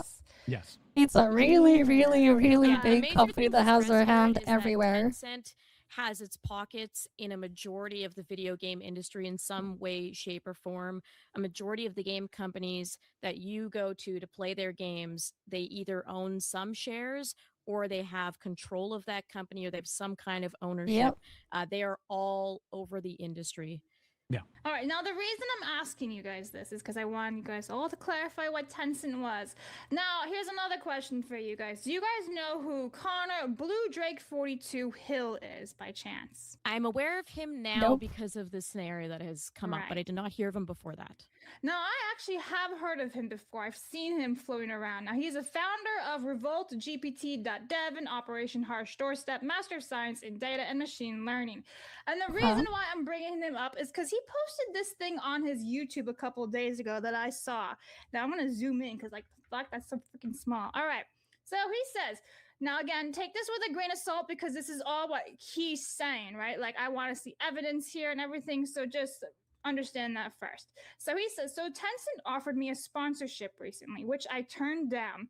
However, while they were trying to sponsor me, they accidentally showed proof that they buy views for videos promoting their games and also buy comments faking positive reviews. Yeah, I'm not I always surprised. suspected that they did this, but to have heard proof of this is now wild.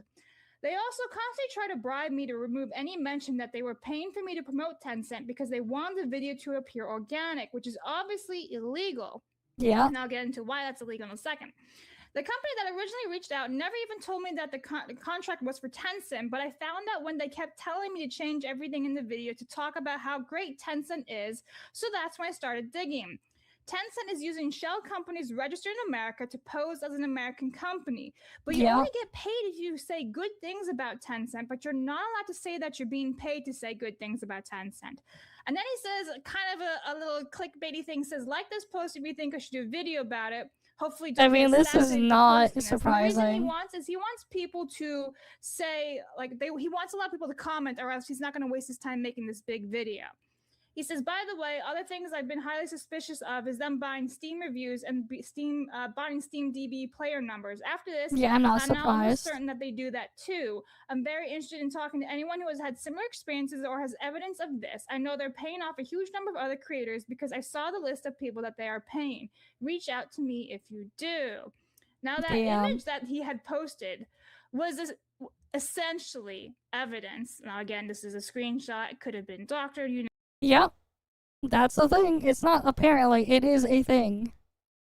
Never know. So again, take this with a grain of salt. That happens. But this entire thing says to basically alter anything, saying here's an ad, but don't say it's an ad. Don't say it's sponsored. All this other stuff that makes you think, well, this is illegal. Yeah, so it do is you guys illegal. even know that this was going on in the first place? Like, do you believe it? What, that the companies are basically paying for botted views for things like that? Oh, yeah. Well, even I like mean, even that's saying like obvious. don't say this is a paid partnership. Don't say it's a paid collaboration. Like, do you believe that Tencent is doing this? I believe that any company not based in the United States is certainly saying that. Probably not the ones in the EU too, but we have very robust laws that basically say you have to disclose these things. It was the entire crux of why Gamergate happened in the first place. Yep. You know, when I did promotional work for Gearbox and 2K, we always had to hashtag ad, always had to say it. You always have to keep that stuff above board as much as you possibly can. Otherwise, I mean, if people found out that he was doing it and wasn't telling them he was paid by Tencent, imagine what his fans would think of him if that had come out at some point. So the Chinese don't actually care about laws. No, they don't. They're notorious for stealing IPs and designs, just trying to get anything from the West and America in particular. So like I can totally see Tencent doing this. They're already scummy as it is. You see Tencent involved in something, you probably want to stay at least 10 feet away from it. Or if they bought something that you love, well, and within a couple of years, it's probably going to go to dog shit and be filled with microtransactions. Like, they have a reputation for a reason, but they are backed by the CCP and have all this money, so they don't really care about that kind of stuff. And they pay well, and so they go to people and be like, "Hey, please that is do true. this. They do We'll pay give well. you X amount of money, and it's probably a decent chunk too." A lot of, and they can actually find out a way to word an ad without it actually being an ad, and people lap it up. It's a win-win-win all around, for the people involved. Obviously, not for the viewer, and most people do not have the moral fortitude to either resist the paycheck, or care enough about it, if they can get away with it. Because if everybody else is doing it, then why not? Yeah. Yeah, and the And be paycheck honest is about pretty it too. good. Like, just say that you're being paid up front by somebody. It's like people will at least respect. You'll lose some people, but you were going to lose them anyway because you took that contract. Yeah. Just be honest with people, and people will respond in kind. If you're at all skeptical on this scenario, whether or not it's real, I would point to the Wildlight Entertainment situation. And for those of you who don't know, they are the ones that created High Guard. Okay. And how that was not financially disclosed, and people found through digging that Tencent was behind that. So if you need something with a bit more direct proof of Tencent actually putting their pockets in something while it being, conveniently Ah, yes, High hidden, Guard. I would point to High Guard, and I would also say, remember that Jeff Keighley also has ties to these companies, and he was trying to claim that he just put High Guard out in the goodness of his own heart, and he was 'Cause he just really believed in it. excited while you look at the prices to put something on his stage. So that Yep. would be the place I point to as a very recent example, which shows that Tencent is obviously doing shady things in the gaming industry. Yes. So to also clarify for anyone who does not know, the FTC under Section 5, if you're a creator, influencer, or a business endorsing a product where a material connection exists, example, financial compensation, free products, or affiliate links, you are required by law to clearly and conspicuously disclose the partnership.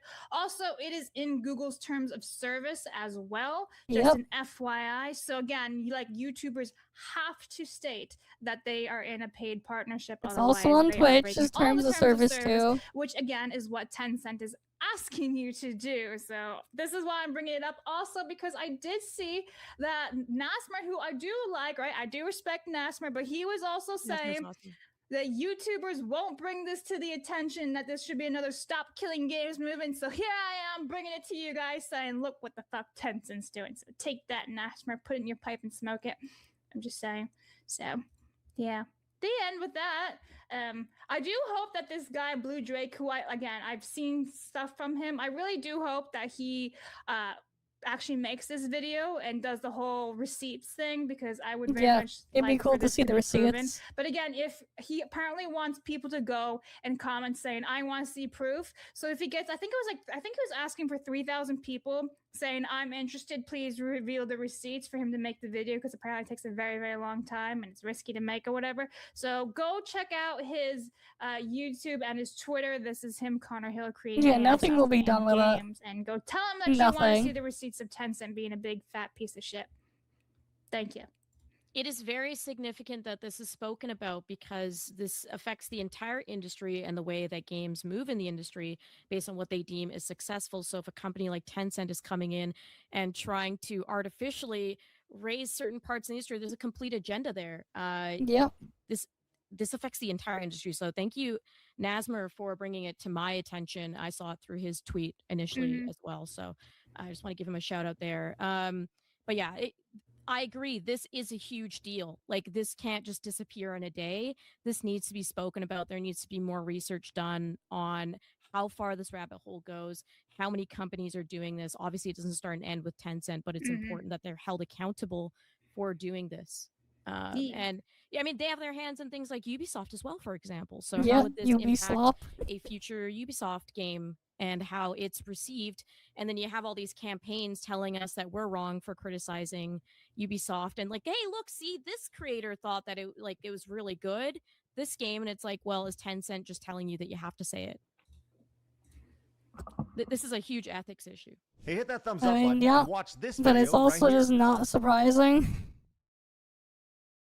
It's not like we haven't seen evidence of this stuff as well before elsewhere as well. Alright, let me boot up top.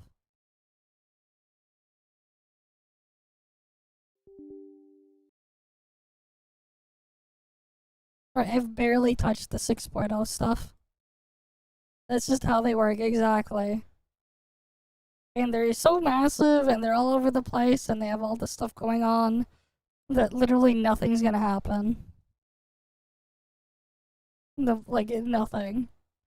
Especially when like they're not, no one's bothering to do anything to go after them or whatever. That's just what happens, man. It's just what happens.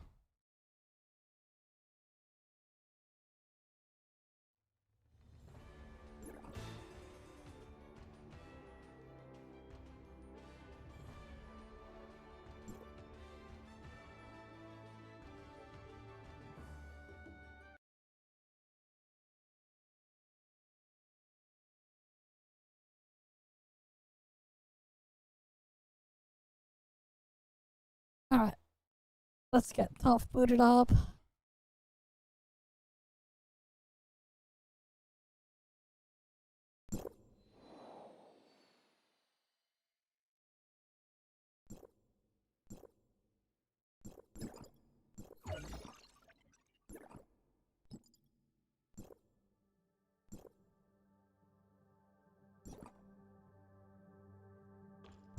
Okay, it's nice just doing the kind of little exploration just passively.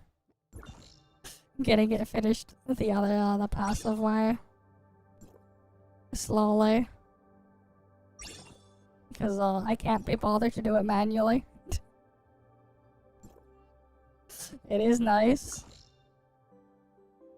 Oh, now I just need to get the red nucleus from Brighton. I see.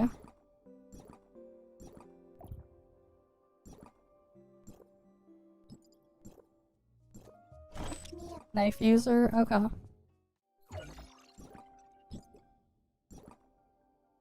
Oh, let's go God. These done first.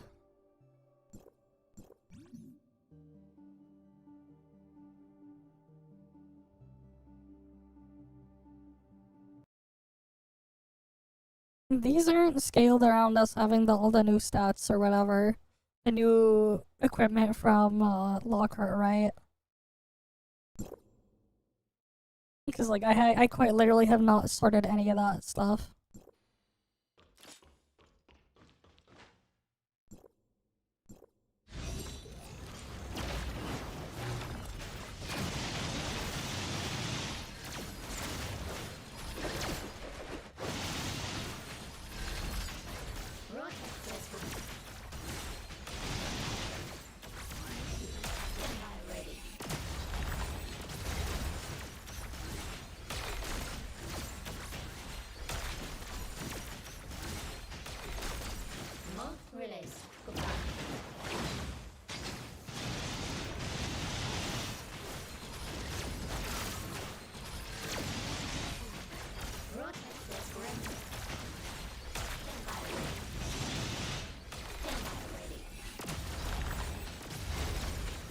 Yeah, I think I'm fine. Damn. Alright, because the CN got it yesterday. I snuck a peek in at certain parts of it. But, yeah. I didn't stream last night because I had to keep going back and forth to the bathroom last night.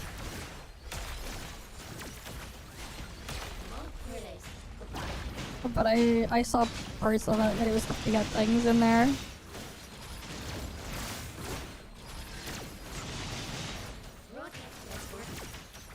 But yeah.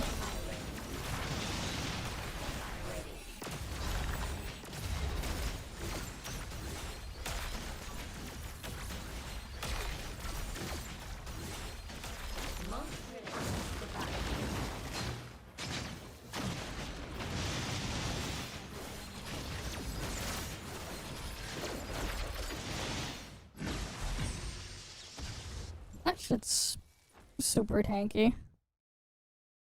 Damn.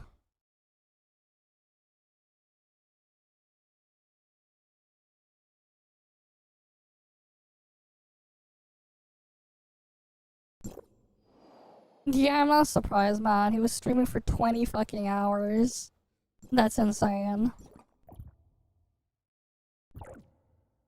Right, 20 hours is crazy.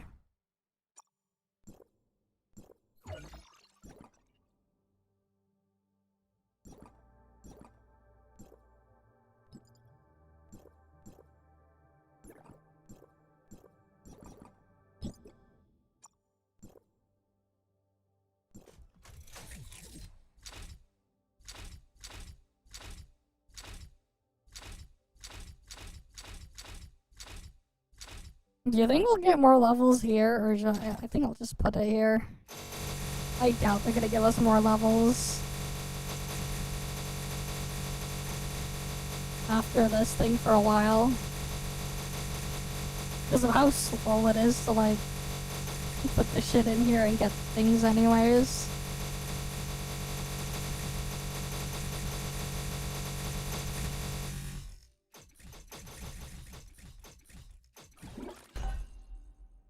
Yeah, I'll get that to level 11. Tiny bit more stats there. It sounds like a money counting machine. There's so many fucking clicks, man. So many.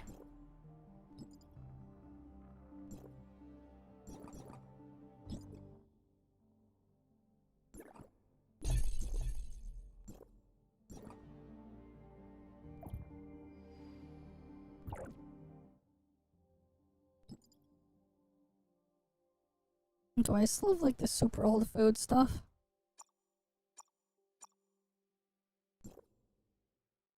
Yes, I do. I'll just use that.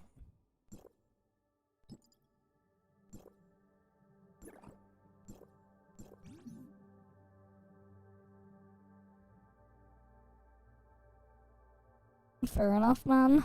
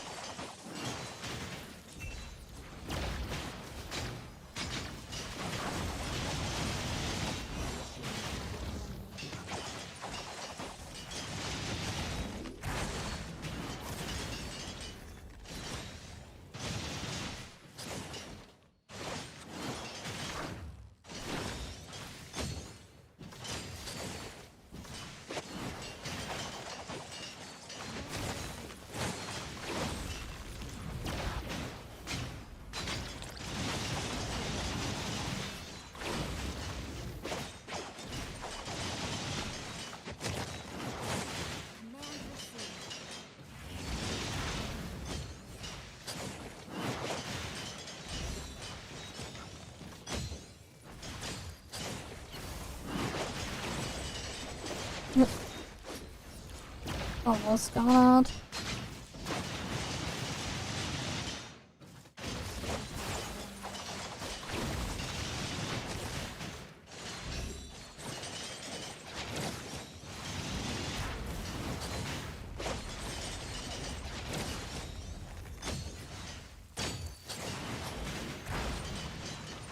Alright, let's just saw this last health bar.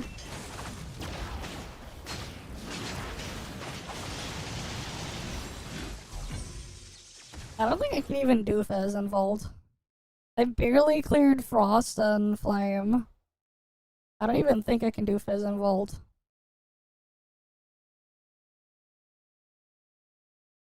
Triple Altered Flame. I mean, part of it is just because Flame has the best setup if you're gonna do triple altered cope. Because Flame Lana is the strongest version of Lana. And, like, it's not even close. Right? Like, it's just kinda dumb. Yeah.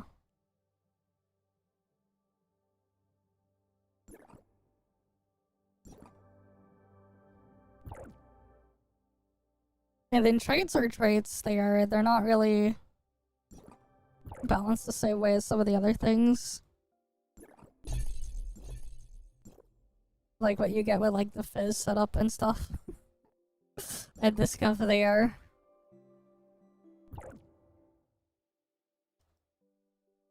I mean, I'm not using the drugs, but like still.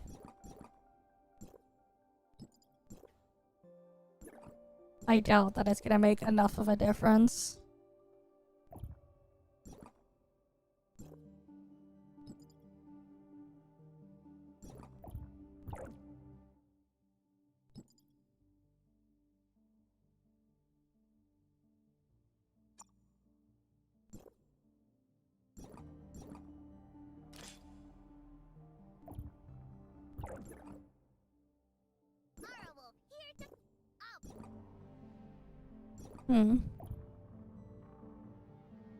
We'll see. I haven't really figured out what I want to do.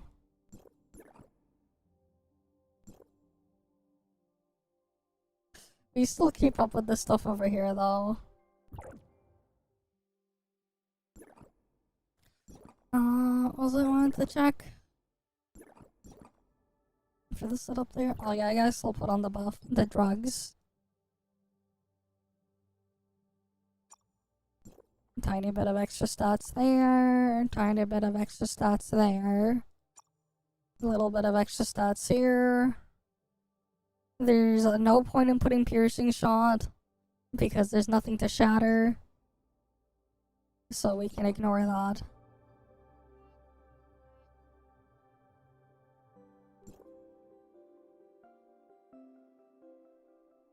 She should also get a strong trait so she benches Nanto. Okay, that's cool.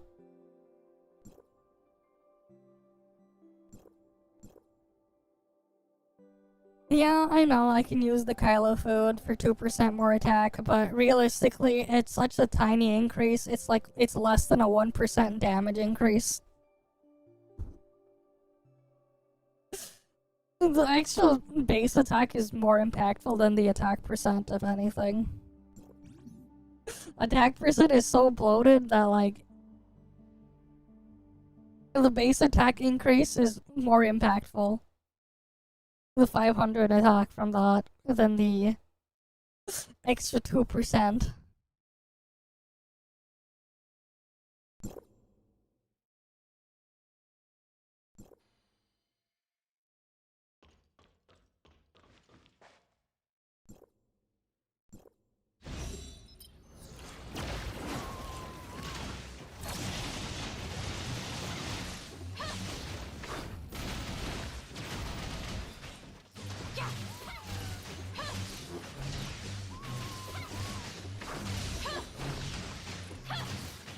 Wait, I kind of messed this up.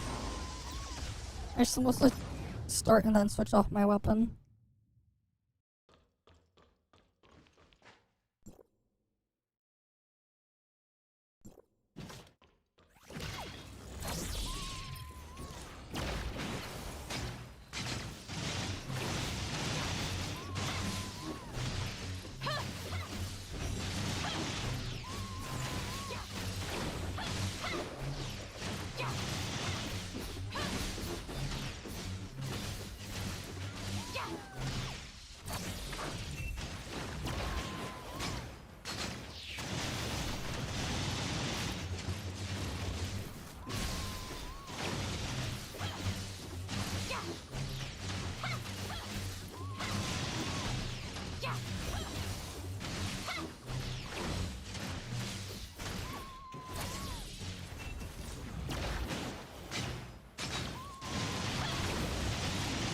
Yeah, but like,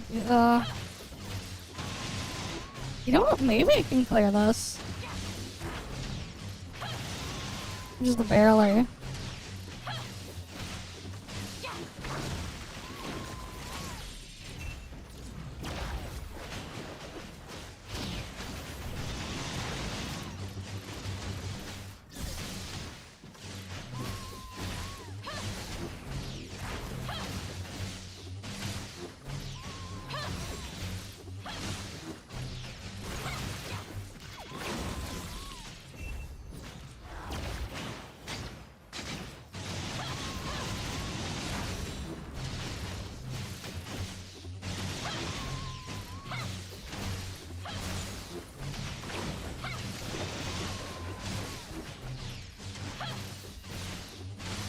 I might be able to clear this with like 1 second left.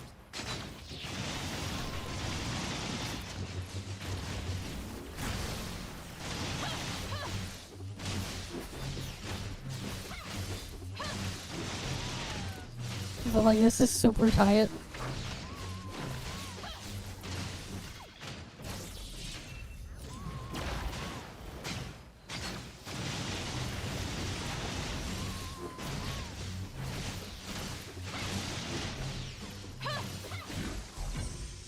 Alright, 8 seconds left.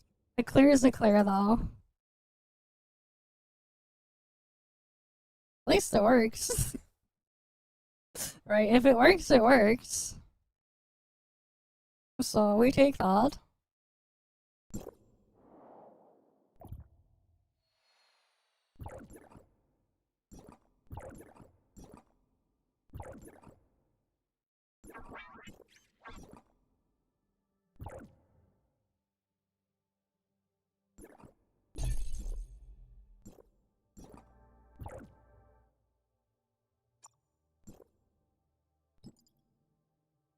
Alright, where's the Volt one?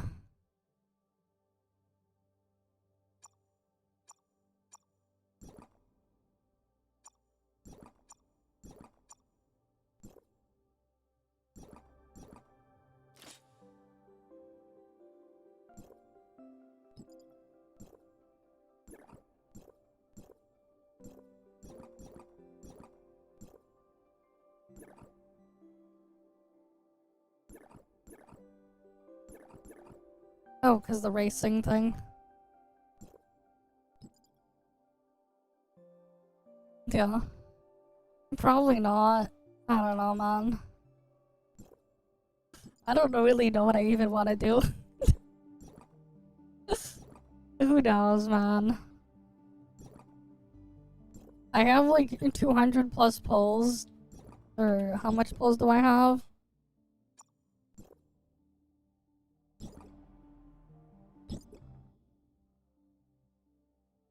Uh, 23287. Divide that by 150. We have 155 there. How many red nucleus do I have? Plus 227 red nucleus. I have 382 pulls. I don't know.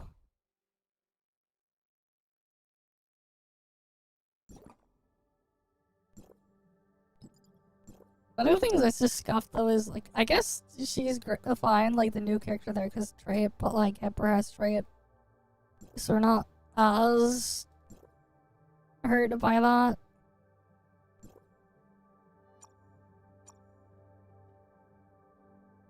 I see.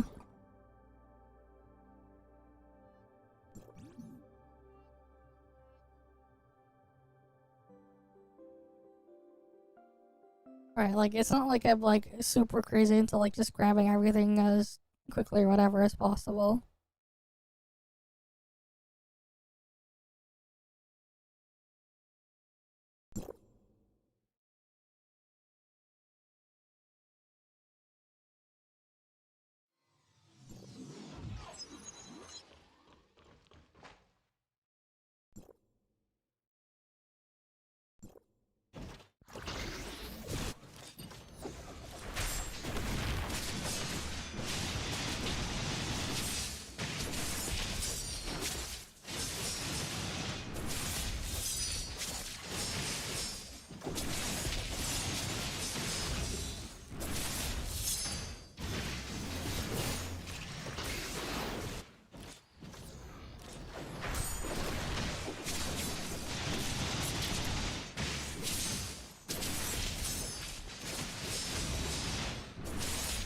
problem though, Volt Lana is the weakest.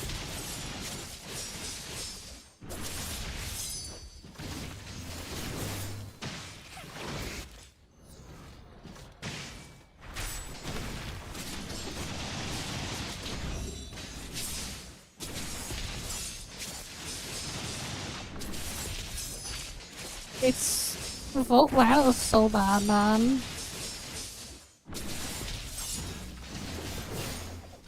Like, Fizz Lana's not great either, but like...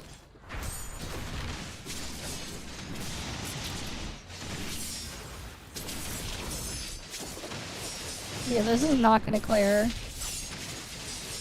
There's not enough DPS.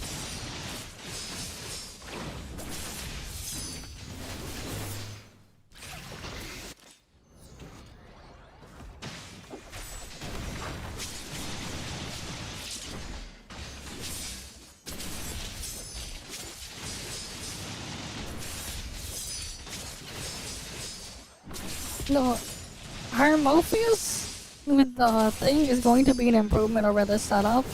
If I just replace Hipper. But like...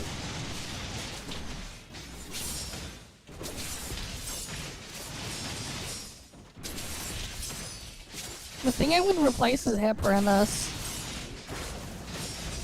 As sad as that sounds.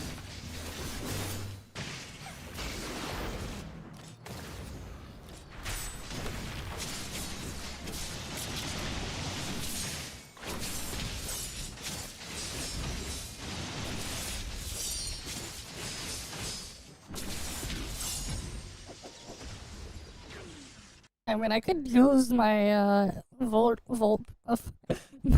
Void Piercer instead, but like it's not really gonna change too much.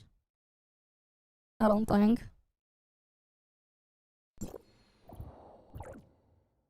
Because a Void Piercer isn't anything crazy either.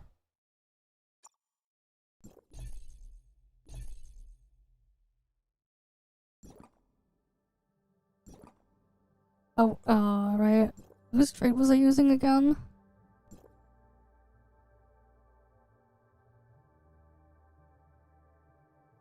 Hipper's trait, yeah. Thanks for the follows, all Black Blaze, and welcome.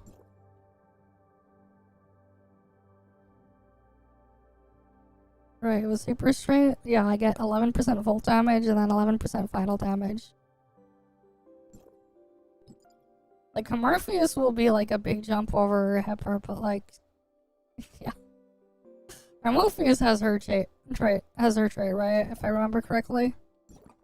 Because like we messed around with it on the test server a while back.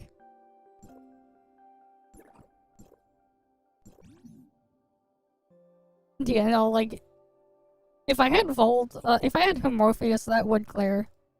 Because it was only a little bit weaker than Frost Double Altered. The thing.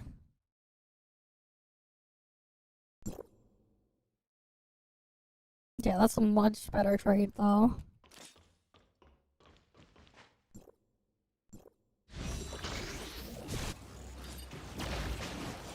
Oh, wait. I replaced the wrong weapon.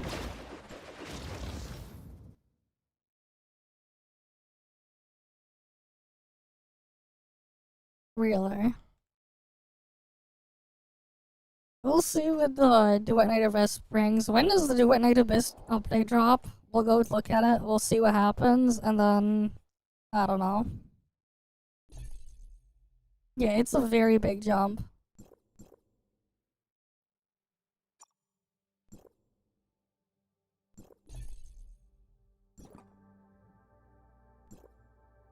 Because, like, I don't even know, man. With Enfield, I'm probably just not gonna touch it on stream unless there's, like, a bounty or something. The creator, the stuff is, like, so anemic with what I get that it's like, why do I even bother? It's like 5 pulls, whatever. That's literally nothing.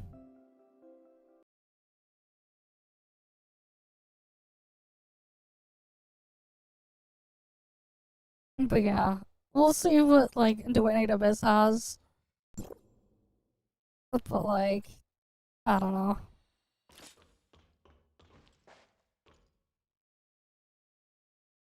Yeah.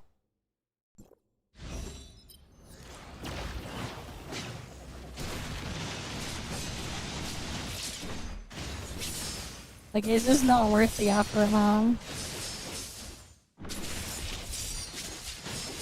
If I get another, like, bounty, I'll do the bounty. But, like, that's kind of it.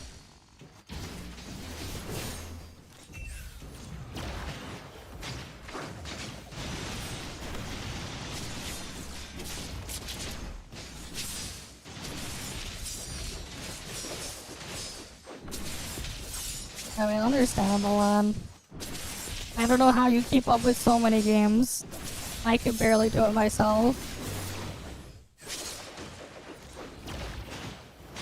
And I don't have anywhere near as much as you, man.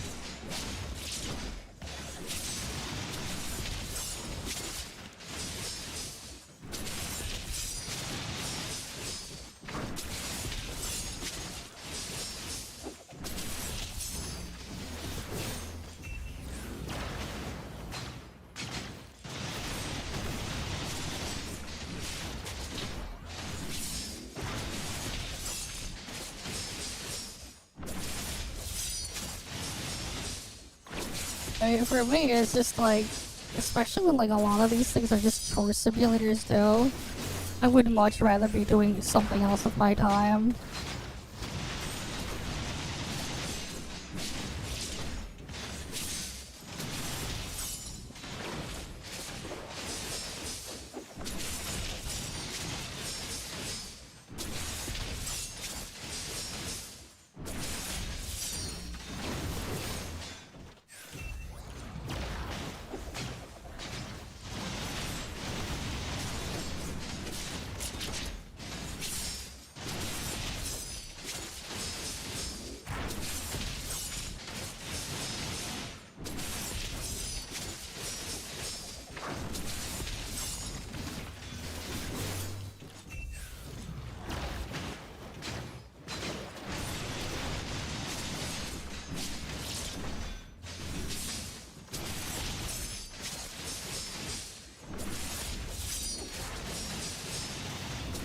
Yeah, Hipper is way too weak.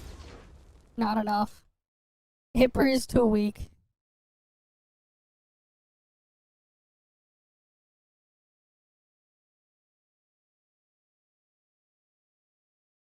Oh well. It is what it is.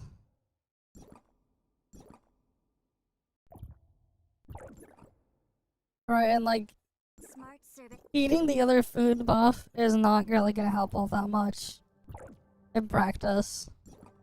It really isn't gonna make it that much of a difference. So there's kinda no point.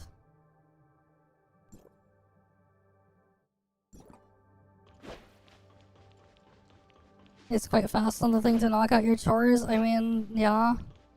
Fair enough. Some give at least a bit more than others, so it's like somewhat worthwhile, I guess.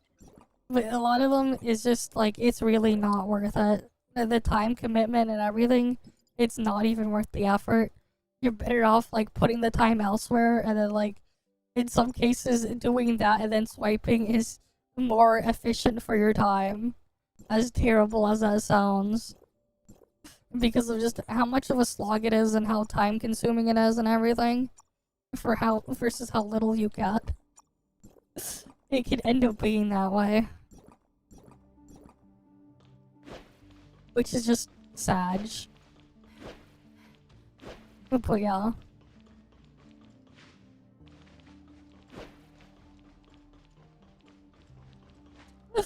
It is what it is.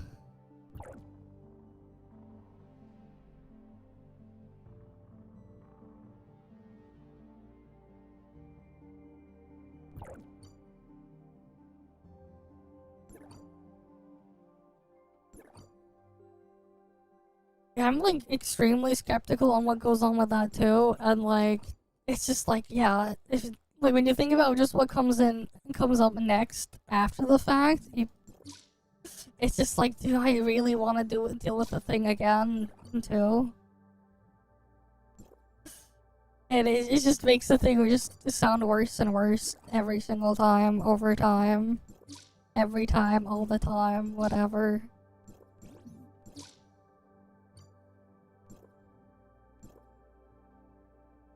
It's just not great.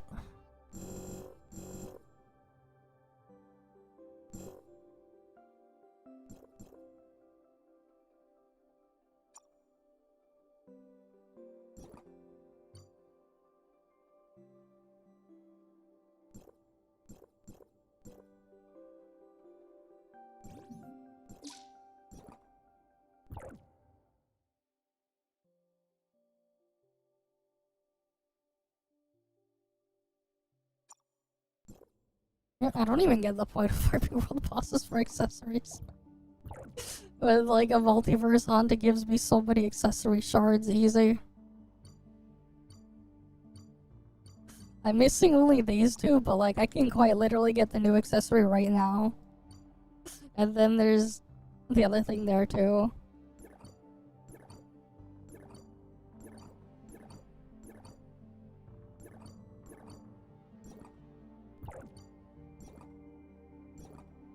But yeah. Oh, we have a temple here. You know, let's see, what will we got? Will I finally get the one thing I do not have in GU?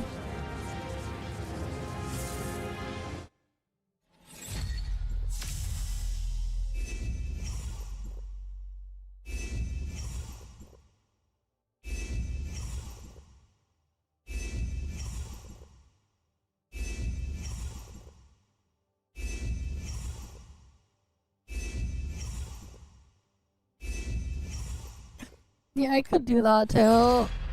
No, it's just LAN. That's unfortunate. Yeah, I guess I could grab her later.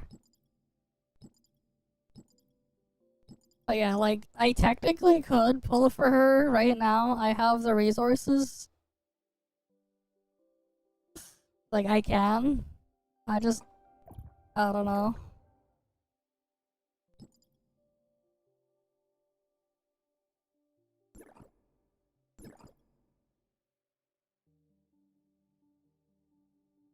Yeah, then I have the cheetah thing there.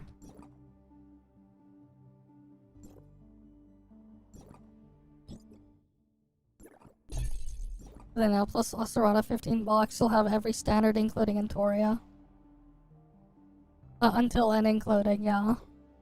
I mean, I don't have Claudia X, I don't have Ocerata either, so that's a -2 of those for me.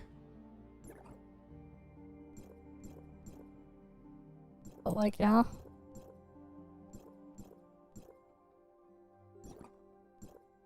Eventually I'll get them though. Right, eventually.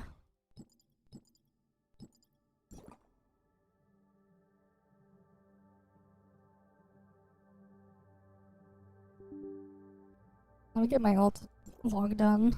I can do stuff with my ult as well after.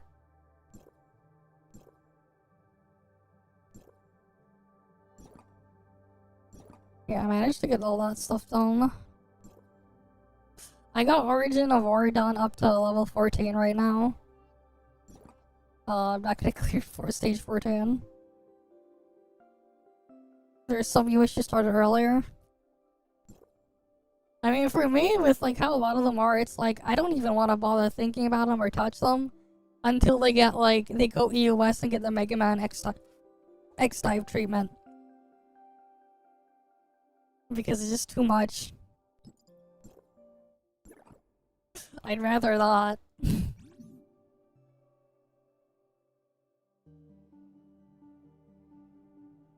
But yeah. I'd rather EOS and Mega Man X dive treatment. You know what the Mega Man X dive treatment is, right, Kumaki? You heard what happened with the Mega Man X dive gacha.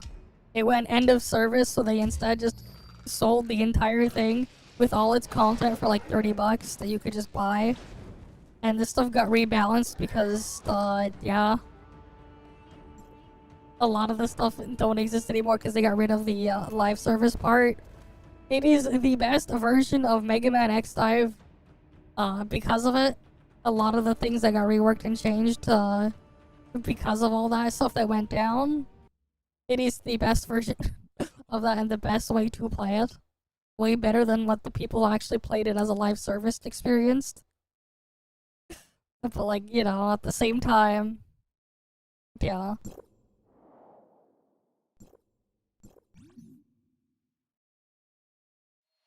It's like, it's kind of funny, when like in some cases, you know, the best thing that could ever happen is them going end of service. It's for like the wrong reasons, I guess you could say, or the right reasons, depending on your perspective. But it kind of just is that way. Where end of service is the best thing that can happen in some cases. It really depends on the one how the game is structured and everything. And like how much of its focus is on multiplayer versus single player and whatnot. Yeah, end of service but not end of game, exactly. Those kind of situations can be kind of pog. Yeah, there's Dragon Story coming early July. Next month we also have, what was it? Oh, next month is packed, man. What else was next month? There was the Echoes of Aincrad, right? The SAO game. I don't know if we pick that up and try it. I think Dench Attack is also next month. I want to play that too. So there's stuff going on there too. To like deal with. But yeah.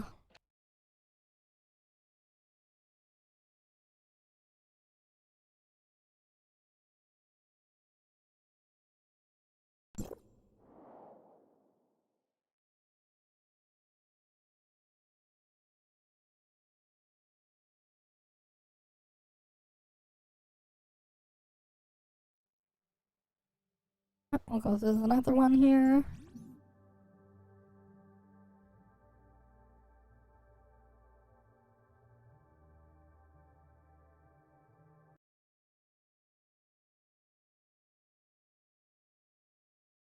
Yeah, when you're tired, you're just done, man.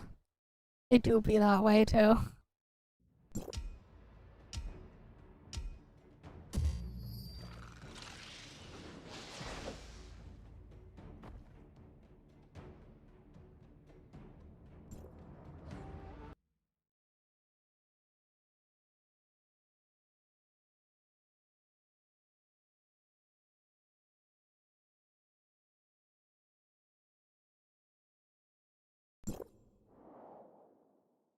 You like to play some football game and watch football? Fair enough.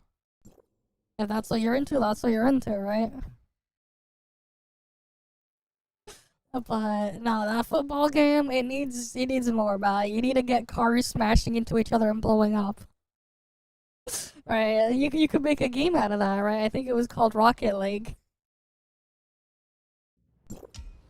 I haven't played Rocket League in forever.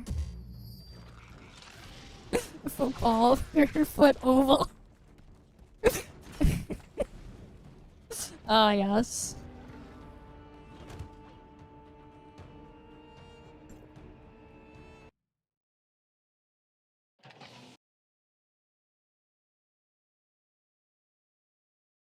Football gotchas. It is what it is. Alright. Let's keep going through these. Get the rank up higher.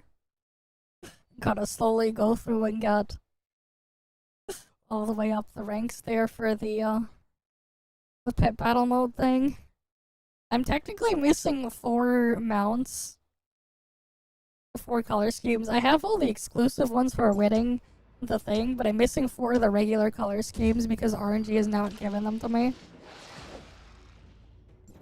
Eventually I'll be finished with the beast taming thing for good. It's just that for a good while I basically didn't bother with doing it because shit was too alive. Now that the game is a lot more dead than it used to be compared to like a year and a half ago, it's a lot easier to like get to the top 10 rankings.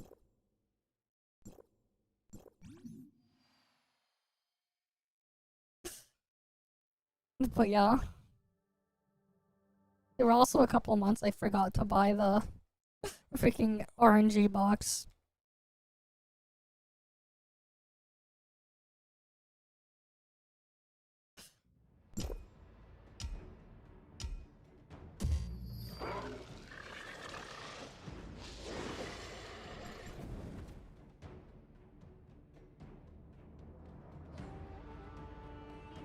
It's a full trig equation. Now that's good sweat content. How is trig sweat content, man? How is that sweat content?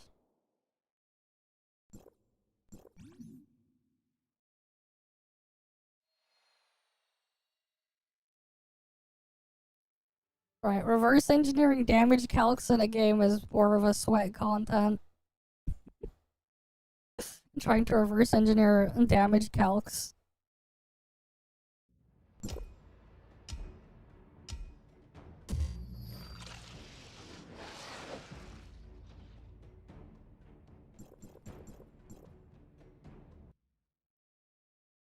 If you integral of some trig function divided by more trig functions, let you equals 10 s over 2. Okay.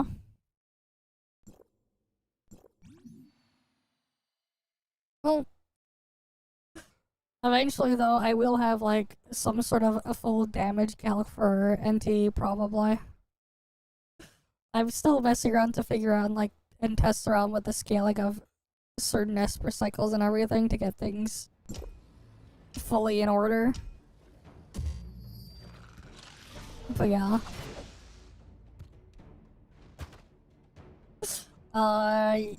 Probably. The dude's probably afraid of the math.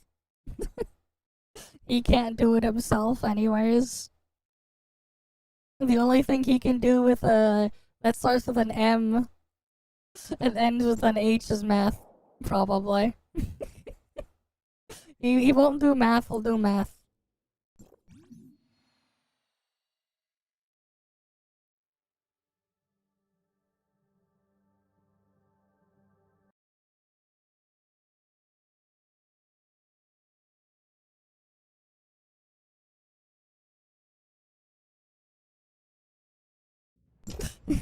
Two plus two equals 4. True.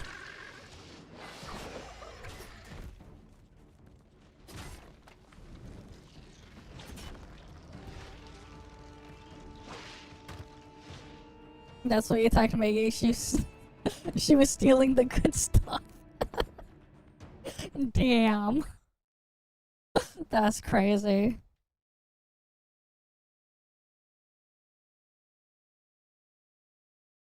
Maggie caught stealing the good stuff. That's why. Now we know. It all makes sense now. Maggie took all the good stuff. Whatever that's supposed to mean.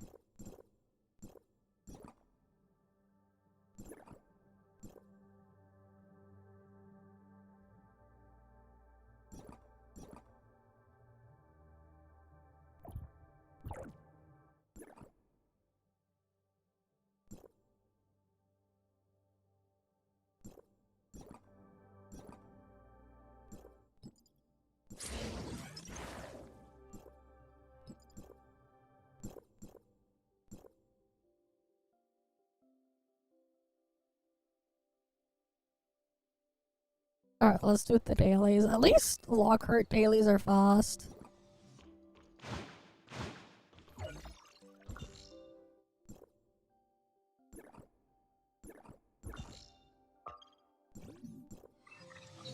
They're relatively fast to do.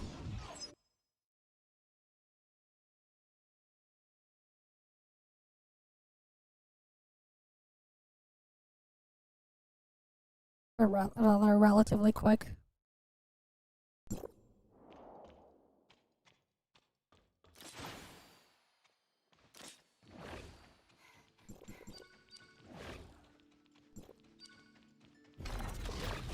Firewall breach.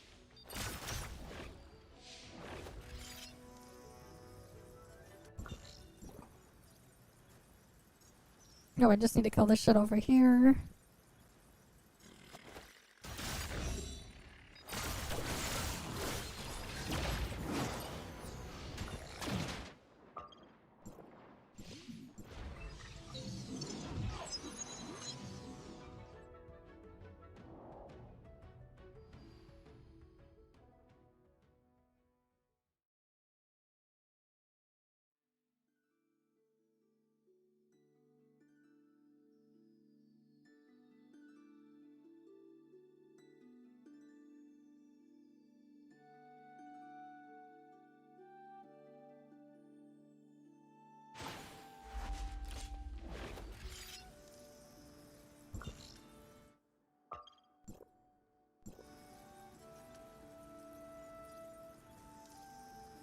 I'll go this way.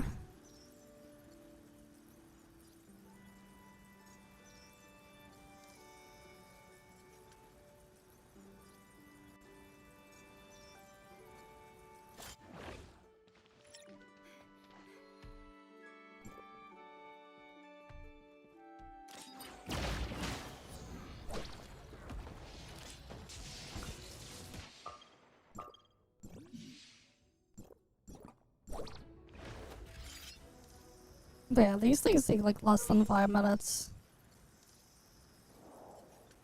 Which is nice.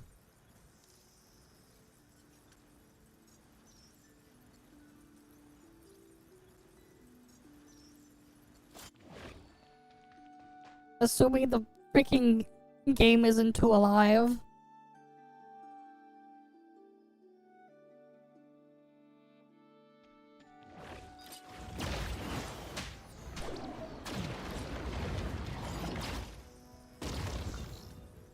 Because that becomes the real problem now. Game too alive. Even though it's just because it's a reset.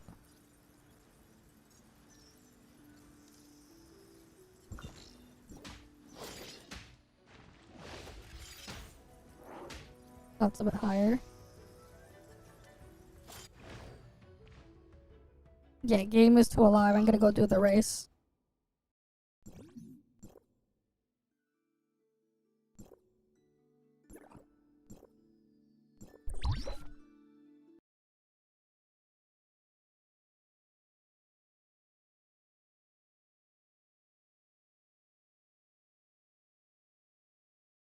Damn it, I missed the cutoff point to sign up for the race on my ult.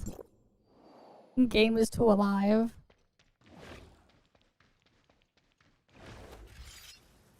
I don't know this course.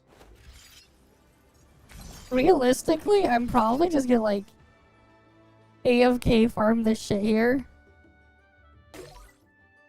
Oh, it's like flying. Kind of.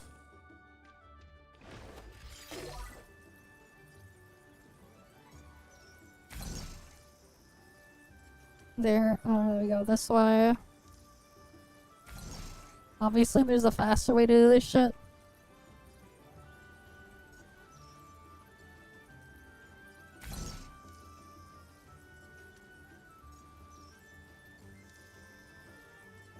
But like, can't be bothered.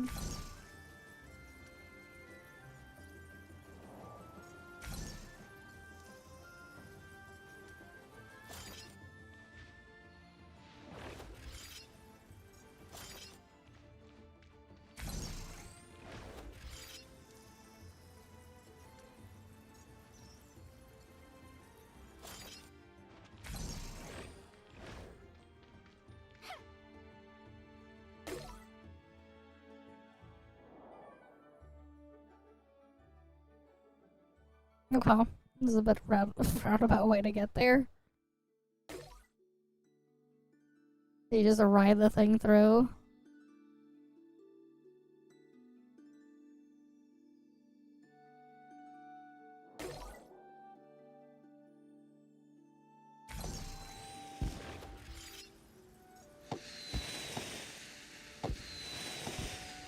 And they got fireworks here too.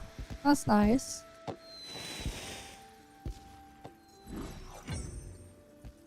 Cool. And it gives you 4 of these shards. I'll probably just make a macro to just AFK enter the race and have it run 24 hours for a few days. Realistically speaking, I'll probably just do that instead because it just makes way more sense.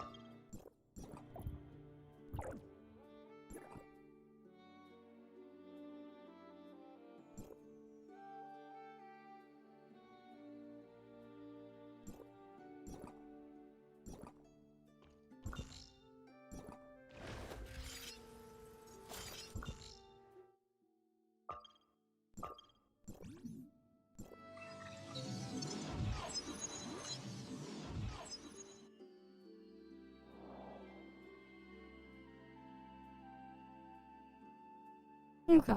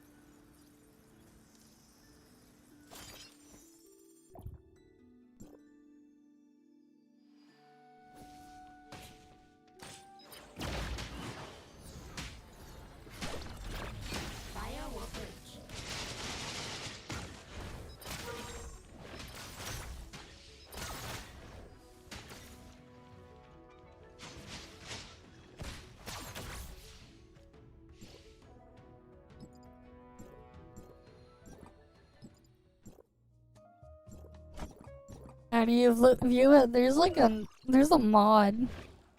There's a mod for Orbital Eye that like someone made that shows it for every map. Because the exploration point tracking thing is the same as the Orbital Eye stuff in Network.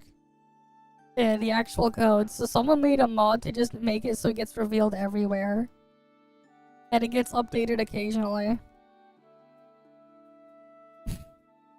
That's why it shows me everything, because I have the mod installed. The problem is now it's just like littering my entire map with all the things there. I don't really feel like doing it. There's all that stuff there to do.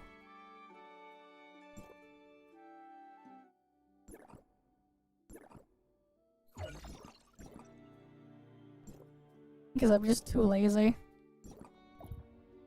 But I have my entire map revealed there for the stuff.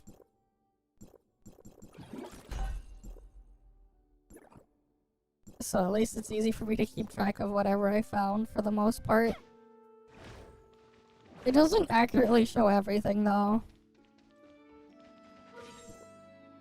What's today's join up? Hyenas Arena.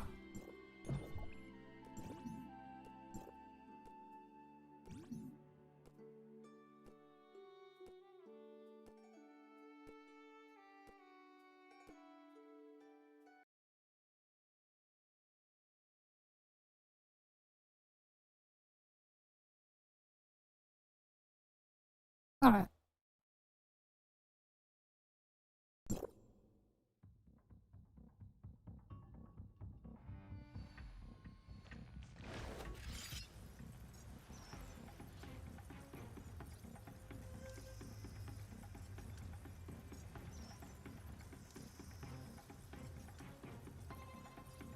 Oh yeah, I can do the thing with like raid final trial, that I can do the bug abuse with the other method, but I don't want to show it on stream.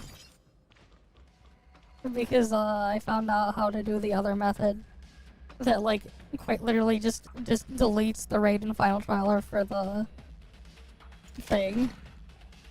But I won't show it. But I've been doing it like every day off stream for the past couple of days.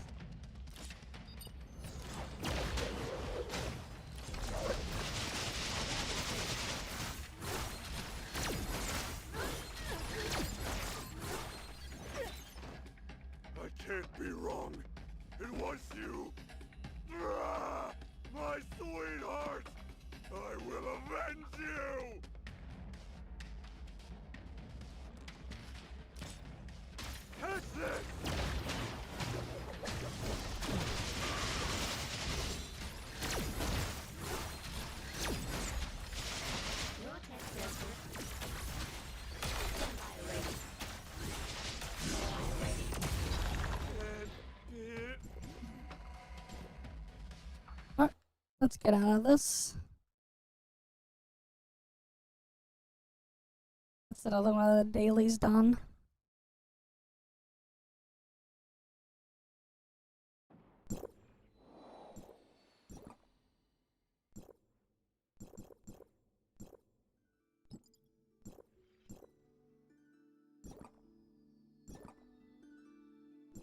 Alright, what else is left here?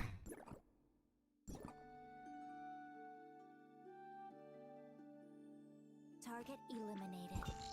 Okay, I should continue the story that we started the other day. Do I want to do that right now, or do I do it tomorrow?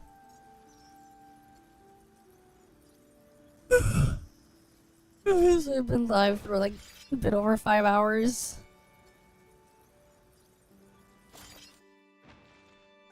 I'll loot this first though. Because why not?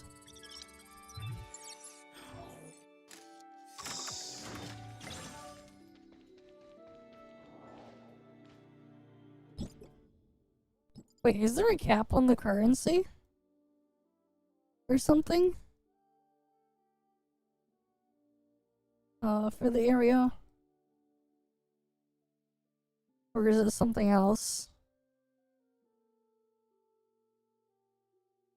No, it's not that. It's probably an event thing. Oh, it's... You can get currency for this event through that. I see.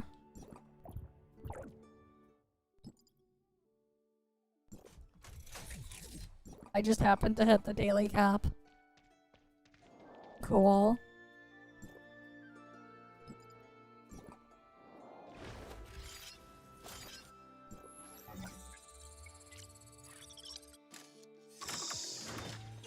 Oh, these brass chests are like the supply pods. Okay.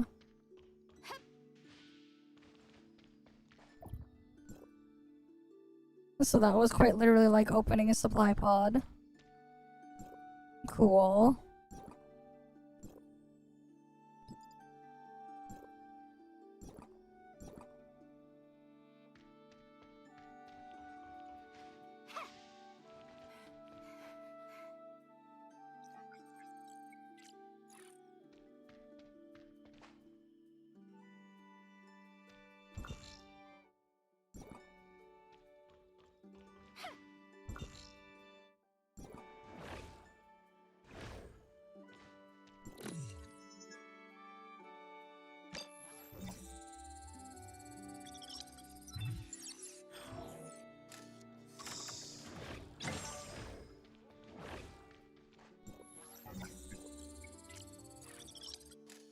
I guess I might as well loot that.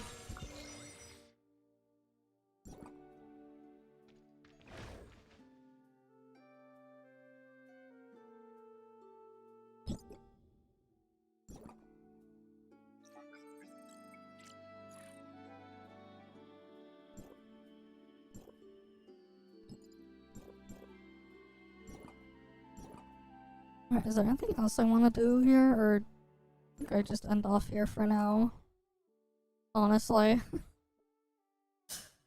Yeah. I guess we'll just end off here for now. As usual though, guys, thank you all for stopping by. Hopefully I can see you guys again next time. You guys have a good day or night or whatever, wherever it is you guys are. I'm gonna get some sleep, but yeah. See you guys next time. And one of these days we'll go over that backlog of reacts I haven't looked at in like a month. But yeah, I'll see you guys. See ya.